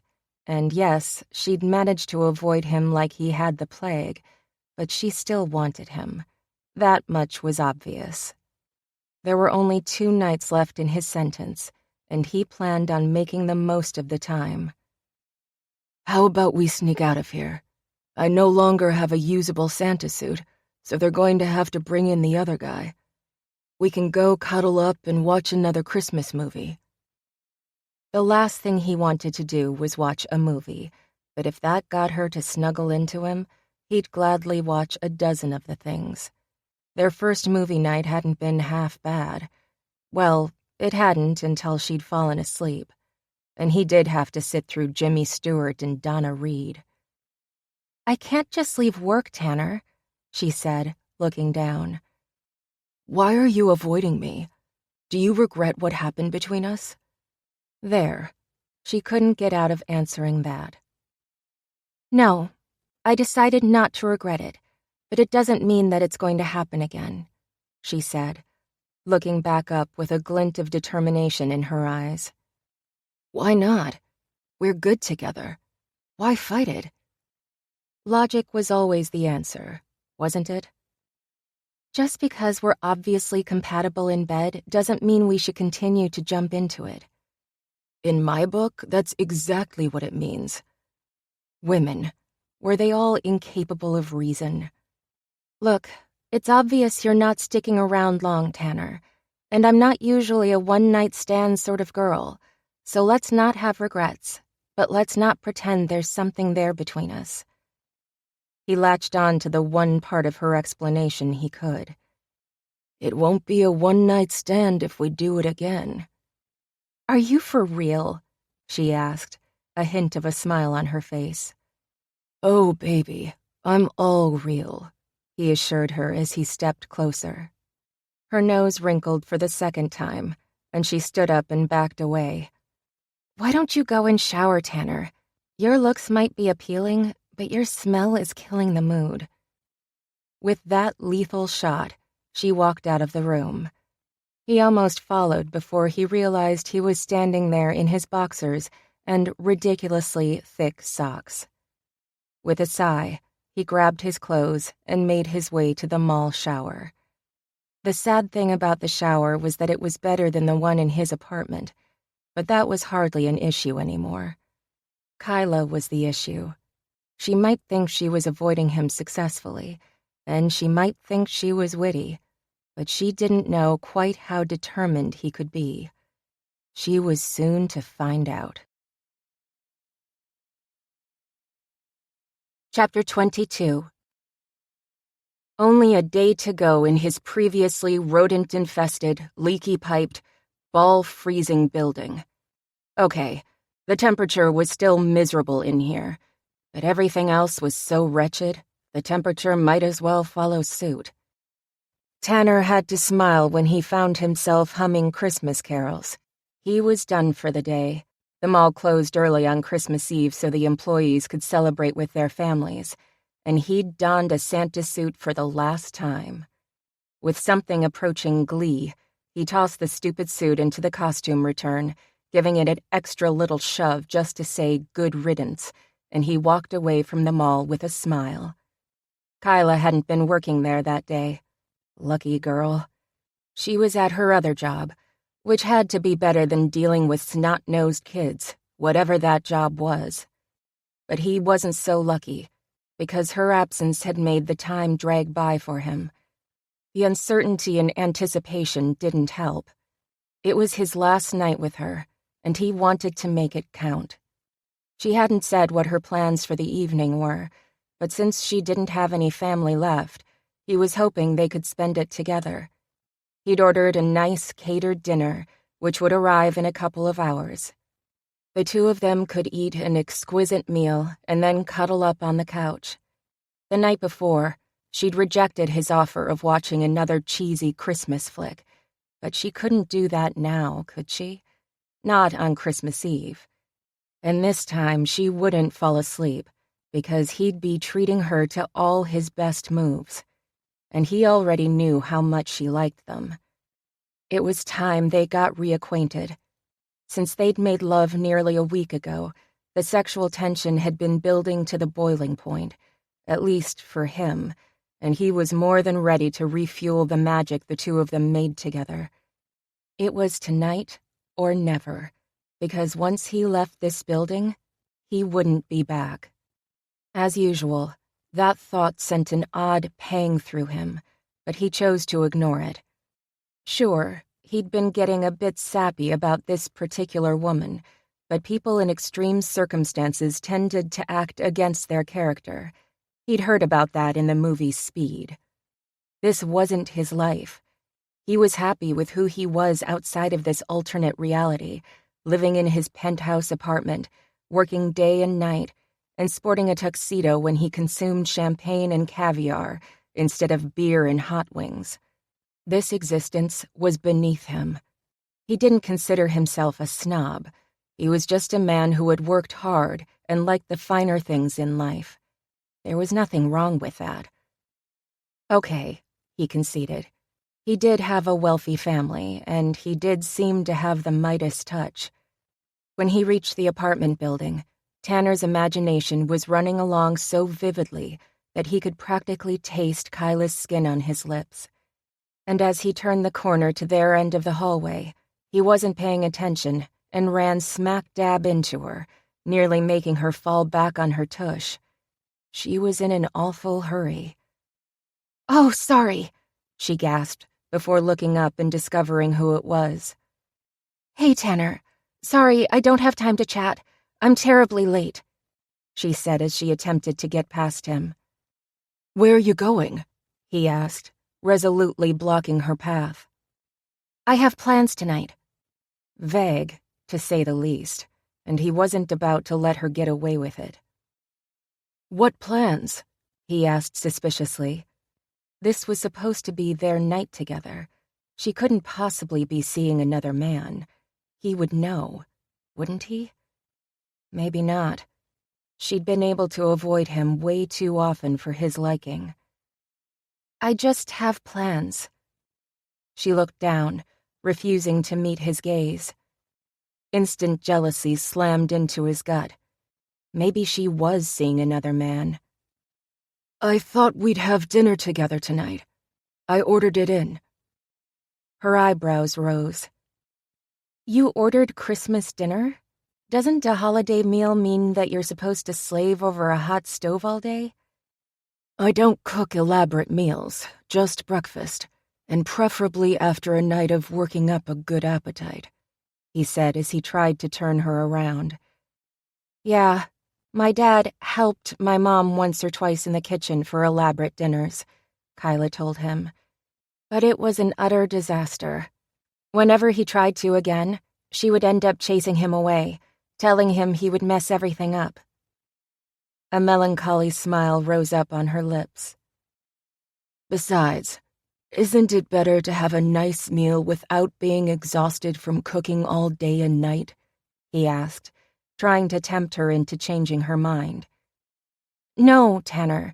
Part of the appeal of a great Christmas dinner is in knowing that it was prepared with love. Even the little smile she'd had quickly disappeared when she said those words. This wasn't good. He wanted her to be carefree tonight, not sinking back into the happy part of her past. It had first been so happy and now so unhappy that she could never have again. I'll have to remember that, he said, but he wouldn't, at least if he avoided family at big holidays as often as he did. Would he remember her? After tonight, they wouldn't see each other again. I really do have to go. I'm very late. She tried to get around him for the second time. Seriously, where? If she wasn't going to stay in with him, he damn well wanted to know where she was in such a rush to go. She hesitated, then sighed. I'm serving dinner tonight at a homeless shelter nearby. Whew, it wasn't a date with someone else after all. A date on Christmas Eve probably meant the relationship had to be going somewhere, like church. "Why?" he asked before he was able to stop himself. "Because I don't have a family to celebrate with anymore, and I figure I can give something back. I know it's what my mom would do if she were still here and all alone." "I'll come with you." Oh no. What had he just said? The last thing Tanner wanted to do was hang out in some crappy kitchen and serve food to people who lived on the streets. Why were they homeless anyway? It didn't make sense to him why anyone would choose that kind of life. They were clearly too lazy to work. You don't need to do that," she said, looking at him coolly. Was his disdain so obvious? "I want to." He told himself it was just because he wanted to get her alone later. Surely, if he were to come with her to serve food to these homeless people, she would thaw enough that he'd finally get her into Santa's sack again. "I don't know, Tanner. I don't think it's really your kind of place." Her lack of faith in him rankled. Granted, he was thinking the same thing, but to have those words come from her mouth didn't make him happy at all. "Let me just go and make a phone call. Promise not to leave without me," he said, giving her his sternest look. "I guess," she replied, and she leaned against the wall. She didn't look at all convinced that he'd come back from his apartment. Tanner rushed inside and pulled out the card for the police station monitoring his ridiculous ankle device. Damn, he hated that he had to ask permission to go anywhere. One more day, he reminded himself. He only had one more day. Actually, less than that. His call was picked up on the third ring, and though the officer, who just happened to be one of the two who dropped him off on that first day, gave him permission to serve a meal at the homeless shelter, the guy actually had the audacity to laugh and tell Tanner, "Good luck." Still, Tanner probably needed all the luck he could get. His second call was to his assistant. Tanner told Randy to have the meal set up and ready for when they returned. They might be starting later than Tanner wanted, but he was still going to follow through on his plans of seducing his little Christmas elf. That one night wasn't anywhere near enough. When he walked back out into the hallway, he was relieved to see her still there. She was looking at her watch with a frown on her face, but she'd waited for him. "All set," he said, with the best smile he knew how to fake. He took her arm, placing it through his. "How far away is this place?" "It's only about a mile, but we're running really late, so we'd better get a cab." It took only a couple of minutes before a taxi drove by and he flagged it down with no problem. The cab driver talked non-stop, and Tanner had to swallow his irritation when Kyla leaned over the seat and started to converse with the guy. She even sounded excited. Of course, Tanner had nothing to be jealous about, so why did it bother him to share her attention? Ridiculous. When they got to the shelter, it took everything in him not to wrinkle his nose at the crowd before him. There was a group of men outside, some in threadbare clothing. Had those guys bathed in a month? The pungent smell of urine and body odor wafted in his direction. How was he going to get through the night? "This way," Kyla told him, and led him down a small alley and inside through a side door. He had to fight like the Dickens, an odd expression to come to his mind, not to turn and make sure someone wasn't coming up behind him to pick his pocket or rob the two of them outright. "Kyla, I'm so glad you made it," a harried woman said. "I was beginning to worry. The twins both got food poisoning and we're a couple of people short." She tossed an apron at Kyla before noticing Tanner. It was almost comical the way the woman's eyes widened. "Hi, Maggie," Kyla said. "This is Tanner, my neighbor. He wanted to help tonight. Maybe since he's the size of the twins put together, he can make up for their absence." With a laugh, she went over to the sink and began scrubbing up. Well, I won't complain about an extra set of hands. Maggie walked to a small desk, grabbed another apron, and tossed it to Tanner. He took off his coat, slipped the apron on, and washed his hands at the sink Kyla had just finished using. Maggie got into work mode, directing the two of them to where she wanted them, and the next couple of hours passed by in a blur as Tanner stood at a long table in between Kyla and a girl who couldn't have been more than 16, and they proceeded to dish up dinner to a seemingly never-ending line of people. "Bless you."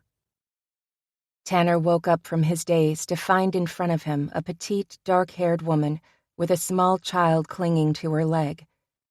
What in the world was a woman like her doing homeless, and with such a young boy?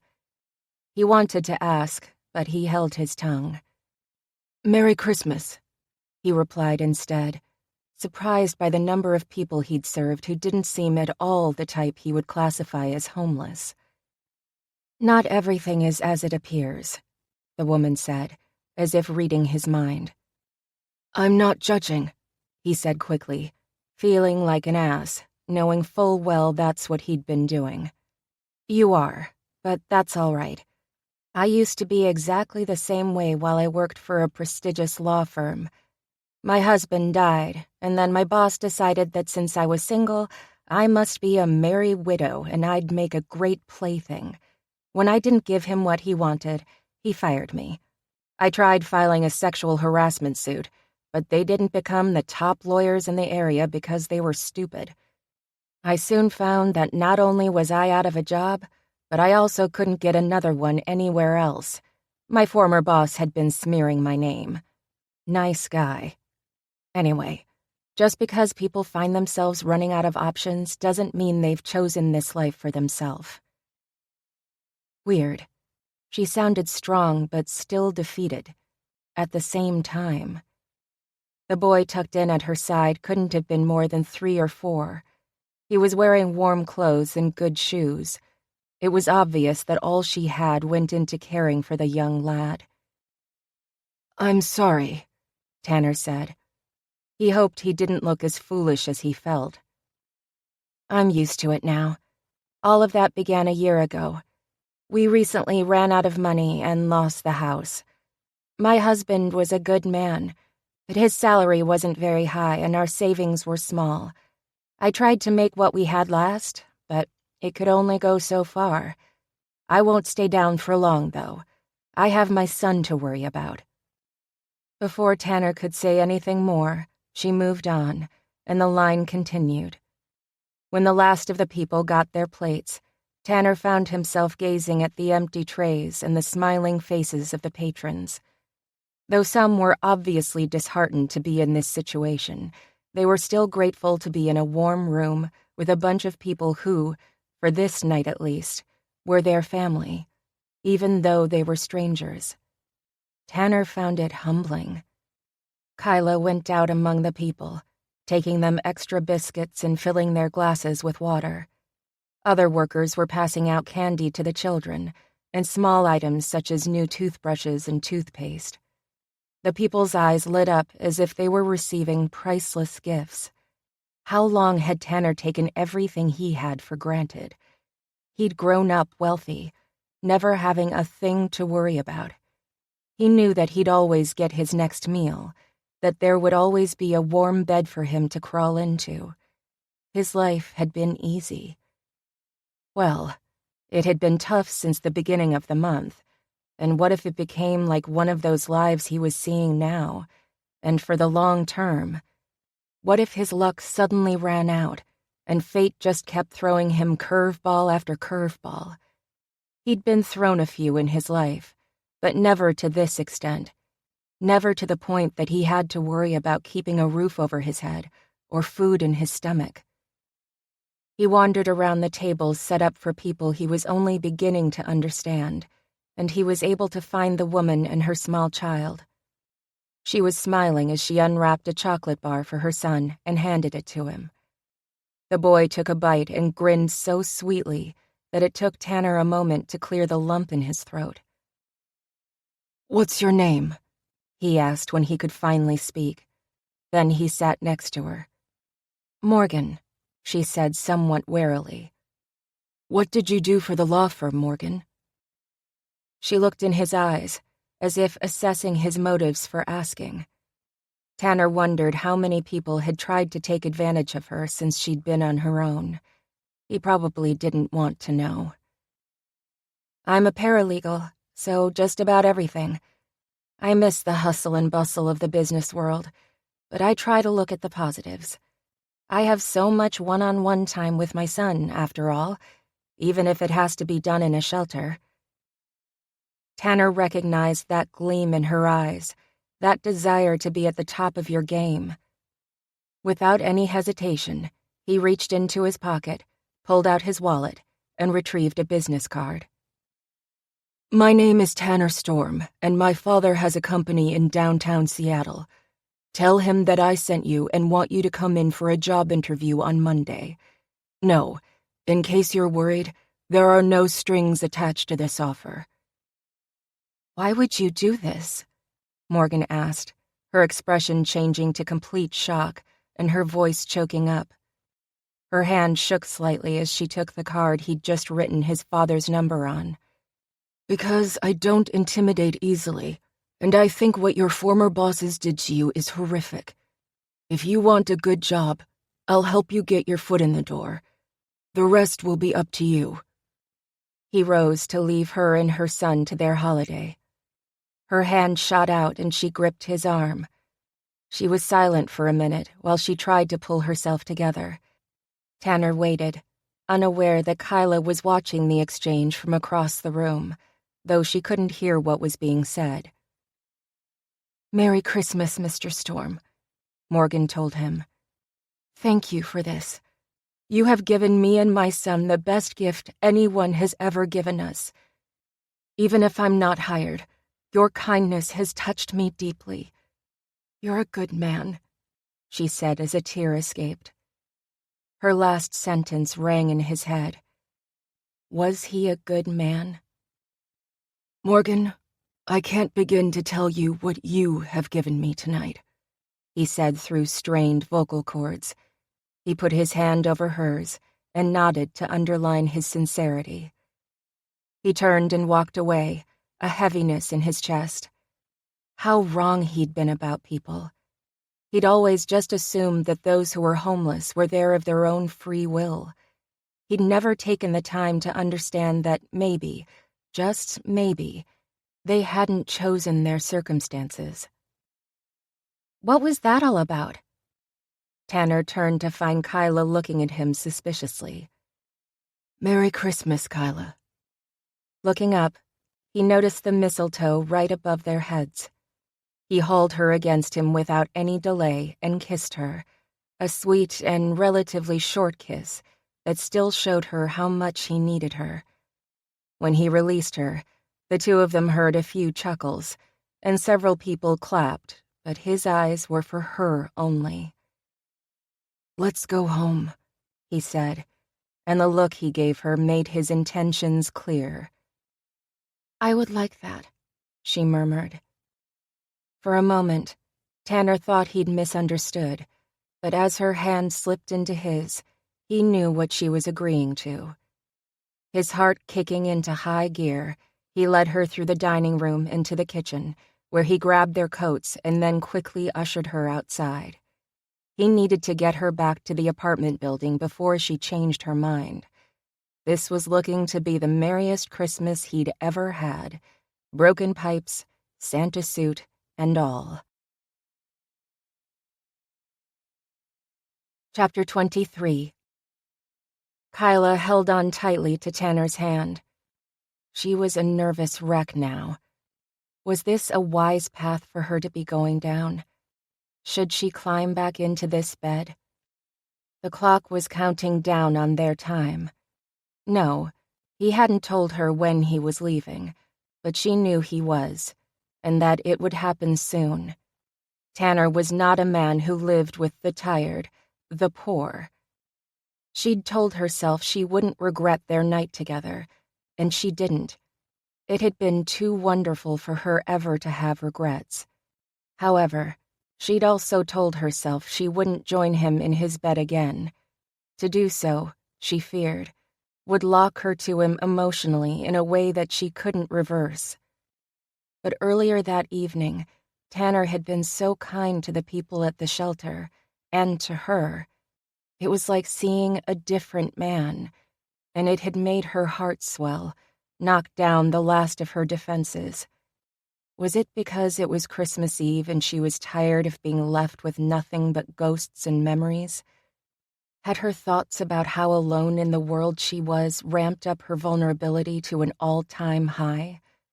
Whatever the reason, she didn't want to change her mind. As she and Tanner sped down the hall of their apartment building, her nerves were shot, yes, but her heart was thundering. She wanted this, wanted it desperately, and there was no doubt that Tanner wanted it even more. He unlocked his apartment door and opened it wide for her to step through. When he shut it again and put his hands on her shoulders, she jumped and then laughed as he removed her jacket and hung it on the hook by the door. They hadn't said a single word since she'd agreed to come back to his apartment, agreed to make love to him again. Sorry, I guess I'm a bit tense. She looked up and met his gaze boldly, though every instinct in her made her want to move away and hide from what she was feeling. I'm not going to attack, though I want to, he said. And I'm good at handling tension. Somehow the need she heard in his voice calmed her. Her muscles relaxed and she even managed to smile. They were both adults, and they'd already done this once, proved they were more than suited to climb into bed together. She had nothing to be nervous about, nothing to fear. Well, except for the utter loneliness she was sure to feel after being with a man like Tanner, and then being alone all over again when he inevitably disappeared. The smell of food filled her nose, distracting her from her morose thoughts and making her stomach rumble. Though she'd spent a few hours serving dinner, she'd been too busy all night to eat so much as a single morsel of bread, and she realized that she was famished. She turned around to see Tanner's table covered with a lovely and festive red tablecloth, and expertly set with gleaming china and silver. When did you have time to do this? She asked. Going in closer, she found a wonderful Christmas dinner with all the trimmings sitting on top of warmers on the kitchen counter. Why not think of this as a sort of holiday magic? Maybe I really am Santa Claus. Tanner winked and held out a chair. Maybe he was. She hadn't cried this holiday season, except over Billy and Vivian, and she'd decorated a tree and made gingerbread cookies. Had Tanner come into her life to help heal her? She didn't know the answers, and she wasn't sure she needed to know. One thing that she had no doubt about was that there was far more to Tanner than initially met the eye.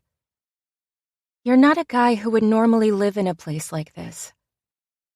It wasn't a question, and she was afraid of what he would say next. But why should she? She'd known almost since the beginning that Tanner didn't fit in here. This wasn't some great revelation. She'd just brought it out into the open. He paused and looked at her almost guiltily, but that made no sense.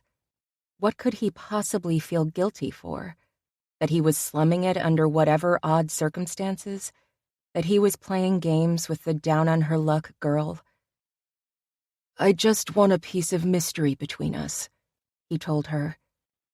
We're two strangers who happen to fall into each other's path, and tonight is all about how we make each other feel, not about who we are.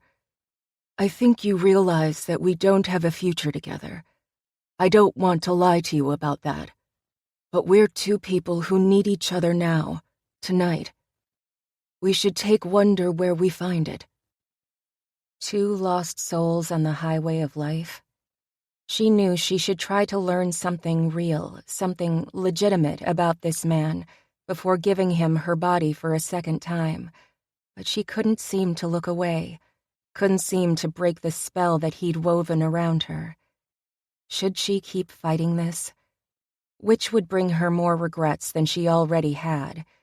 If she walked away right now, or if she stayed? Ugh, she just didn't know.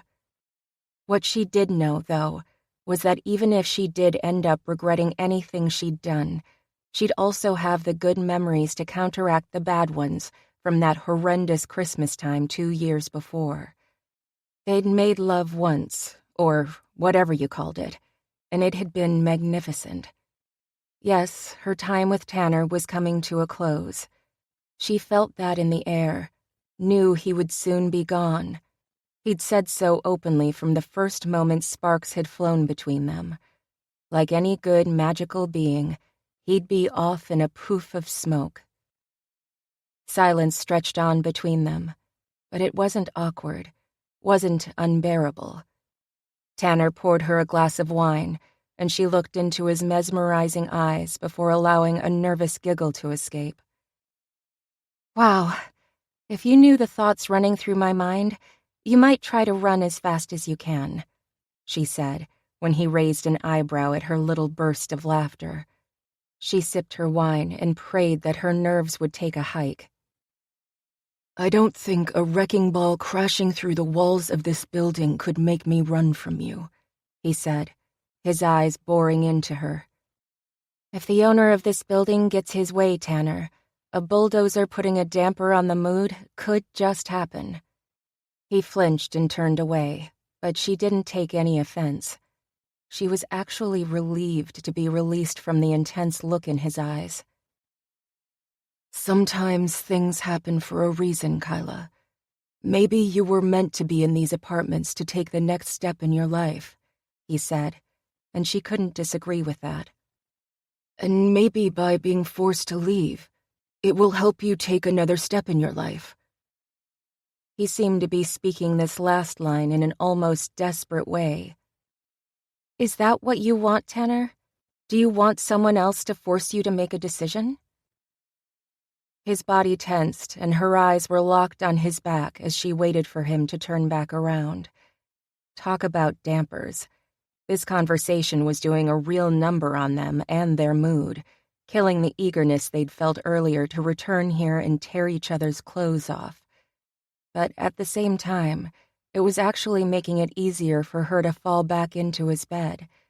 She felt she was getting to know him just a tiny bit. I've always made my own decisions, he said before letting out a sigh and turning back toward her. I didn't choose to be here, but I'm grateful for this moment. Grateful to be standing in this exact place with you right in front of me. Sometimes we're pushed to do something we would usually never do, and we might fight it, and we might look back and still be angry about it. But there's a reason for everything, and I have no doubt that I was meant to be here with you, right here and right now. To everything turn, turn, turn. He stepped toward her and cupped her cheek, and Kyla found herself on the verge of tears. So we quit fighting this, right? She said, nuzzling against his hand. We quit fighting what has been inevitable from the moment I laid eyes on you, from the first moment our lips connected, from the magical instant our bodies became one. We don't worry about tomorrow. We only appreciate what we have right now. Do you practice these lines, Tanner? She was trying desperately to break the intensity of the moment. I've never said anything like this to another woman. Ever. I don't lie, and I won't make promises that I can't or won't keep. But when I look at you, I can't look away for long. When I'm away from you, I want to rush to your arms. You have been messing with my head from the very first moment you stole into my apartment. Well then, Tanner, I'm glad to be guilty of my one and only instance of breaking and entering. I'm glad too. He leaned forward and captured her lips in a sweet kiss that had her head spinning. Who needed wine? But just when she was ready to grab hold of him, he let her go, kissing her quickly one more time before moving away. "I need to feed you," he said. She leaned back while she watched him fill her plate. The atmosphere, the food, the wine, and the perfection of it all. More than anything else in the past 2 years, it made her miss her parents. Each and every holiday, her mother would be in charge of a beautiful production, laying the table with their finest china, crafting desserts for days, and putting together the best dinner a person could manage.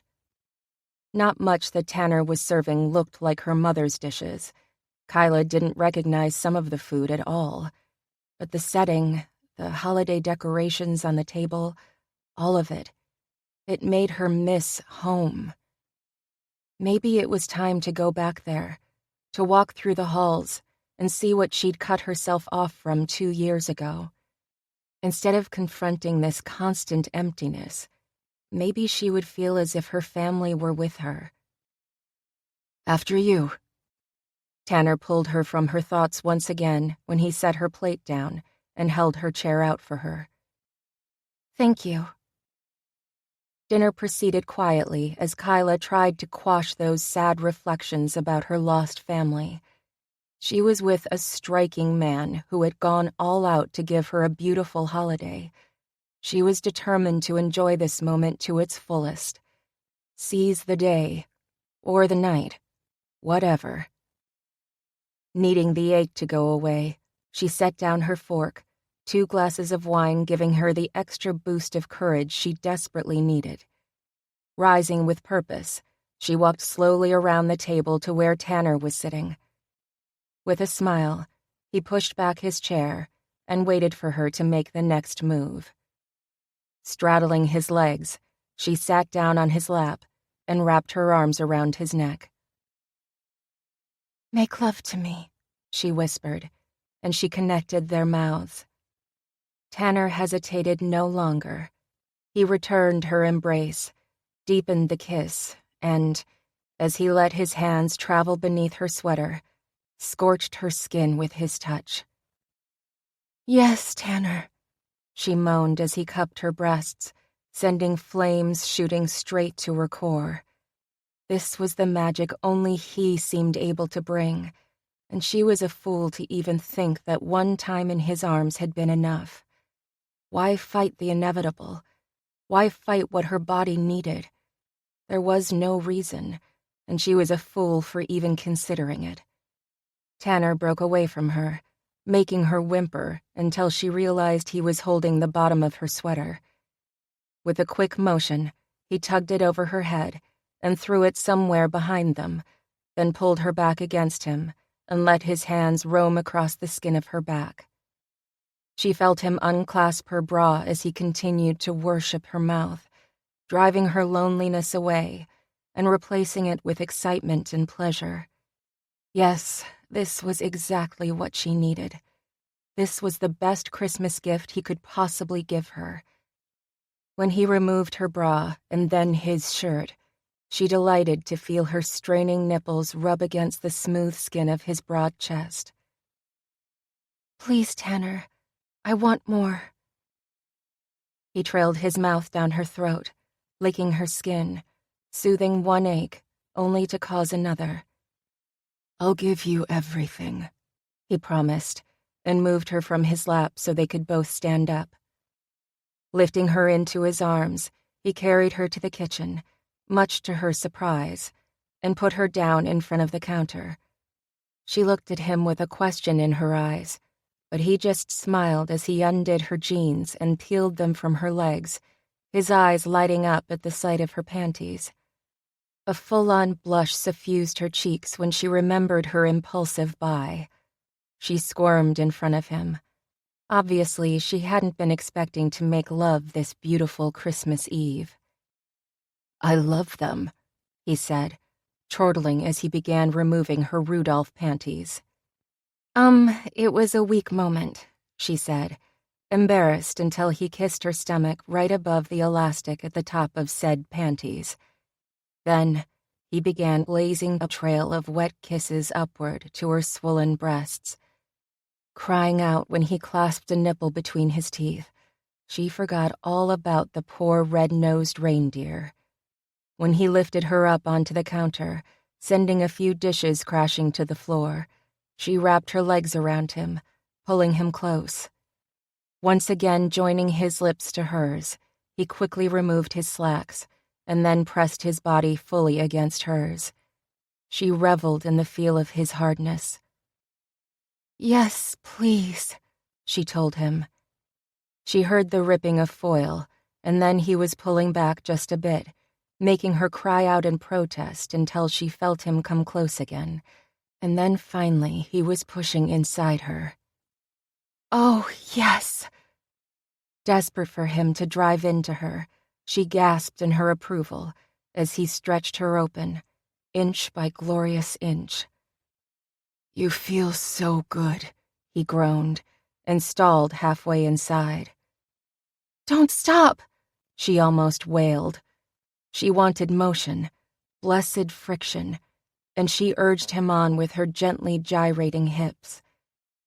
"Hold on," he growled, giving her body time to adjust. But she didn't want time. She wanted him, now. For a moment, he clenched his teeth as he looked into her eyes. Then he surged forward, burying himself fully inside her heat, making her head fall back in growing pleasure. If he moved even a little, she knew she would climax. She'd never shattered so quickly while making love. As if he could read her body, he withdrew and drove back in, sending her spiraling over the edge, making her clench around him, forcing a groan to come ripping from his throat. He plunged slowly in and out of her, prolonging her ecstasy until the last of her tremors died away. Then he grabbed her head and kissed her deeply as he began to move with long, deep strokes. Time lost all meaning as his hands explored her body and his mouth ravished hers. The beating of her heart pulsed in time with his movements. The pressure within her began building again as he continued his lovemaking, and suddenly she felt another release first rippling, then rushing headlong through her body. As she shook in his arms, he groaned, sinking deep inside her again, pulsing, spilling, and then becoming still. His head collapsed against her shoulder as a final shudder racked his body. She tasted the saltiness of his flesh, loved the flush that had stolen over his beautiful skin. An eternity must have passed before he drew back and looked at her passion-spent face. "That was unbelievable," he said as he again caressed her cheek. "I didn't think anything could be better than the first time we made love, but I was wrong." "I never want to stop," she replied, bending forward and brushing her lips against his, needing this man over and over again. "A lady after my own heart." He lifted her from the counter and began moving through his apartment. "Where are we going?" "Take a guess. We're going to continue doing it over and over and over again," he said with a wicked smile. "Oh, I must have been a very good girl this year." She laughed in delight as he laid her down on his bed and quickly climbed in after her. Yes, you have. You're definitely on Santa's good list." "That's too bad. I kind of like the idea of being on the naughty list," she said, and then blushed. "This just keeps getting better and better, Ms. Ridgely," he told her after a pause. "I can't imagine it getting any better, Mr. Mystery Man, but I'm more than willing to give it all I've got. We could at least try to stay on a roll." They didn't have to try very hard at all. Chapter 24. "Merry Christmas, Mr. Storm. You're a free man." Tanner looked down at his monitor-free ankle and sent the officer a withering look. He needed these guys to get the hell out of his apartment before Kyla woke up and found them here. When this had all begun, he'd been planning on beating the officers out of the apartment as soon as the ridiculous contraption was removed. Now it was Christmas morning, and he had a beautiful woman sound asleep in his bed. He and Kyla hadn't gotten more than 2 or 3 hours of sleep the night before. Still, he felt more energized than he could ever remember feeling. He didn't know whether that was from a night of great lovemaking or because he was off house arrest, but the ankle device was history, and he could finally return to his premium penthouse. Why wasn't he just writing her a note and thanking her for a great night, telling her that she could have whatever she wanted from his apartment, and that it had been fun, but he was out of here? Sheesh, what a bunch of questions. But he'd gotten what he wanted. There was nothing else for them to say to each other. It was finished. Of course, he'd never done that to a woman, and he didn't want to be the kind of man who did. Kyla wasn't some cheap hooker, and he wasn't a complete bastard. Or at least he hoped he wasn't. Even just thinking about bailing out on her like that turned his stomach. When the officers left and he shut and locked the door right behind them, he found himself wandering back to his bedroom, just standing there in the doorway and watching the rise and fall of her beautifully bare chest as she breathed evenly in her sleep.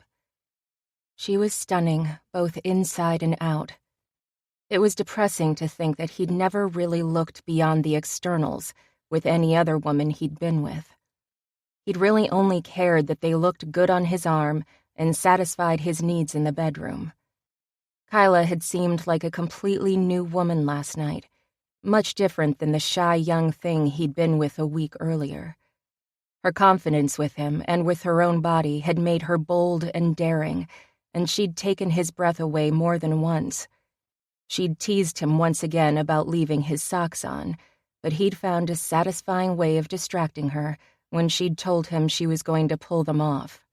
The last thing he'd wanted was for her to find the monitor. But that was a nightmare in his life that was now over and done with. As she began to stir, he left his position in the doorway and went to start a pot of coffee.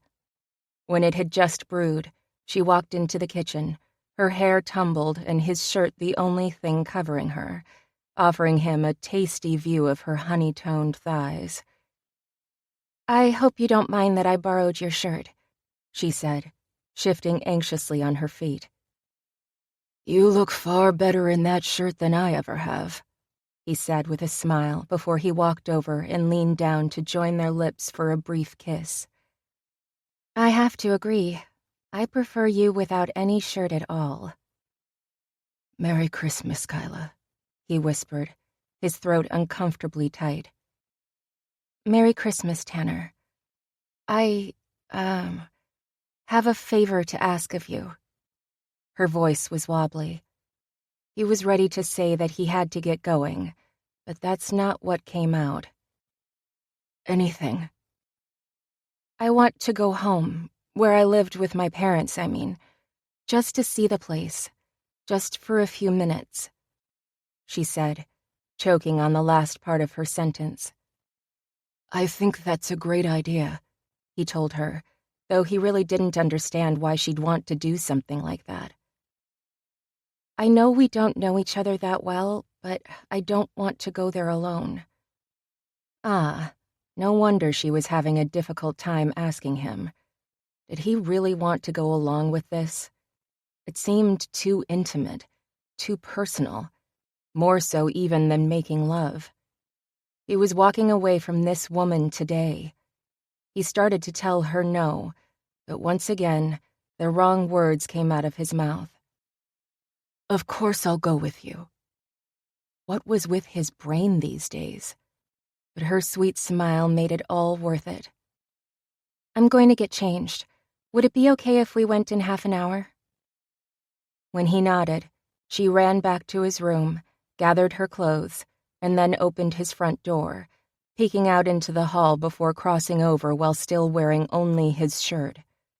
He wouldn't have minded if that was all she wore the entire day. Shaking his head, he went and grabbed a change of clothes, then jumped into the shower. She would return within minutes, and he was glad, because if he had too much time to think about this, he would find a way not to go with her, and though their time together was over, he needed to grant her this one final request. Wasn't it his duty as Santa? Tanner didn't know why it mattered, but he wanted her last memory of him to bring a smile to her face. If she were to hate him, he didn't think he could bear it. He was going to leave her, though, so why should her feelings matter at all?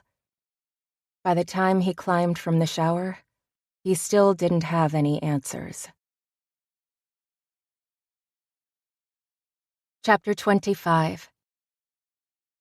Kyla trembled as they stood on the front porch of her family's home. The dried-out and browned Christmas wreath still hung in the center of the door, testifying that this house had been a tomb for the past 2 years. She was so afraid to walk in, terrified of what would be on the other side of the heavy wooden door. Take all the time you need. Kyla jumped at the sound of Tanner's quiet voice. They hadn't said much at all since she'd returned to his apartment to find him ready to go. And now she'd been so lost in her thoughts that she'd forgotten his very existence, or it seemed like it. Was this a mistake, she wondered, coming here on Christmas morning? If so, when would be the right time? If she was going to do this, now was as good a time as any. Because her fingers were shaking too badly to insert the house key in the lock, Tanner took it gently from her hand, set it in the keyhole, and turned. The sound of the long unused lock clicking open seemed louder to Kyla than a rifle shot. He didn't touch the knob. He just waited to see what she would do next. With a deep, fortifying breath, Kyla wrenched the door open. The entryway was dusty and decorated with cobwebs, the pictures on the walls barely visible under a film of grime, the floor dull with all the dust. No one had set foot in the house since a few days after the 3 tragic deaths, when her parents' attorney had arranged to have the food removed from the house. He'd told her it was to keep the smell away and the rodents out. She hadn't cared about anything at that time, and told him to do what he wanted. But when he said he'd also take the Christmas decorations away, she'd freaked out and screamed at him. "Leave them alone!" She'd apologized later, but he was a kind man and had never tried to make her feel guilty about her behavior. He had offered to have a cleaning service take care of the house, but she hadn't wanted anyone inside, feeling that it would be an invasion, an insult to her mother. So the attorney had the lawn taken care of, the outside of the home looked after, but no one was allowed through the front door. Kyla's and Tanner's shoes left marks in the dust covering the floor as they walked inside, and dust motes danced around them in the thick, stale air. She found herself drawn to the family room, where a brown tree stood tall with some decorations still clinging to its brittle limbs, and some lying broken on the floor, their weight apparently just too great over so much time. And sitting beneath the once-lit tree were many wrapped gifts, all of them covered in dust. Ashes to ashes. I'm so sorry, Kyla, Tanner whispered as he stood behind her, lifting his hand and placing it on her shoulder. "This is how I feel inside, dead and broken." Tears welled up in her eyes as she spoke. Those gifts had been picked out with love, some of them for her, some for her brother, and some for her parents.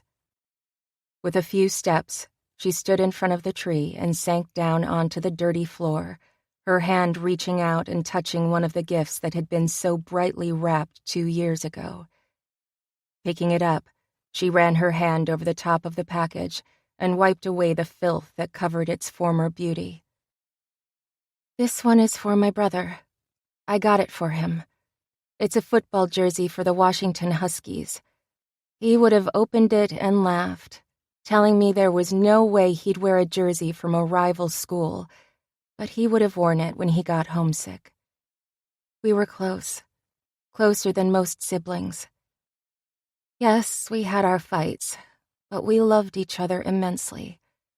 We could kick each other's asses, but if anyone else messed with either of us, we'd jump in and defend the other. I miss him so much. She wasn't making the least attempt to hide the tears now. I don't know what to say, Kyla. Tanner just sat next to her and wrapped an arm around her. There's nothing to be said. It's been 2 years, and yet it feels like yesterday. Why was I the one who got to live? It's not fair. This was something she'd never said to anyone. Not to the therapist she'd seen for a year, not to the police, not to the hospital staff, not to a single person. Why was she saying it now, to a stranger? Maybe because it was easier to speak with him, someone she knew she wouldn't see again when this thing between them was over. It wasn't a matter of if, but of when it would end. It's Christmas. Why don't you open this? He asked as he grabbed a small package and wiped away the dust covering the tag, showing her name clearly written in her mother's beautiful calligraphy. I can't, she said, though she took the package from his fingers. She would want you to have it, Kyla. How do you know that? What if she just wants to be home? Wants to celebrate the next 50 Christmases with her family, like she was supposed to? I know she would want you to have it, because if I had a child and I died, I would watch over that kid from above, smile when they triumphed, and cry when they fell. I would want my child to go on, no matter what happened. That's all any decent parents want for their kids. Do you have kids? Kyla turned to look at Tanner, really look at him, when she asked that question. He paused. No, I don't. He decided not to add that he probably never would either. Too much like work, and so much pressure. Kyla looked down at the package, and she suddenly felt herself undoing the paper. Inside, shining up at her from a bed of velvet, was a gold, heart-shaped locket with a smaller heart carved into its front. Her fingers shaking, she opened the locket and found, staring back at her, a tiny picture of her family, one of the photos they'd had taken a month before the accident. On the opposite side was an engraved message. "We love you forever and always, dearest Kyla. From Mom and Dad." Kyla smiled and sobbed and laughed at the same time as she closed the locket and struggled to open the clasp on its chain. Tanner gently eased it from her fingers and placed it around her neck. How can I go on? She asked, her mouth trembling as her fingers clutched the golden heart, which rested near her own. You have to, for your parents' and your brother's sake. They wouldn't want you to mourn them so deeply and for this long. They would want you to cry, to say goodbye, and then to remember them always. They would want you to live life to the fullest so the beautiful daughter and sister they loved can do all the things they wanted you to do. Weren't they happy when you succeeded? Yes, my mother was my biggest cheerleader. I would call her almost every day once I moved into the dorms. After a date, after a hard test, after every little milestone. I also came home every chance I got, and she came to visit often when I was off at college.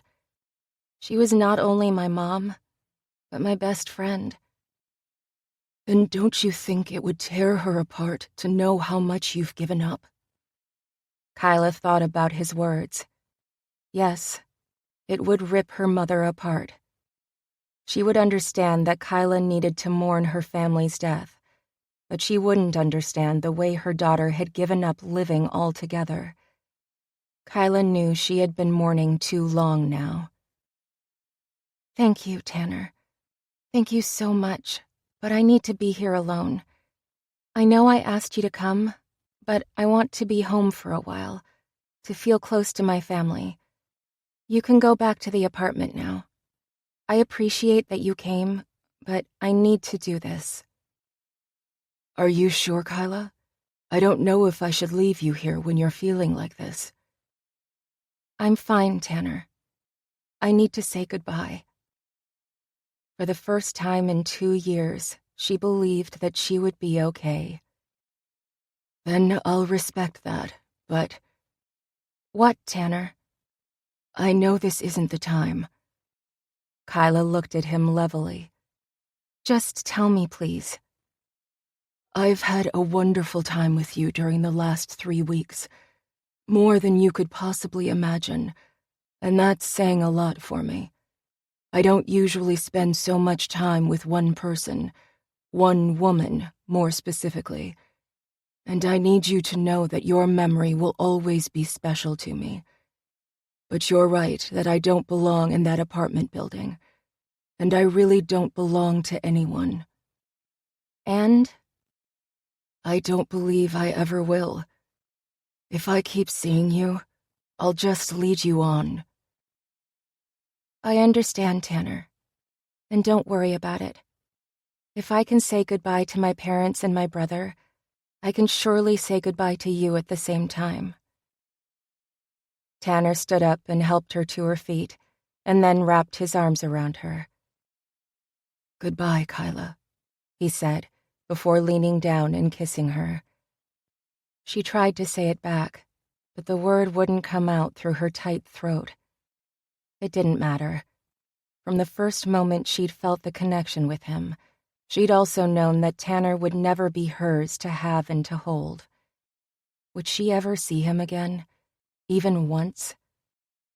When he let go, something inside of her knew that this was the last time, that when she returned to the apartment building, he'd be long gone. His eyes looked regretful, but they also looked determined. She could change her mind, plead for him not to leave, but she'd known exactly how this affair would end. She'd known all along that he wasn't a person who fit into her world. He said nothing else as he turned and left her alone in the family room. The sound of the front door opening and closing had such finality. Kyla sat back down in front of her dead Christmas tree, and she wept for the last time, saying her final goodbye to her family, and also to the stranger who'd come into her life to help her heal, and who had left as quietly and just as quickly as he'd shown up. Maybe he hadn't been real at all.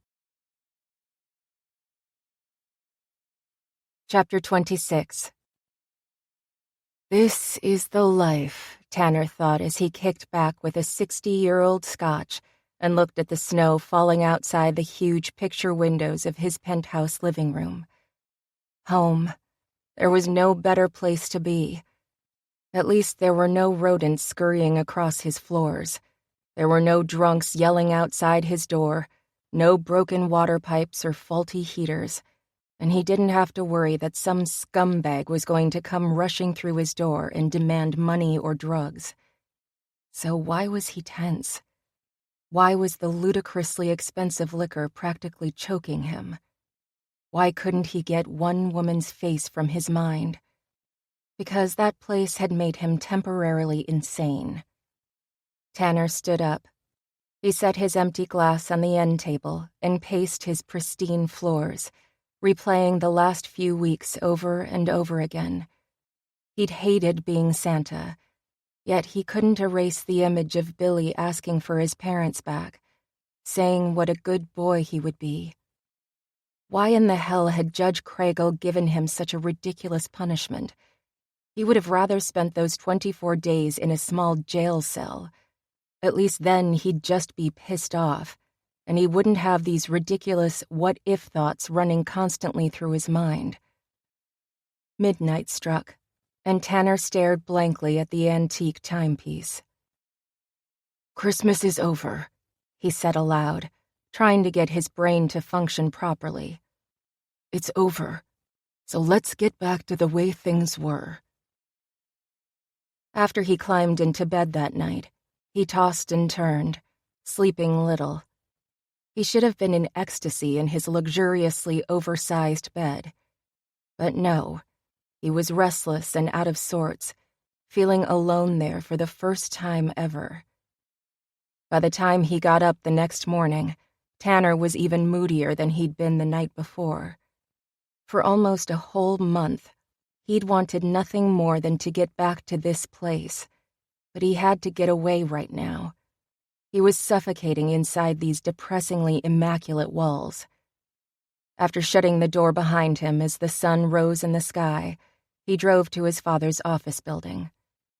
At one point, his dad had hoped his sons would take over the family business, and then, when none of them had stepped up to the plate, he'd sold that business and moved here, giving them each this test to turn a failing company around. Crew had succeeded. He was doing great. The rest of them were still struggling, fighting their father, not wanting to let the old man control them.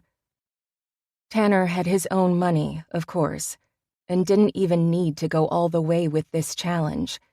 But he also knew that once he began something, he couldn't quit at the halfway mark.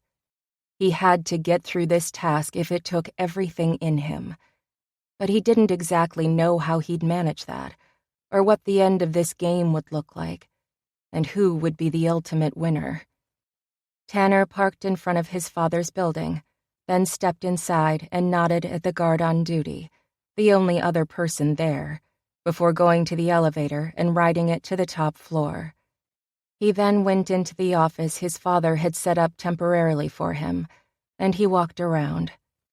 His father had given each of his kids an office in the building, hoping they'd see the light. He wanted his children to feel passion, to outgrow the selfishness they'd all embraced for a time. Tanner felt only hollowness, as if all he had within him was a stuffing of straw. But he'd handle this. He sat down at his desk, bound and determined that this would be just a phase that would soon pass. And it would. He had a strong will, and he wouldn't be held down for long. He thrived on work, thrived on being feared and respected by those in the know for all he'd amassed. He loved glamour and power. It was all a part of who he was, and he in no way wanted to change. 3 or 4 weeks taken from his life wouldn't make him change who he was forever. If he felt a little lonely, he could go and get a stupid cat. They weren't nearly as needy as dogs or humans. But he wasn't an utter misanthrope, and he wasn't without some sense of family values, damn it. He'd been playing his father's games because he did care about his family, but he certainly wasn't playing the games of some dim-witted judge. Opening his laptop, he dove into work, ignoring the fact that the rest of the building was empty, the employees spending time with their families. Holidays were no excuse for laziness. Hadn't that always been his motto? He didn't even know anymore what he felt or what he wanted, but he would erase that thought, and he would return to normal. It might take a few more days of adjusting, but that was all. Having assured himself that he'd be just fine, he filled his mind with nothing but work, and soon he even managed to convince himself that he was perfectly okay. He'd always been successful. Lying to himself the way he just had was proof of that. Chapter 27. "What do you want, Dad?" "Now, Tanner. I'm busy now, Father. Why'd you call?" "It's the week after Christmas," Richard told him, and the whole family missed you at the family dinner your Uncle Joseph was kind enough to include all of us in." Tanner thought over the Christmas Eve dinner that he had enjoyed immensely, and his eyes grew soft for the briefest of moments until he snapped himself out of it. That time was over, as well as it should be. "I've just been freed from my sentence, Dad. Did you really think I'd be in the mood to leap into the holiday spirit, to drink wassail and sing carols over a blazing fire with family love in my tender heart? That just proves how little you know about me. Anyway, I got enough Christmas spirit to choke a horse during my miserably long stint as a mall Santa." "You didn't enjoy meeting those cute little ones?" Tanner snorted, and then he absolutely growled. "Don't get me freaking started." Children. If he never saw another one of those ankle biters again, it would be too bloody soon. Throwing up, snot, greed, pain. No, that last thing didn't matter. A stranger's child had no business sitting on his lap and burdening him with so much sadness. He wanted to be angry with Billy, with the world. Anger was better than vulnerability. "Would a grown woman sound better?" "Oh no, Dad. Surely you're not trying to set me up with someone. The last time you got me to go out on a blind date, the only time, was the mother of all disasters." "I'm a little more realistic now," Richard told his son. "Back then, I thought you'd want a nice girl, and maybe Melba would show you the value of, yes, personality. Don't snort at me, and don't forget that I'm still your father and always want what's best for you. Plus, I now know rather more about what men your age want and even need." Had his dad gone round the bend? The guy hadn't even dated for years and years after Tanner's mom had departed from all their lives faster than a tired-out tornado, and now the old man was actually attempting to get a hot date for his son? Interesting. Might be worth playing along, at least for a few minutes, or until he grew bored. "What's her name?" "Miranda Raffle. She's the daughter of a big real estate investor in town, a friend of mine, and she needs a date tonight to take her mind off a recent disappointment. You've met her before, if I recall." Wow, Miranda Raffle. Yes, Tanner had met her before. It was only about a month ago, at a party, and she had been endowed in all the right places. She was a true beauty. Smart, too, not just some little bimbo who would coo at him and have him ready to head for the hills before the sheets got cold. She'd been all over him, but he couldn't close on the deal because he had to get up early for his worthless trial. One of his attorneys had been at that party and had run interference. Damn his hide, saying it wouldn't look good for the defendant to stand in front of Judge Kragle and look like he'd just had the debauched time of his life. But now? Yes, now Tanner was going to get a belated Christmas present. "Okay, Dad. I suppose I could help you out. Not for more than this mercy operation, you know. I don't do long-term. But if you want me to take her out once or twice to cheer her up, I'm sure I can take everything into hand." "Great, son. She wants to go to a new place. It's called La Petite Vide." "Of course she does. I wouldn't expect anything other than the highest pedigree of taste for a woman like Miranda." "I thought you could afford it, Tanner, but I'd be happy to slip you the cash if you need a little help." Crap. He'd completely forgotten that his father believed he was on the same tight budget as his siblings. He'd best be a little more careful in what and how he said certain things. "Come on, Dad. You know it's no problem." He delivered those words with just enough arrogance that his father surely had to ask himself what was going on. Was he wondering whether his son was covering up his insecurity about being trapped in this game with his dad as puppet master? Or was the guy unsure how he'd be able to afford the 5-star meal? Tanner expected to pay the highest of prices for his dates. It was well worth it when, at the end of the night, they kindly paid him back. Miranda was certainly treating the place as if there were prizes to be won by finding the top dollar dishes, despite the built-in handicap of places like these, which had no prices on the women's menu. What would she do, Tanner asked himself, if he suggested going to get warm cookies for dessert? Or if he took her to a soup kitchen? Nah. But he was having a good time, he tried to assure himself. All signs pointed to the sack. Her knee kept brushing his, and the gleam in her eyes and the flutter in her lashes told him a lot, too. She could talk with authority about caviar and wine, and when the subject turned off onto business and even the stock market, she easily kept pace with him there as well. Maybe he'd even consider a second date, at least if she was as good in bed as her looks and the heat coming off her promised. Just as he was getting ready to suggest they take their meal to go, her eyes lit up, and she looked him straight in the eye, and the conversation went quickly for the worse. I couldn't help but hear about your recent sentence, Tanner. Miranda threw him a sly smile after saying what she must have been holding in all evening. Oh, that. He pursed his lips together, then decided to chill. Maybe she was going to actually commiserate with him and say properly nasty things about that senile judge. What was the worst she could do? They were having a great time. She wouldn't want to ruin it. I wish I could have seen you as Santa. I could have poked that cute little padded belly and... Damn it. She was screwing with him. They should have guessed that even the most cultivated of women weren't above poking a guy while he was down.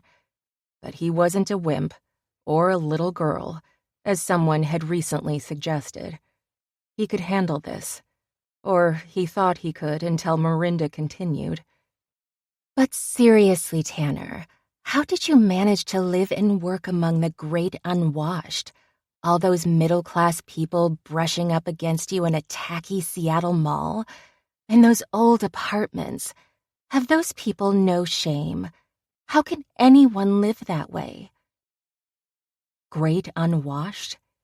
He had rubbed up against the truly unwashed on Christmas Eve, and at first he was horrified. But he'd come to know a few of them, if only a little, and to understand where they were coming from. And this woman was treating even people with homes and jobs as beneath her contempt. And those awful kids, of course, sitting on your lap. They probably drooled as they begged dear old Santa for lots and lots of the most ridiculous gifts. No, not all of the kids were awful. Tanner could think of one kid in particular whom he wouldn't mind seeing again. But Miranda was at last saying something sensible. He knew where this was going. She would soon launch into a denunciation of the commercialization of Christmas and the greed choking our great nation. Of course, he'd thought a bit about that over the past few weeks. And those kids were doubtlessly disappointed. Hell, even I was disappointed this year. Daddy is still struggling a little from the real estate bust a few years ago, and I was so eager for a decent car. My Mercedes is just so embarrassing. It's such a conservative car, really, even in price, and the darn thing is a year old now. My friends all pity me. And then there's my wardrobe, and... Tanner had a lot of practice tuning this sort of thing out, and tune it out he did. What was shocking him was the fact that he was no longer so eager to take her back to his place and get her in his bed. What in the hell was wrong with him? Who gave a crap if she was shallow? What did it matter if she was beginning to bore him? Her body was still out-of-this-world erotic, and she had lips that would fit just right around certain body parts. Strange. Why did that thought now disgust him instead of excite him? Dinner finished a couple of long-suffering hours later, and Tanner decided that as soon as he got the woman out of the restaurant, he'd rush her to his car, dump her at her place without so much as a goodnight kiss, and, pleading a headache, speed away. "Tanner, you wouldn't mind making one quick stop for me, would you?" she asked, her fingernails sliding up and down his forearm, her eyes fluttering once again. He'd been interested a few hours ago, but that look was now making him physically ill. "Of course," he said automatically, though he would rather chew on nails than spend any extra time in her presence. How had she been so interesting a month ago, and even at the beginning of their evening tonight, and then turn on him so quickly? She named an address, and Tanner's eyebrows shot together, but he pulled out into traffic and headed in that direction.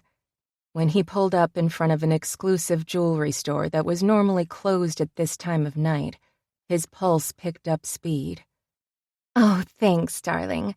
My daddy needs me to pick up his cufflinks," she said with a giggle, and she didn't move from the passenger seat. In any other circumstance, he would have gotten out of his car and gone to open the door for her, but this time he sat there, frozen. The last thing he wanted to do was to go with her into that jewelry store. "Tanner?" she prodded. Damn it. Caving in, he apologized for the delay before stepping from his car and going over to open her door. "It's okay. I enjoy sitting in your car, too. The seats are just so comfortable, much more comfy than what I have in my outdated Mercedes." If she made one more comment about her car, which cost more than most people made in 2 years, he might accidentally push her off the curb into oncoming traffic. "Welcome back, Miss Raffle. Are you here to see that necklace?" Tanner was somehow able to wipe all expression from his face, but his body was tense as he escorted Mirinda to the counter. The salesman was practically salivating. Of course he was. He worked on commission. "No, Clinton, I'm picking up my father's cufflinks," she said with a pout, but a brilliant smile turned up her lips. "But since I'm here, can I see my necklace again?" "Of course." The man went into the back and returned with a velvet case, which he set on the pristine glass counter. When he flipped open the lid, Mirinda gave a happy little gasp. Then she looked up, and she met Tanner's eyes with a calculating look. He'd had enough. Tanner had bought a lot of jewelry, and he knew it well. The necklace Mirinda was so desperately trying to get him to buy her came to at least $100,000. That was a low-end bid. And a month ago, he'd have had no problem buying something like that if a woman was good enough in bed to be worth the high price tag. He'd thought her beautiful. Sheesh. Now, all he could see was ugliness. How could anyone justify wearing something so extravagant for a single night when the streets were filled with people who would be grateful for one little piece of toast? "Do you have the cufflinks?" The cold authority in Tanner's voice instantly stopped the conversation that Mirinda was holding with the salesman. Her lips turned down unhappily as poor Clinton put the necklace away. And then she and Tanner exchanged not another word as he escorted her back to his car and drove her directly home. He didn't even need to plead a headache to get out of bedding this sad excuse for a woman. Her libido had frozen up when he didn't buy her that flawless diamond necklace. By the time he got back home that night and sat down looking down upon the city, Tanner knew he was in trouble. His world was shifting, and it wasn't in a way he wanted it to shift. He only hoped it was only a temporary thing. Chapter 28. Tanner had no idea why he was standing in front of this stranger's house with an armful of gifts, but standing there, he was. He paced nervously as he looked at the front door and the merry wreath still hanging on it, though the holiday was now over. Finally unable to tolerate his indecisiveness, he moved up and rang the doorbell. He heard the shuffling of feet on the other side, and he waited for the door to open. "Can I help you?" a woman asked, looking at Tanner with suspicion. "Is Billy home?" "Who are you?" The woman didn't open the door any farther. "I know him and his grandmother. They live in my building," Tanner answered. So live was the wrong verb tense. Close enough. "Billy has been having a difficult time. His Christmas was so rough. I don't know if it would be a wise idea for him to see anyone right now," the woman told him. "I can understand that, but I brought him some gifts," Tanner said. "I know they're a bit belated, but they might help make things better." The woman looked at him skeptically. "I can make sure he gets them," she said coolly, but she didn't back down and let Tanner in. Tanner wanted to push past her, wanted to find Billy and tell him everything would be okay. But wouldn't he be lying? He didn't know if it would all be okay or not. He didn't seem to know anything right now, other than he was a selfish bastard who'd walked away from a woman who was in deep pain, and he hadn't once checked on the child the two of them had found in a basement crying and afraid. Tanner couldn't even think about seeing Kyla, though.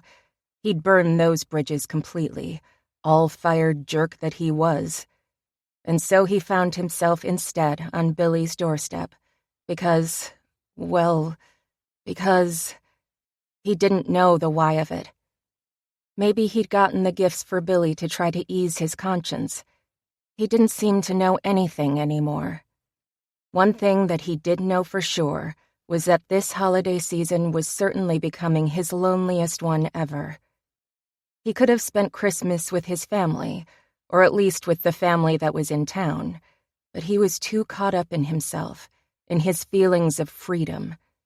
Everyone he knew and loved was just beginning to really heal for the first time, and he hadn't had the decency to join in, to remember what Christmas was all about.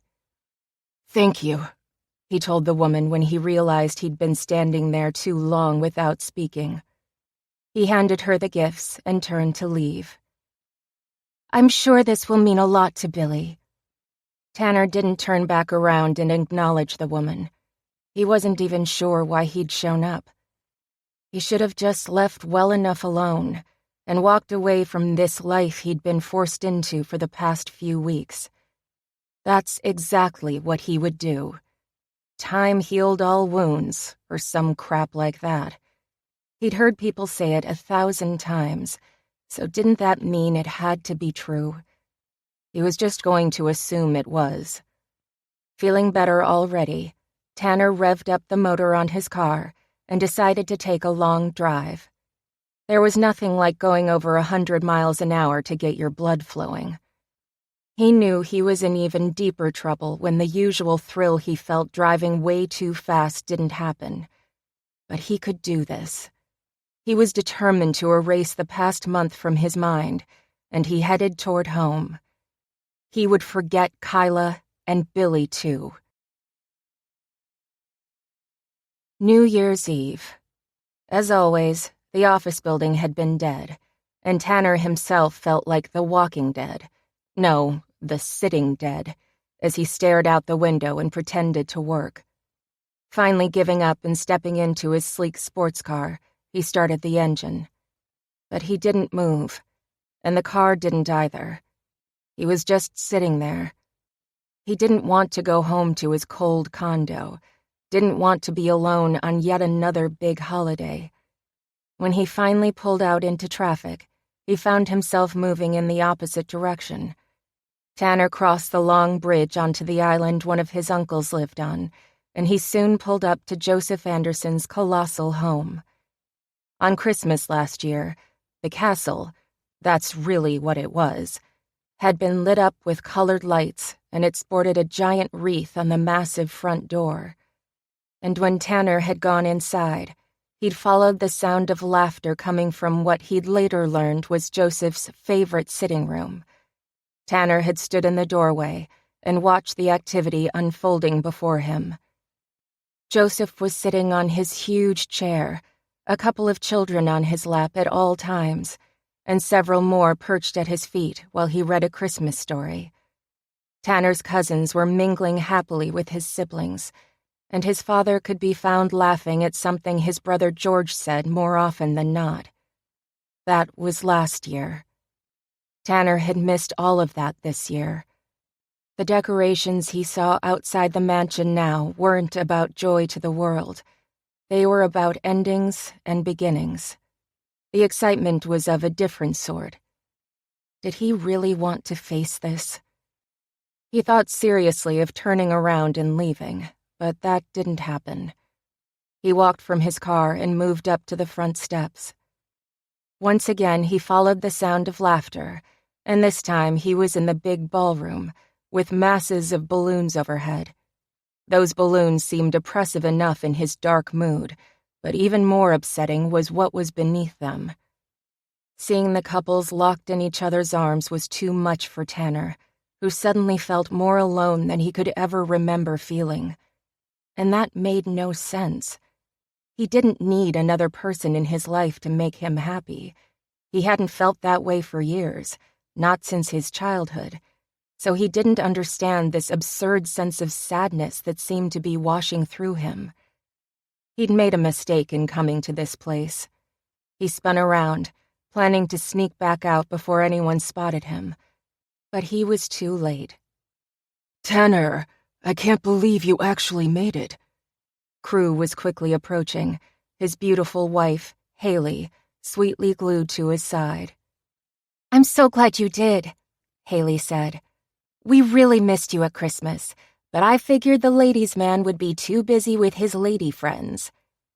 She detached herself from her husband, threw her arms around Tanner, and gave him a big hug. Tanner doesn't go for ladies exactly, Crew said. He likes his women a little more down and dirty. Shut up, Crew.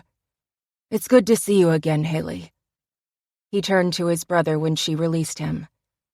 I'm not staying long. I just thought I would stop by, bro. Oh, nonsense, Crew said. What in the world is more important during the whole Christmas season than family? Better late than never.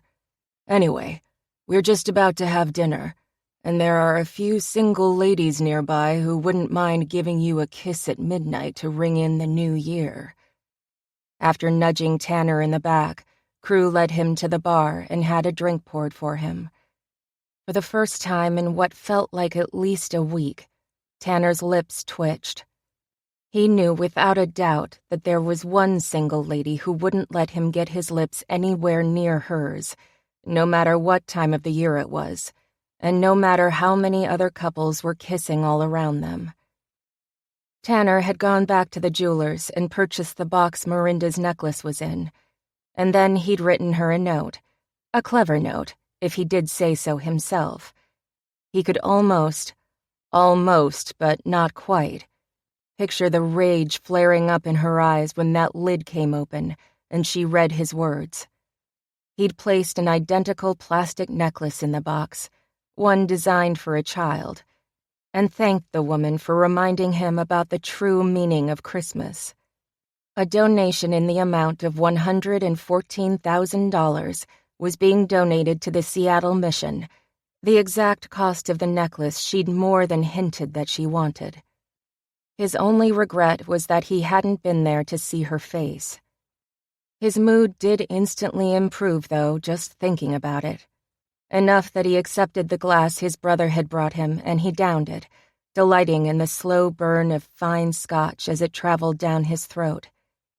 He got another one and sipped away contentedly as more family members found him. "How was your stay at that old apartment building?" his cousin Mark asked. "It was awful," Tanner replied. "I've never been so happy to leave a place. That judge was seriously out of his mind." "It couldn't have been too awful, not with such a hot neighbor," Lucas said with a wink. A hot neighbor? Something you want to tell me about?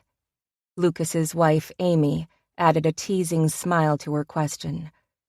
"Well, of course she didn't even come close to comparing to you," Lucas said before grabbing Amy and kissing her, making her giggle. "Hey, kids, save it for midnight," Tanner grumbled. "Oh, you're just jealous," Crew retorted as he planted a kiss on his own better half. "Ha, I don't want the marriage and kids thing. I like my freedom way too much," Tanner said. He finished his second glass of scotch and went back for more. "Yeah, that's what we all said," Lucas told his cousin. "I've certainly changed my mind about that. It seems all the good women have been snatched up already, so I'll just have to deal with my sad bachelor status," Tanner said, breaking out an arrogant smile and hoping it came through just fine. "Or did I mean revel in it? The harder they fight, the more it hurts when they fall," Joseph said in his booming voice as he joined them. "Happy New Year, Uncle Joseph," Tanner said. He hadn't known this man for all that long, really, but the guy was larger than life, and Tanner couldn't imagine anyone on the whole planet who didn't instantly love him. "Happy New Year to you too, Tanner. I'm sure glad you decided to show your face. I was a little offended you weren't here last week," Joseph said in his gruff manner, making Tanner feel instantly like a child who was being scolded. "But you must be so glad to see the last of that apartment and those kids in the mall. At least that's what your father said would happen." "It wasn't all bad." "No?" "There was someone I met who was really nice. Maybe 2 people. And I worry about them. But there's nothing I can do to help either of them. Not now." Tanner didn't even realize he was going to say any of that until it popped out of his mouth. Who in the hell was he?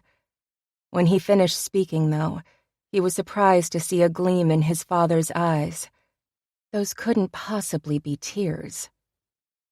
"You have grown a lot this past year, son. I'm proud of you," Richard said. "You might feel that there's nothing you can do, Tanner, but you'd be surprised by what can happen when you put your mind to it," Joseph added. Tanner shifted uncomfortably on his feet and was relieved when the topic changed. Still, he couldn't get Kyla from his mind, or Billy for that matter. Amid all the laughter, he felt even more alone than ever before. And that had been growing exponentially over the past week, whatever that word meant. Nonsense. Pulling himself together, he managed to hold on until the big countdown began. But as he looked out at his relatives, all of them with someone, all happy and in love, or at least that's the way it appeared to him, he decided he'd had enough. He wasn't going to watch others' lips lock together, not when there was only one woman he wanted to kiss this New Year's Eve. And it wasn't going to happen. It didn't matter, though, because he was happy with his life, he told himself, refusing to cave into the depression hanging threateningly overhead. Kyla was from his past, and there was no use in turning back. Chapter 29. Tanner knew he'd lost his mind when he found himself parked in front of the old apartment building a week after New Year's Day. This was the place where he'd been condemned to live for more than 3 weeks while donning a Santa suit and dealing with a bunch of whiny kids. Why in the world was he subjecting himself to coming back here? Because this is where Kyla lived, and he couldn't stop thinking about her. 2 full weeks had passed since he'd left her there alone in her parents' home, and she'd looked so lost and broken. Should he have stayed? Yes, he felt like a heel for not waiting for her on the front steps, and like a worse heel for actually breaking up with her on the spot. He'd been trying to be kind, but he snorted. Kind? Scared was more like it. What if she'd needed him once she'd stepped outside that mausoleum of a home? He'd just taken her at her word and left, called a cab and rushed back to his old life. He hadn't even bothered going back to the apartment building. There was nothing there he'd needed or wanted. Nothing but Kyla. He was just going to check on her now, nothing more. He'd slept with her after all. It was the responsible thing to do to make sure she was doing well. Just because he wanted to check on her didn't mean he cared, or that he wanted to have an actual relationship. He didn't do relationships. For the past several years, he'd found women who were interested in mutually beneficial sex. That was great. No one got feelings hurt when it was over, and that happened quickly. Still, he was striding down the hallway of the building. As he moved toward Kyla's door, he was beginning to see the place differently. Maybe there really were some possibilities here. As much as he didn't want to think it, there was beauty in the moldings, and now that the heating was working properly and the place was getting much-needed repairs, he could see some potential. He'd have to confer with his architect. When Tanner made his way almost involuntarily to Kyla's door, his hand went on autopilot. Hell, it wasn't the first time that had happened. Footsteps on the other side told him she was home. With the chain in place, she cracked the door open. He would have to tell her that wasn't a surefire method of keeping people out. Once they had an opening, no matter how small, they could easily force their way in. Hello, Kyla. Hell, was he an expert on doing lame? She must have thought so, because she left the door chained. What are you doing here, Tanner? I missed you. Tanner didn't know which of them was more surprised by his words. You disappeared, she said. Her look was clear. Don't think you have a chance at a repeat of our night together, Tanner. You had your chance, and you blew it. I was only ever going to be living here for 3 or 4 weeks, but it was an experience, he said, pasting on his most charming smile. Why don't you invite me in? I don't understand. Who moves into a place for only that little stretch of time? The door shut as she unlatched the chain.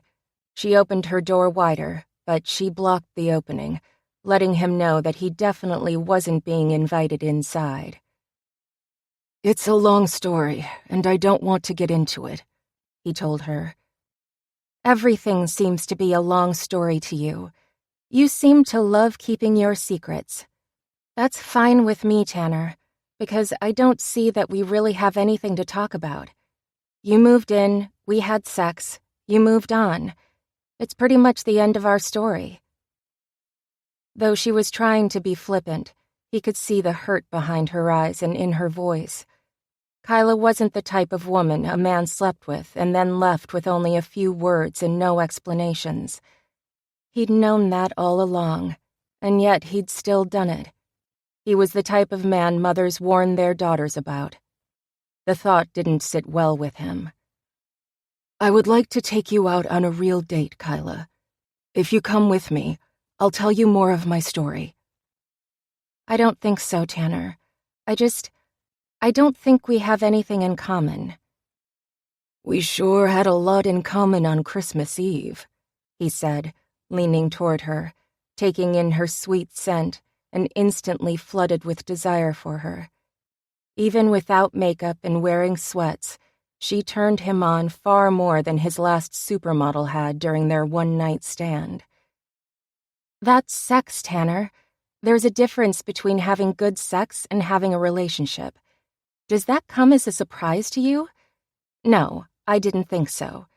We both knew when we slept together that it wasn't going to lead into anything more, so I expected not to sleep with you again. But I didn't expect you to completely disappear. You said you wanted to be alone, he said in a helpless effort at self-defense. I did. Thank you for respecting that. Have you made any decisions? Not yet.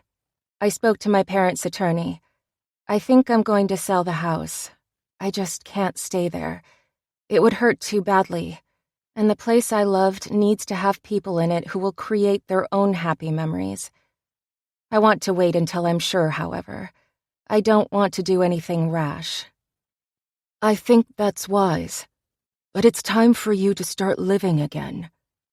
Yes, I agree, which is why I spoke to the admissions office at my old college this week. I'm hoping to get back to school for spring term, though I'm cutting it close. I'll have to see if it works out. That's wonderful, Kyla. Shockingly, he actually meant it. I think you should go now, Tanner. It's been nice seeing you, though. She tried to shut the door, but he blocked it with his hand. Please, I just want to talk, Kyla. What the hell? He wasn't the kind of guy to beg a woman for attention. Before she could respond, there were footsteps in the hallway, and as Tanner moved around to see who was coming, he heard his name being called. Mr. Storm, I'm so glad to find you here. The demolition crew is going back through the building for a new plan to turn into the city, and they need your signature on some papers. Tanner turned back just in time to watch Kyla's eyes widen when reality hit. He knew his chances of getting her to speak to him had just flown completely out the window. His team had told him they were getting new bids on various costs for what to do with the building, but he hadn't realized they'd be working as soon as today. For a man whose luck was nearly perfect, could that be only in finance? Today was turning out not to be his day. "You own this building?" she gasped. Unless he was prepared to make up a story and lie flat out, Tanner was caught. My father handed it over to me 6 months ago. Her eyes narrowed dangerously. "So you're the worthless bastard who's been trying to evict us since you got your greedy hands on the place. What were you doing here, Tanner? Or should I say, Mr. Storm? Were you scoping out the place, hoping to find proof that it needed to be condemned so you could rip it all down and then come in and build some fancy high-rise?" At his guilty look, her eyes narrowed even more, if that were possible. "That's what I thought. I am such a fool. I knew you were out of my league. I could practically smell it on you, but I had no idea how far out you really were. Did you have fun slumming it with the poor girl down on her luck? You must have really wanted to close that little deal. After all, you subjected yourself and your manicured hands to serving food at a homeless shelter." It wasn't like that, he said, running his fingers through his hair in frustration. Yes, he'd just had a manicure. "I know exactly how it was, Tanner. You were stuck here doing your underhanded snooping, and I just happened to be in front of you. With nothing better on the horizon, you decided to get an easy lay. I'm sorry it took so long. Hell, if I had turned over sooner and hadn't had that attack of shame, you could have gotten more than just a couple of nights of cheap sex." Tears filled her eyes, but she refused to let them fall. I was forced to be here by a judge. I wasn't spying, he snapped as he paced in front of her. Residents who'd been approaching heard danger and wisely backed away, though not so far that they couldn't overhear all of this juicy information. "Oh, I see. That makes it so much better. You're some rich guy who committed a crime and got community service instead of jail time. That's why you were Santa, isn't it?" He nodded, though before he could try to defend himself again, She said what was clearly her final piece. "You need to keep away from me. I don't ever want to see you again." Before he could stop her, she slammed the door shut, and he was left standing there wondering what the hell had just happened. When pounding on her door didn't get a response, he turned away. She wasn't going to speak to him again. It was no use.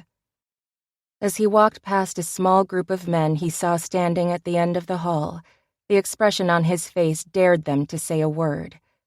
Luckily for them, they kept silent. When Tanner left the building, his car peeled out, tires squealing. He was furious with Kyla, furious with the whole situation.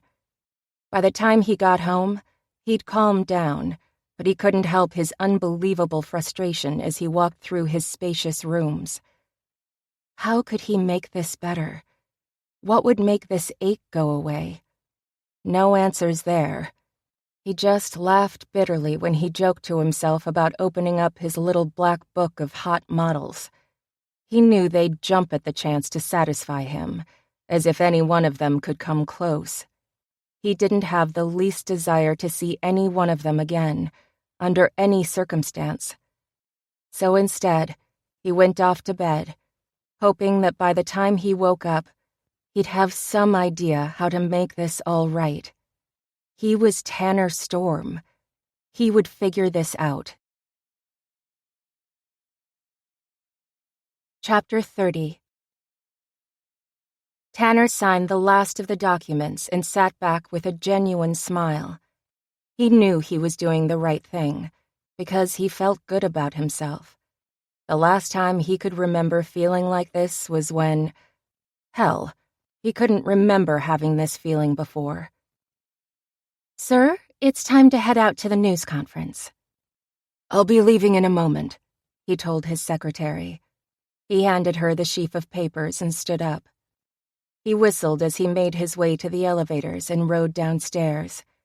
With luck, he would be seeing Kyla today. He in no way expected her to give in easily, but wasn't that part of the fun in all of this? For the first time in his life, he was really enjoying the chase, enjoying that there was a woman out there who wasn't afraid to tell him what she thought. And he wanted to be with this woman, not just for a night of passion, or 10 nights of passion for that matter, but for the kind of time that ended after forever. He slipped into the back seat of the waiting car along with his assistant and thought of only one thing as the driver wove through the heavy Seattle traffic, of seeing her again. If all went well, he'd soon have her in his arms. He couldn't expect it too quickly, of course. It certainly wouldn't happen tonight. But he'd stick with his pursuit of her for as long as it took. She was worth it. A crowd was waiting in front of the apartment building as he emerged from the car. Reporters were asking questions. Cameras flashed. He smiled, waved, and continued forward, stepping up onto the podium that had been set up for this event. Tanner waited for the crowd to quiet down, and then he spoke.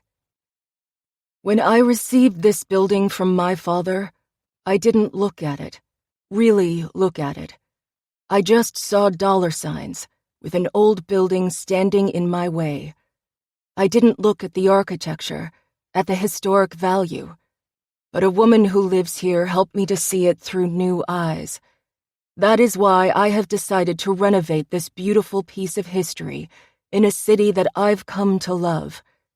The project will take 2 years to complete, but when we're finished, this apartment building will stand proud, regaining all her former glory. And I'll be proud too. The residents who live here will have a home as long as they want, and we will keep the costs down for those who move in when we're finished fixing the place up.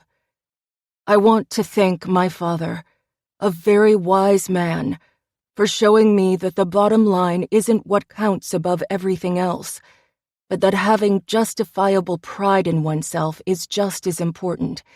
In fact, more important. He believed that the restoration of this building would remind me of who I am, and he was right. Mr. Storm! Mr. Storm! Hands shot up as every one of the reporters tried to get his attention.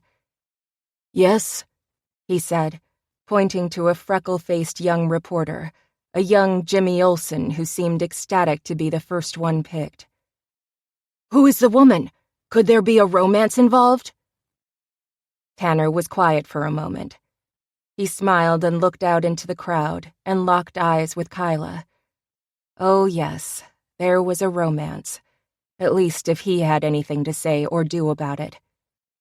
I sure hope so, he said, a huge grin splitting his face, and a gasp surged through the audience.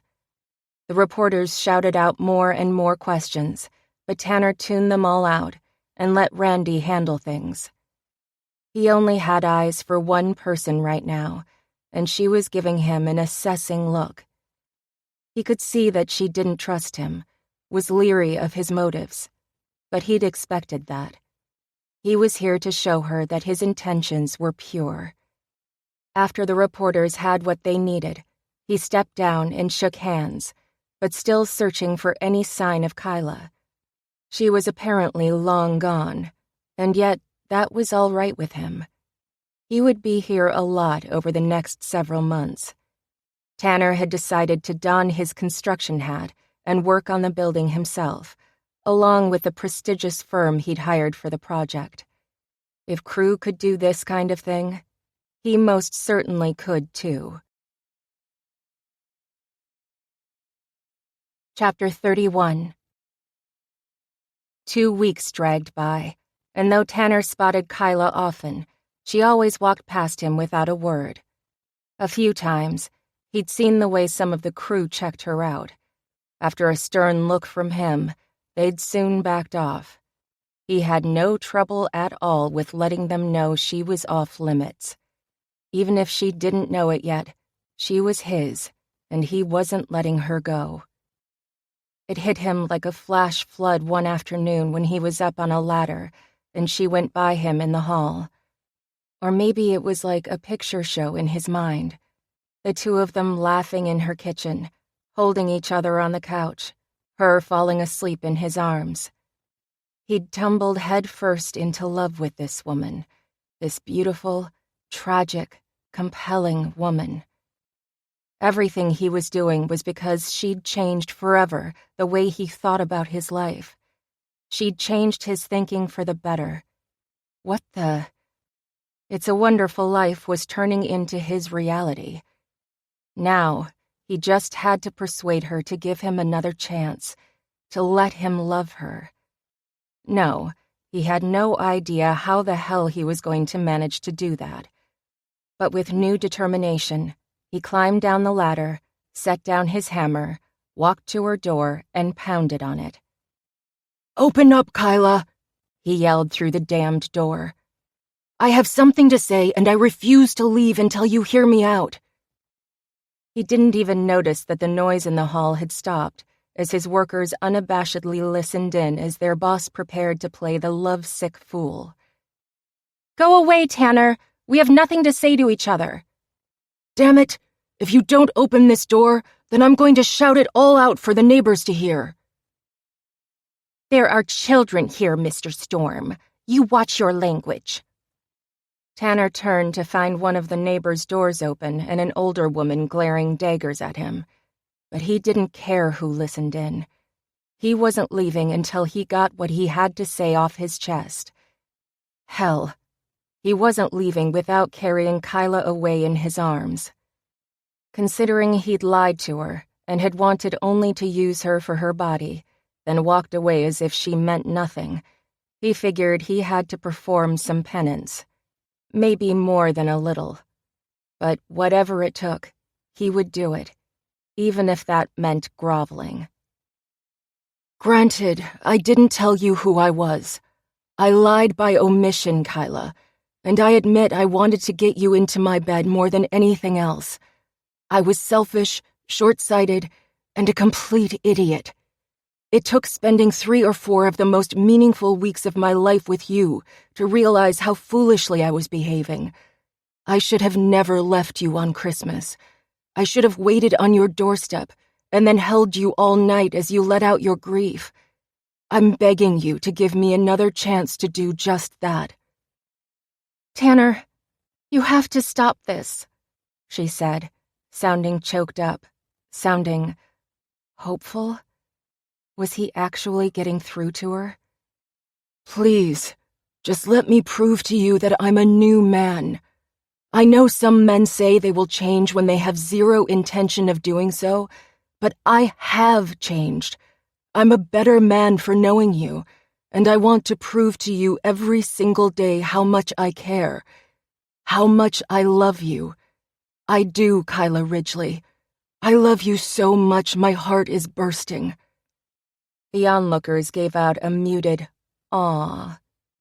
But Kyla's door stayed shut, although he kept staring at it, willing it to open. "Please, just open the door, Kyla.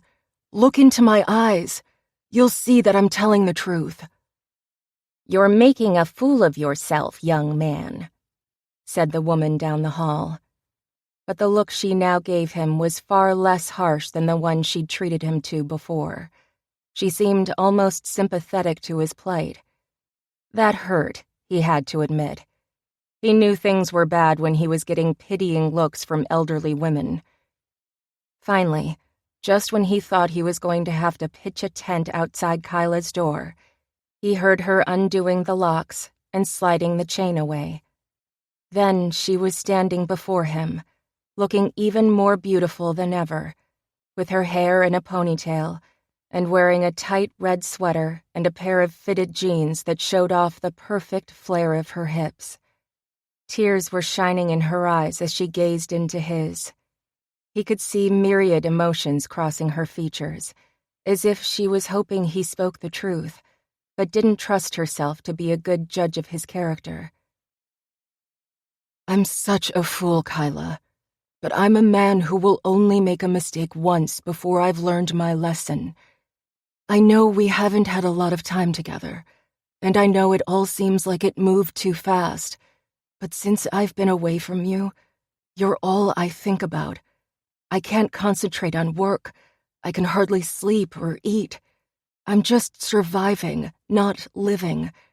I need you as a part of my life, a permanent part of my life. I won't terrify you by asking you to be my wife, at least not today, but I am asking for a chance, a real chance for us to know each other. I love you, Kyla. I've never before said that to a woman." "Oh, Tanner, I don't know. My first instinct is to throw my arms around you and say yes, but this is too fast. We don't know each other. We spent less than a month together and—" She dropped her voice briefly to a whisper. "We made love only twice. Okay, for only 2 nights if you want to get technical. I want to believe this is real, but things like this don't happen to somebody like me. You're a man who has the world in the palm of his hand. I'm just a lost girl, someone who's pretty much alone in this world, and I have nothing to bring to the relationship," she said, hugging herself tightly. "How can you say that? You are everything, Kyla. You're strong and beautiful, funny and caring. You have a heart of gold. Though you've been dealt some difficult cards in life, that doesn't define who you are. It only shows how much strength you actually have. I fell in love with you because of your strength and your goodness and everything about you. Please let me prove to you how much." He reached out and gently pried her arms away from her body so he could take her hands into his. I stopped believing in love when I lost my family," she said, the pain so clear in her eyes that he felt it to his very soul. "Then let me show you how to love again." She allowed him to fold her into his arms, and she rested her head against his chest and sobbed. A flood of emotions she'd been holding in for so long broke free, and he was strong enough to carry her through. "Please just let me love you, Kyla. I promise to cherish you, promise to help you carry the burden you've been carrying alone for too long. I love you too, Tanner. I don't know when or how it happened, but I've missed you, missed your smile and your jokes, missed the way I felt when I was with you. The pain faded, hid away for a while when I was with you. I think I felt guilty about that, felt as if it were wrong for me to keep living my life, to be happy when the rest of my family couldn't be here to experience such wonderful emotions. I know now that's not what they would want. I know they'd want me to be happy. Yes, they would, he said, and leaned down and captured her lips. As he kissed her, his heart flooding with love, he suddenly noticed the clapping. Lifting his head, he looked around and saw the hall filled with people who had just witnessed his groveling, but he didn't even care. He'd seen something like it not long before, but without the happy ending. The old Tanner would have minded, but he was a new man. Hadn't he said that much to the world? "Congratulations, Sonny," the nosy neighbor said, then went back into her apartment now that the show was over. The construction workers didn't move. "Get back to work," Tanner told them, trying to sound stern, but not able to pull it off, since he couldn't get the goofy grin from his face. "Let's have some privacy," Kyla said, pulling away and holding out her hand for him to take. She didn't have to tell him twice. The two entered her apartment, and he couldn't believe how nervous he was, or how hard his heart was pounding. He couldn't mess this up now that she'd finally let him in. "I don't want you to think this is about sex, but I want you so badly," he said, unable to quit running his hands up and down her back. "It's definitely about sex. I want you too, Tanner," she admitted, then pressed up against him and kissed him with a hunger that could only match his. Lifting her up into his arms, he carried her to her room and stood her in front of her bed, slowly taking off each piece of her clothing, his fingers shaking as he bared her body to his enraptured eyes. After laying her gently on the covers, he yanked off his own clothes without taking his eyes from her. Then he climbed up on top of her, lying between the perfect heat of her thighs, and he kissed her again, enjoying the slow tangling of their tongues as they reacquainted themselves with each other. He moved his head down her neck, sucking her skin and rejoicing in her taste. After skimming his lips across the tender mounds of her breasts, he proceeded to her stomach, enjoying the quiver in her belly while he rested his cheek against her core. Lightly, he kissed her stomach and caressed her sides and arms, her skin a perfect silk beneath his rough hands. Bringing his arms beneath her, he lifted her up and moved lower, cherishing this moment. She pushed up against him, her body knowing exactly what it needed, and slowly, inch by mesmerizing inch, he approached her very center, letting his tongue trace the sexy bone of her hip, and then going to where her heat was calling him. The quiet moan coming from her throat floated around him and made his body throb with even greater need. He pressed his lips downward, then fluttered kisses on the soft folds of her womanhood. Lifting one of her legs, he placed it on his shoulder, opening her fully up to him so he could gaze at her perfection before leaning down and tasting her again, exciting her, building her pleasure to nearly unbearable levels. Unable to take it slow any longer, he kissed her heat intimately, worshipping her beautiful folds with his hot tongue and making her cry out when he sucked her swollen butt into his mouth and swiped his tongue across it. "Tanner, please take me," she gasped out, and though he wanted to sink within her, he also wanted to keep drinking her in, feeling her, making her burn. His arousal pulsed with incredible need, and he reached down and gripped it, trying to ease the ache. It didn't help.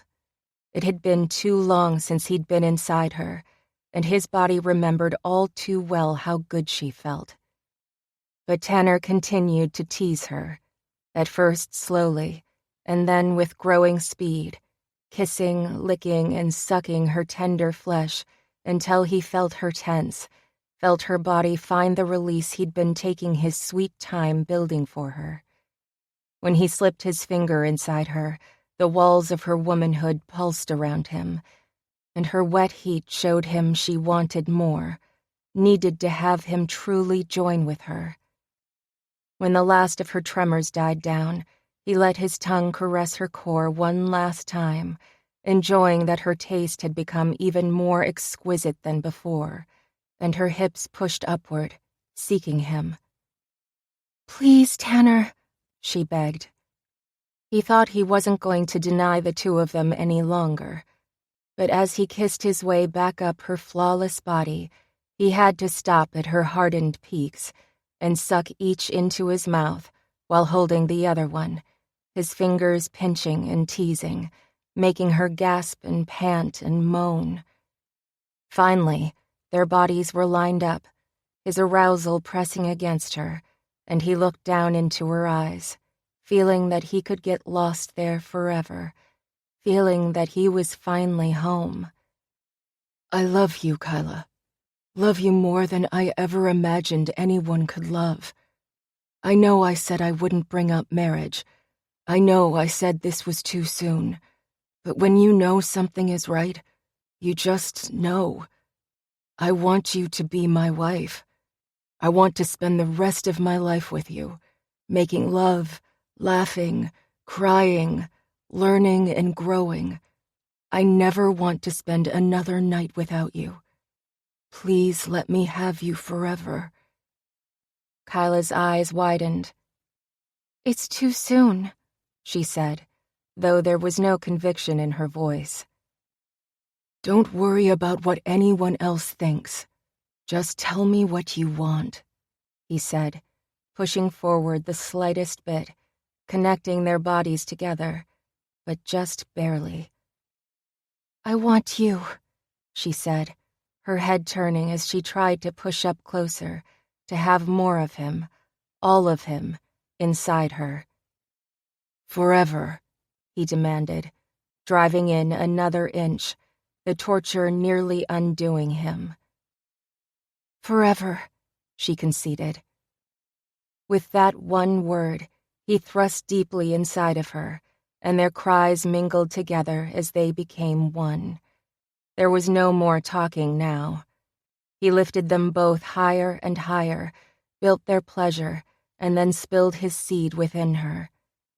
By the time their passion was spent, and he was holding her in his arms, caressing her skin, and thanking heaven that he'd seen the light, Tanner could barely hold his eyes open. But he did have one final thought. If he ever ran into Judge Kragle again, he'd probably have to tell him that he was a pretty good guy. The man had altered Tanner's life for the better. On second thought, why encourage such a meddling old geezer? Tanner decided that he probably wouldn't admit a thing. He'd just think it when he finally came up for air.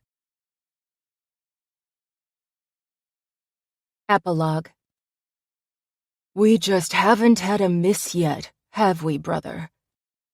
Joseph looked at his brother George with a smile. Of course we haven't. We are Andersons, after all, he said with a boisterous laugh. I sure missed out growing up with the two of you, but I think I'm learning quite well on my own, Richard said as he sat back with a big grin. Oh, yes, brother. You may be named Storm, but the Anderson blood runs through your veins hot and fast, Joseph told him proudly. I knew the minute I met Kyla in that old building that she was perfect for one of my boys, Richard said. To tell you the truth, I thought she'd be well suited for Lance, but she and Tanner are a perfect match. Yes, they are, And now that they've adopted Billy, they've already begun their family, George said. I should get some credit here, Judge Kragle said with a hearty laugh of his own. Sentencing him to community service and to stay in his building was pure genius. You get 90% of the credit, Richard told him. And don't forget what my granddaughter did to push Tanner in the right direction, the judge added. Miranda's acting classes really paid off. Do you think your boy will ever figure it all out? Hopefully not. If he does, I think we're all in for it, George said, pretending to wipe sweat from his brow. I'm not too worried. Plus, Miranda said she busted up laughing when that jewelry box arrived, with the plastic necklace and his note in it. She said it was the best gift she's ever received, knowing that so many more people would have warm meals because of her acting skills. Ah, how could he be upset even if he knew? Love blossomed for that boy, and he's happier than he's ever been, Richard told them confidently.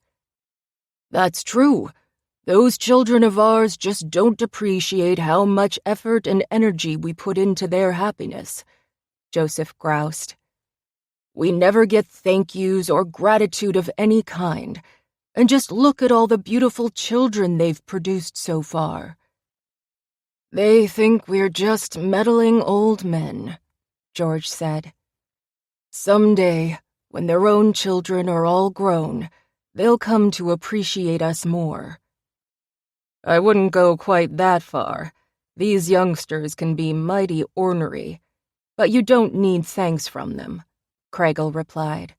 Having all of those grandchildren is thanks enough. I still wouldn't mind a thank you, Joseph growled. This had been something he'd been saying for years, but though he could bark with the best of them, he wasn't the type to bite. So, who's next? Kragle asked, eagerly joining the three brothers in their matchmaking schemes. I've been seeing some big changes in Ashton of late. I think it's time to focus our attention on him now, Richard said, accepting another glass of scotch. Well then, Ashton it is, George said, clinking glasses with his brother. And I want in, Kragle said with a chuckle. We won't turn you down, Joseph said. The four men bent their heads together, and the scheming continued. This concludes the reading of Holiday Treasure, Book 3 in the Lost Andersons series by Melody Ann. Copyright 2014 by Melody Ann. This book was read by Samantha Cook. This unabridged recording was produced in 2016 by Blackstone Audio, Inc., which holds the copyright. Neither this recording nor any portion of it may be reproduced or used for any purpose without prior written authorization from Blackstone Audio, Inc. If you would like to obtain a monthly update telling you about new releases, call 1-800-SAY-BOOK. That's 1-800-729-2665. For a complete listing of our titles, visit our website at www.downpour.com. Thank you.